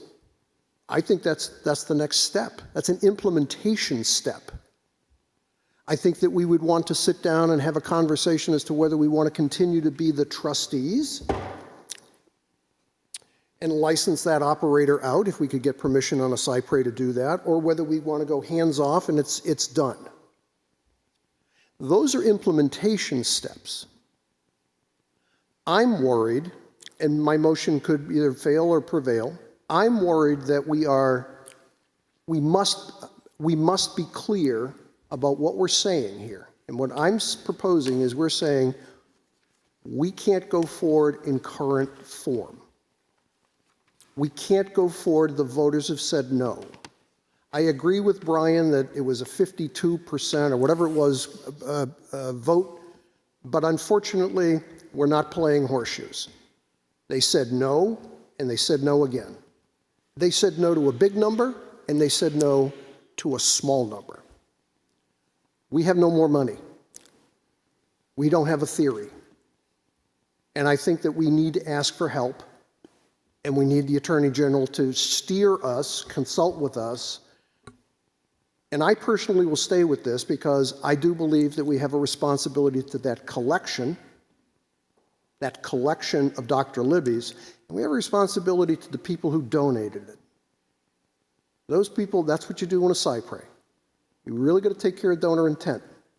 So I could go down in flames again, but I figured I'd put it out there and let's just chew on it and vote. So that's where I am, Linda. Thank you for giving me the opportunity to put the motion on, and thank you, Brian, for reading this into the record. Does anybody else have anything else to say? Okay, all those in favor of the motion? Aye. Aye. Opposed? Okay, 3-2 the other way. All righty. Dang it, I got one. You did. I mean, having said that, we still need to figure out how much it's going to cost to brace the building and get the collection out. I mean, I think we still need to do that, and You know, they're asking us to give them time to see if they can come up with 2 other proposals. My feeling is yes. Why would we not want to look at 2 other proposals if we can get What was the motion? the motion was to adopt. This one? My What motion. you won? Okay. Okay, that's fine. The only thing I have on that one is I want to make sure that there was. I think I heard we're gonna single source. We're not going to competitively bid this. Is that what I heard you say? Well, I think what I thought I heard. Sorry for that. I was kind of looking around the microphone. What I thought I heard you say is that we would single bid this. We'd say you got it. Do you have any problem with that kind of an approach? Well, I think we're going to have Turner will give us an idea, and you had 2 other. You had Milestone and you had Sturgis. So we're not going to have just one. We're going to have a couple of. The Turner contract doesn't give you a quote to fix the building. Okay. The other 2 are going to be proposing an approach that will fix the building. and will spend some of that $370,000, but the building will not be left in a condition where it looks like a construction site. If the building's back wall can get fixed, you will have remediated the problem with the building, which is all that air passing through the back wall. And incrementally, the other problems could be addressed and the museum could stay open. Well, I think then we have a problem with the motion that just Got passed. passed. Well, I agree with Paul that I think all of you are part of the problem, because the museum deserves a group of trustees who will put its interests first. Yeah. And because you don't take your responsibility as trustees to do that, but instead say, well, we're accountable to the voters, you can't have it both ways. I think the museum deserves a board of trustees that puts its interests first, is willing to turn it into something that the public will want and will support. And that's the way 99.9% of museums operate, as nonprofits.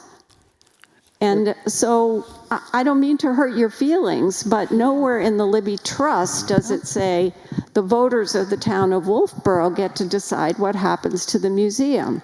You all are the successor trustees to the Libby family, and I would love to see you put the museum first instead of throwing in the towel and say, oh, the voters have spoken, we can't do anything. I think you can. As museum trustees, this is your chance to stand up and say, this is a really important landmark in the town of Wolfeboro.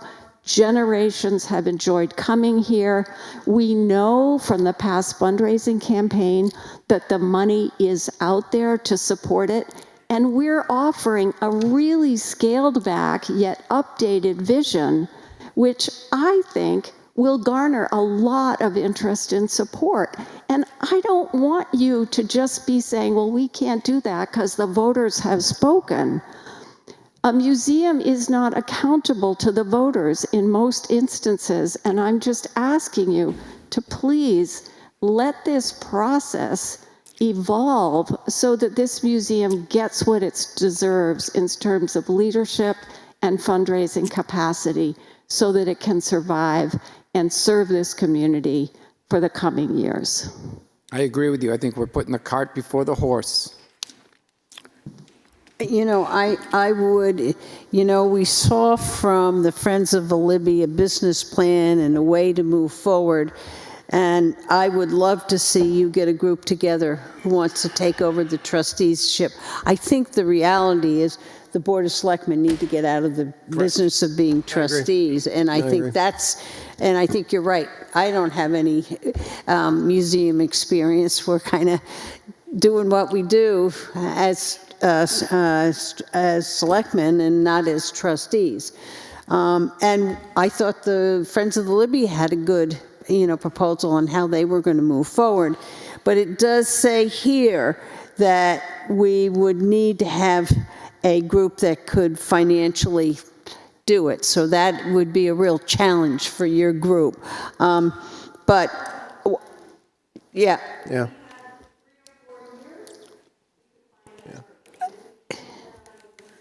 Yeah. Yeah. But right now, we have a motion that says something very different. Done. So So that's if I where we could, are. I have to, with all respect, tell you that the voters do count. Unfortunately, they do, and they have spoken. And but again, we potentially now have gone through the door.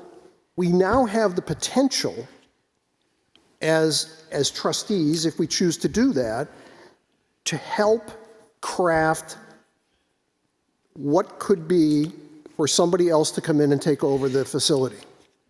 It serves your objective of going out and finding people. It serves the voters' objective by the voters saying no means no. Two objectives get served. If we can't find a qualified successor, if some qualified successor doesn't come to us, we're out of business. Then we have to go back to the Attorney General and go to option 5, which is liquidation. If we find that the collection, after we go and evaluate it, is of no value, then we're at option 5. The only conversation after that, Maggie, is the building and the land. And that's going to have to be a cypre conversation as well. So I'm not here, I didn't do this to kill the Libby. I did this to end the pain and move towards a better place. And I apologize if that causes some people some heartburn, but I just felt the responsibility to do it. We're at almost, it will be to public input to just, it's so late. If it wasn't, I wouldn't. I agree that there needs to be a public process, Paul. I'm totally in agreement. I think you're doing the right thing. The memo I sent to Jim said as much. But let's get some people at the table to work this out who know museums and who care about the future of this building. One of the things I do all the time when we come up with a vacant building is look at reuse options. There's grant money to do a feasibility reuse study, just as an example. It's out there.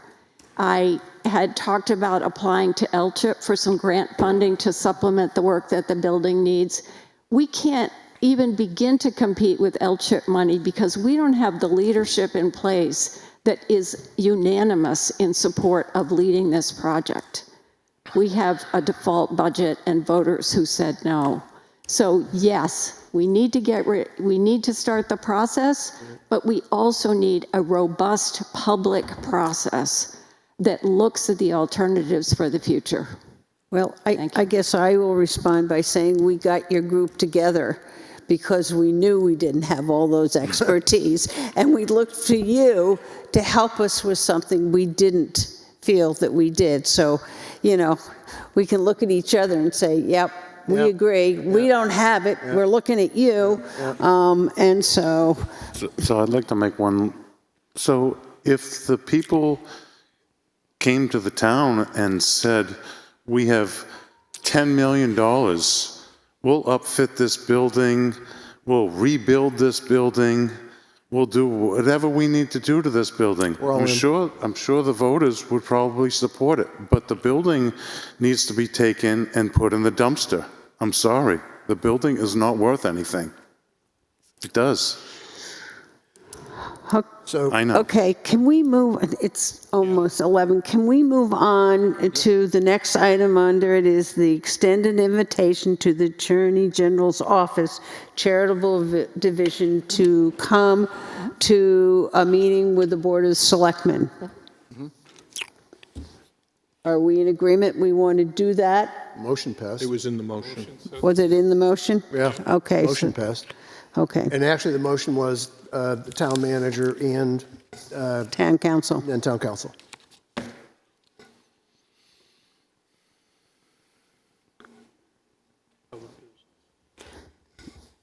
I just wanted to make sure that all right.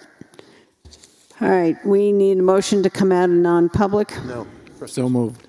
Come out of Libby. Yeah. It is late. So moved. I get up early and it is late for me, so it's going downhill from here.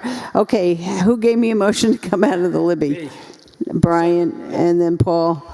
All those in favor? Aye. Protocol question, do we need to move that motion we just did over to us, or are we good just saying it's now over to the Board of Trustees, Board of Select Board? I don't know, whatever the board wants to do. Let's just go. Okay? Oh, let me do it this way. Is the board okay of taking the motion and the vote and just putting it in the minutes as approved by the board? Yes. Yes. Yes? Okay, let's do that. Does that take care of it? Thank you. All right. Other business, anybody have any other business? That was the... Town managers report? Couple of items. Last time we met, we discussed the revaluation. They will attempt to get the project done by August 1st. so that they can hold hearings before summer residents leave. Oh, beautiful. They will also, if they're not able to do that, they will hold virtual meetings and telephone meetings. And the mapping measurements are not a requirement for the reevaluation. Really? Really. On top of that, the other big item other than the default budget, working through that, is last week we held interviews for the planner's position. We had scheduled 6 interviews. We had 2 individuals show up. We had a preferred candidate, reached out to the preferred candidate, had a conversation with him, and his position had been refunded as part of the government restricting of funds. His position was refunded, and he's going to stick with his existing position. He would have been a good fit, but he actually really does thoroughly enjoy what he's doing right now. So as a result, the position is reposted. It's on the town website. It's on New Hampshire Municipal Association. It's on Indeed. It's on LinkedIn. It's on New Hampshire Planners. It's going out to the other neighboring states. With that said, Maine currently has 14 positions open for town planners. Vermont has 7, and New Hampshire has 8. So everybody's looking for them. We're all fishing in the same pond. And lastly, just an update, town webpage scheduled to go live with a new webpage in September. That's all I have. Okay. Can I have a question for Jim? Tonight. Okay, hurry. So next week, Different tonight. not to do it tonight because it'll be a conversation, but next week, should we tee up the question as to whether we want to hire a recruiter or not? No, we don't do it tonight. I've got a couple more phone calls that I need to make. All right. Okay, thanks. Okay. Committee reports. I'll start down here with Brian.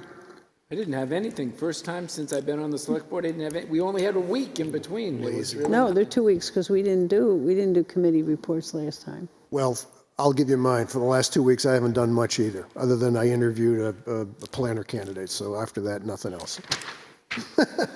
Dave, At an ag committee meeting and conservation commission. you're not on any yet here, but No, you had but some meetings. I did interview Mr. Atwell for the Conservation Commission For you. to Oh, get good. things going. For you. John also did participate with myself, Steve Randall, and Allison about the water infiltration issue at the basement in the library. We've got it was a good conversation. We got a good plan going forward. And you got a solution? We have a short-term Oh, no. solution. We don't have a long-term solution. Oh, no. Okay. I had a assessment subcommittee of Wolfeboro Waters, and we're going to put on a meeting with all the lake associations in Wolfeboro and Mirror Lake. We do this each year. We talk about our testing and things that we've learned. It's a time that we get to share. And Brian, you did do something. You and I went around the business community handing out invitations to the Economic Development 2024 recap. Oh, that's the one at Trento. Yes. And today I attended a New Hampshire Municipal Association's do's and don'ts in creating ordinances and bylaws. So, I imagine nobody's here from the press? No, that's okay. You know, this is where... Linda, I got one more. We had a celebration of life. Yeah, we did. Than I had an hour ago. Seriously. If that helps. Yeah. So I think we all attended Yes. the celebration of life for Sarah Soap, which was very touching, very moving, Yes. and wonderful. And no, we did have a Board of Selectmen work session last week. So That's right. it's only been 1 week. But we didn't go through committee reports on the work session, is what I'm saying. Oh, So- okay. Let the record show that you're done, okay? You're over. We're getting I ready to- am over, but we don't have committees on work sessions. Sorry, we're just late and want. I know, everyone's punchy, I get it. Bobby Budman, citizen. First, obviously, thank you to those over 50% of us who were not seen in our community and had no part of our government. So I do appreciate that. In the beginning of the meeting, you had a list of people you were thanking for their time and effort on our committees and commissions. I would love to ask you if you could add Mr. Robert Tuffer to that list. He has given to this town and really has served our community. So please add his name to that list. Very good. I am curious how much it costs to have the ice go in during the hottest month of the year. I can say, as someone who is very excited that it will be going in August, because it means I get to curl more. But I think that that should be a question we're asking, because if we're going to make 10,000, but it's going to cost us 15,000 to put that ice in, is it really a good decision for our community? My other question about the ice is, I know that we've been running our summer camp over there. How does that affect our summer camp? And are they going to be pushed out of that facility? And do we have another place for our children during those few weeks in August? The other thing that I wanted to ask is, does Molly the trolley go to the POP? Because if our ice is running in August, then there's potentially, we will have people who will want to ice skate, who will be coming in on boats and everything else, who might be able to ice skate. So that might be something you should talk to Kathy about. Your meeting next week, you said it's 5 o'clock. Is that purely non-public, or are you going to have public meeting I get there to pass it over here. Because it just said 5 o'clock. It didn't say whether it was non-public or public. I assume it's a work session, so it's not non-public. Okay. Well, I know Linda had said she wants to go into non-public so she could read, so you guys could go through the memos and stuff. So I just No, wanted not memos. I mean the non-public minutes. So Sorry. it's very different than It's memos. late. It's late. The fireworks, just wanted to bring that up. The fireworks in 2013 were funded at $14,000. So are we not just looking for 3,000 more for our fireworks? Not. No, we have enough in the budget for the fireworks now, don't we? Or are we 4,000 short? 14. It was 14 last time we funded them. Last time we didn't have a default budget. So I would assume that that's still the amount. We need to make up $4,400. Yeah, so we were voting on actually putting the fireworks on. Right now, we're not putting the fireworks on. Okay. I have a lot to say on that, but I'm going to hold my tongue right now. But that's very important for our community, and that brings our community together as a community. And when we talk about the faith that we have as the legislative body and how we vote, it's those decisions that frustrate people and say, why would they take away our fireworks? Right. I mean, that brings our whole community together. I just think that's... We were talking about a less expensive fireworks. Which I get, but 14,000, the voters did say in 2013 that they approved $14,000 for fireworks. So to take away the one thing that the community sort of banded together and said that was funding we approved of, why would we actually take away the funding from that, which will lead me into another thing I'm about to say, which probably won't go over well. But let's see. Linda, just quickly, you said that, you ran on Wolfeboro needs to address water quality. I could not agree more with that statement, and I hope that this board is paying attention to what our school district is about to do with a turf field. When they rip out that turf field, they are going to vacuum up the crumble. They are going to whip it up and put the sand back in the ground. It is going to release heavy metals. It's going to release PFAS. They're going to run into Russ Pond. They're going to run into Crescent Lake. They're going to run down into the Big Lake. It's going to harm our citizens and their water wells in that community. So please, please, I ask you as a board to pay attention to what our SAU is about to do with a plastic field. And I have emails I can forward to you, John, because you haven't been in the discussion of this that I've been sort of sending forward. And then, of course, our affluent waste. We still don't test that for PFAS. Let's see.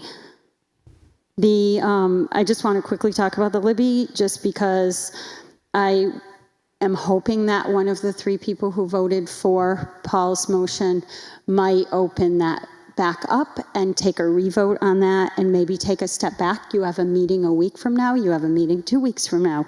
Maybe not rush that motion right now. You have $370,000. The reason why a lot of voters voted no against the Libby, and I hope you put this out there, do a survey, is that the voters felt you guys were already sitting on money and you were not doing anything with it. You weren't fixing the Libby.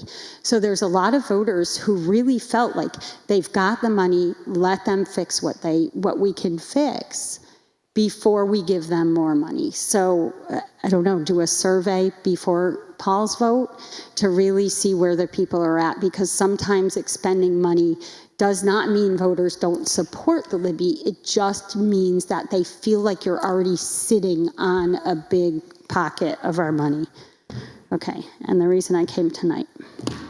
So thank you last year for hosting the default budget webinar that was hosted here, and we all enjoyed some popcorn, and I learned a lot during that. And one of the things I learned during that was Chapter 241, HB 1307, contracts. Contracts previously approved in the amount so approved by the legislative body in either the operating budget authorized for the previous year or in a separate warrant article for a previous year. This is obviously about the $500,000 for the warrant on the ambulance. So under that chapter, that warrant article we passed last year has standing. So I would like if you could go back to the lawyer and ask about that. It's obviously a large chunk of money, so I suggest you do that. There's another section, though. So that's me get out there, find that $500,000 that the voters told you you could expend on ambulance funds, please. The other part of that was Chapter 313 SB 342, which states that in addition to the other adjustments required by statute, the default budget must now be reduced, quote, by salaries and benefits of positions that have been eliminated in the proposed budget. The legislative body removed a salaried position. They spoke, and it was in that budget. And due to Chapter 313 SB 342, putting that in there and that being one of your expenditures, you really should take a hard look at that, because that's what the voters have a hard time with, is that sometimes we don't listen to the legislative body. And we were pretty clear at the deliberative session that we were not funding a position that is still being funded. Thank you. Bobby? Forward those to us. Could you just give me the statute again that you referenced? Sure, for the ambulance? Can you email them to us? Sure. That's easy. That would be better. And it's all on the New Hampshire Municipal Association, and it all came from what you provided me last year when I attended your webinar. Send us an email. Yeah, you have two, right? So send both of them. There's two. There's one for the ambulance and why that warrant article has standing and why we technically can move that forward potentially. So I'm just asking you as a citizen that maybe that's something we go back to legal counsel and we check into under that chapter. Okay. Jim, am I correct that the number for the default budget that was passed with that warrant article is what we have? We can't then add another 500,000 back in for the ambulance. That's a set figure. That's what the voters approved. And when we For a default, you're saying? For this year's default budget. And when we went out to put that default budget, that's when we got town attorney's opinion. So that's not in that number. Just isn't, because that's how we Nor was an assistant town manager, though. Yes, assistant town manager was in that budget. It should have been removed from both sides. We didn't, I thought, people thought there was the town engineer and the assistant town manager. There is no town engineer in that budget. The voters are very clear on that aspect of the budget. I just think it's something you should talk to town council about and you should look into. But also under that chapter 241, HB 1307, the ambulance warrant article, I just think it should be revisited. It's $500,000 for our ambulance service that our town absolutely needs, and the legislative body told you last year that it was important. Thanks. Thanks, Bobby. Okay, can I have a motion to adjourn? So moved. Okay, all those in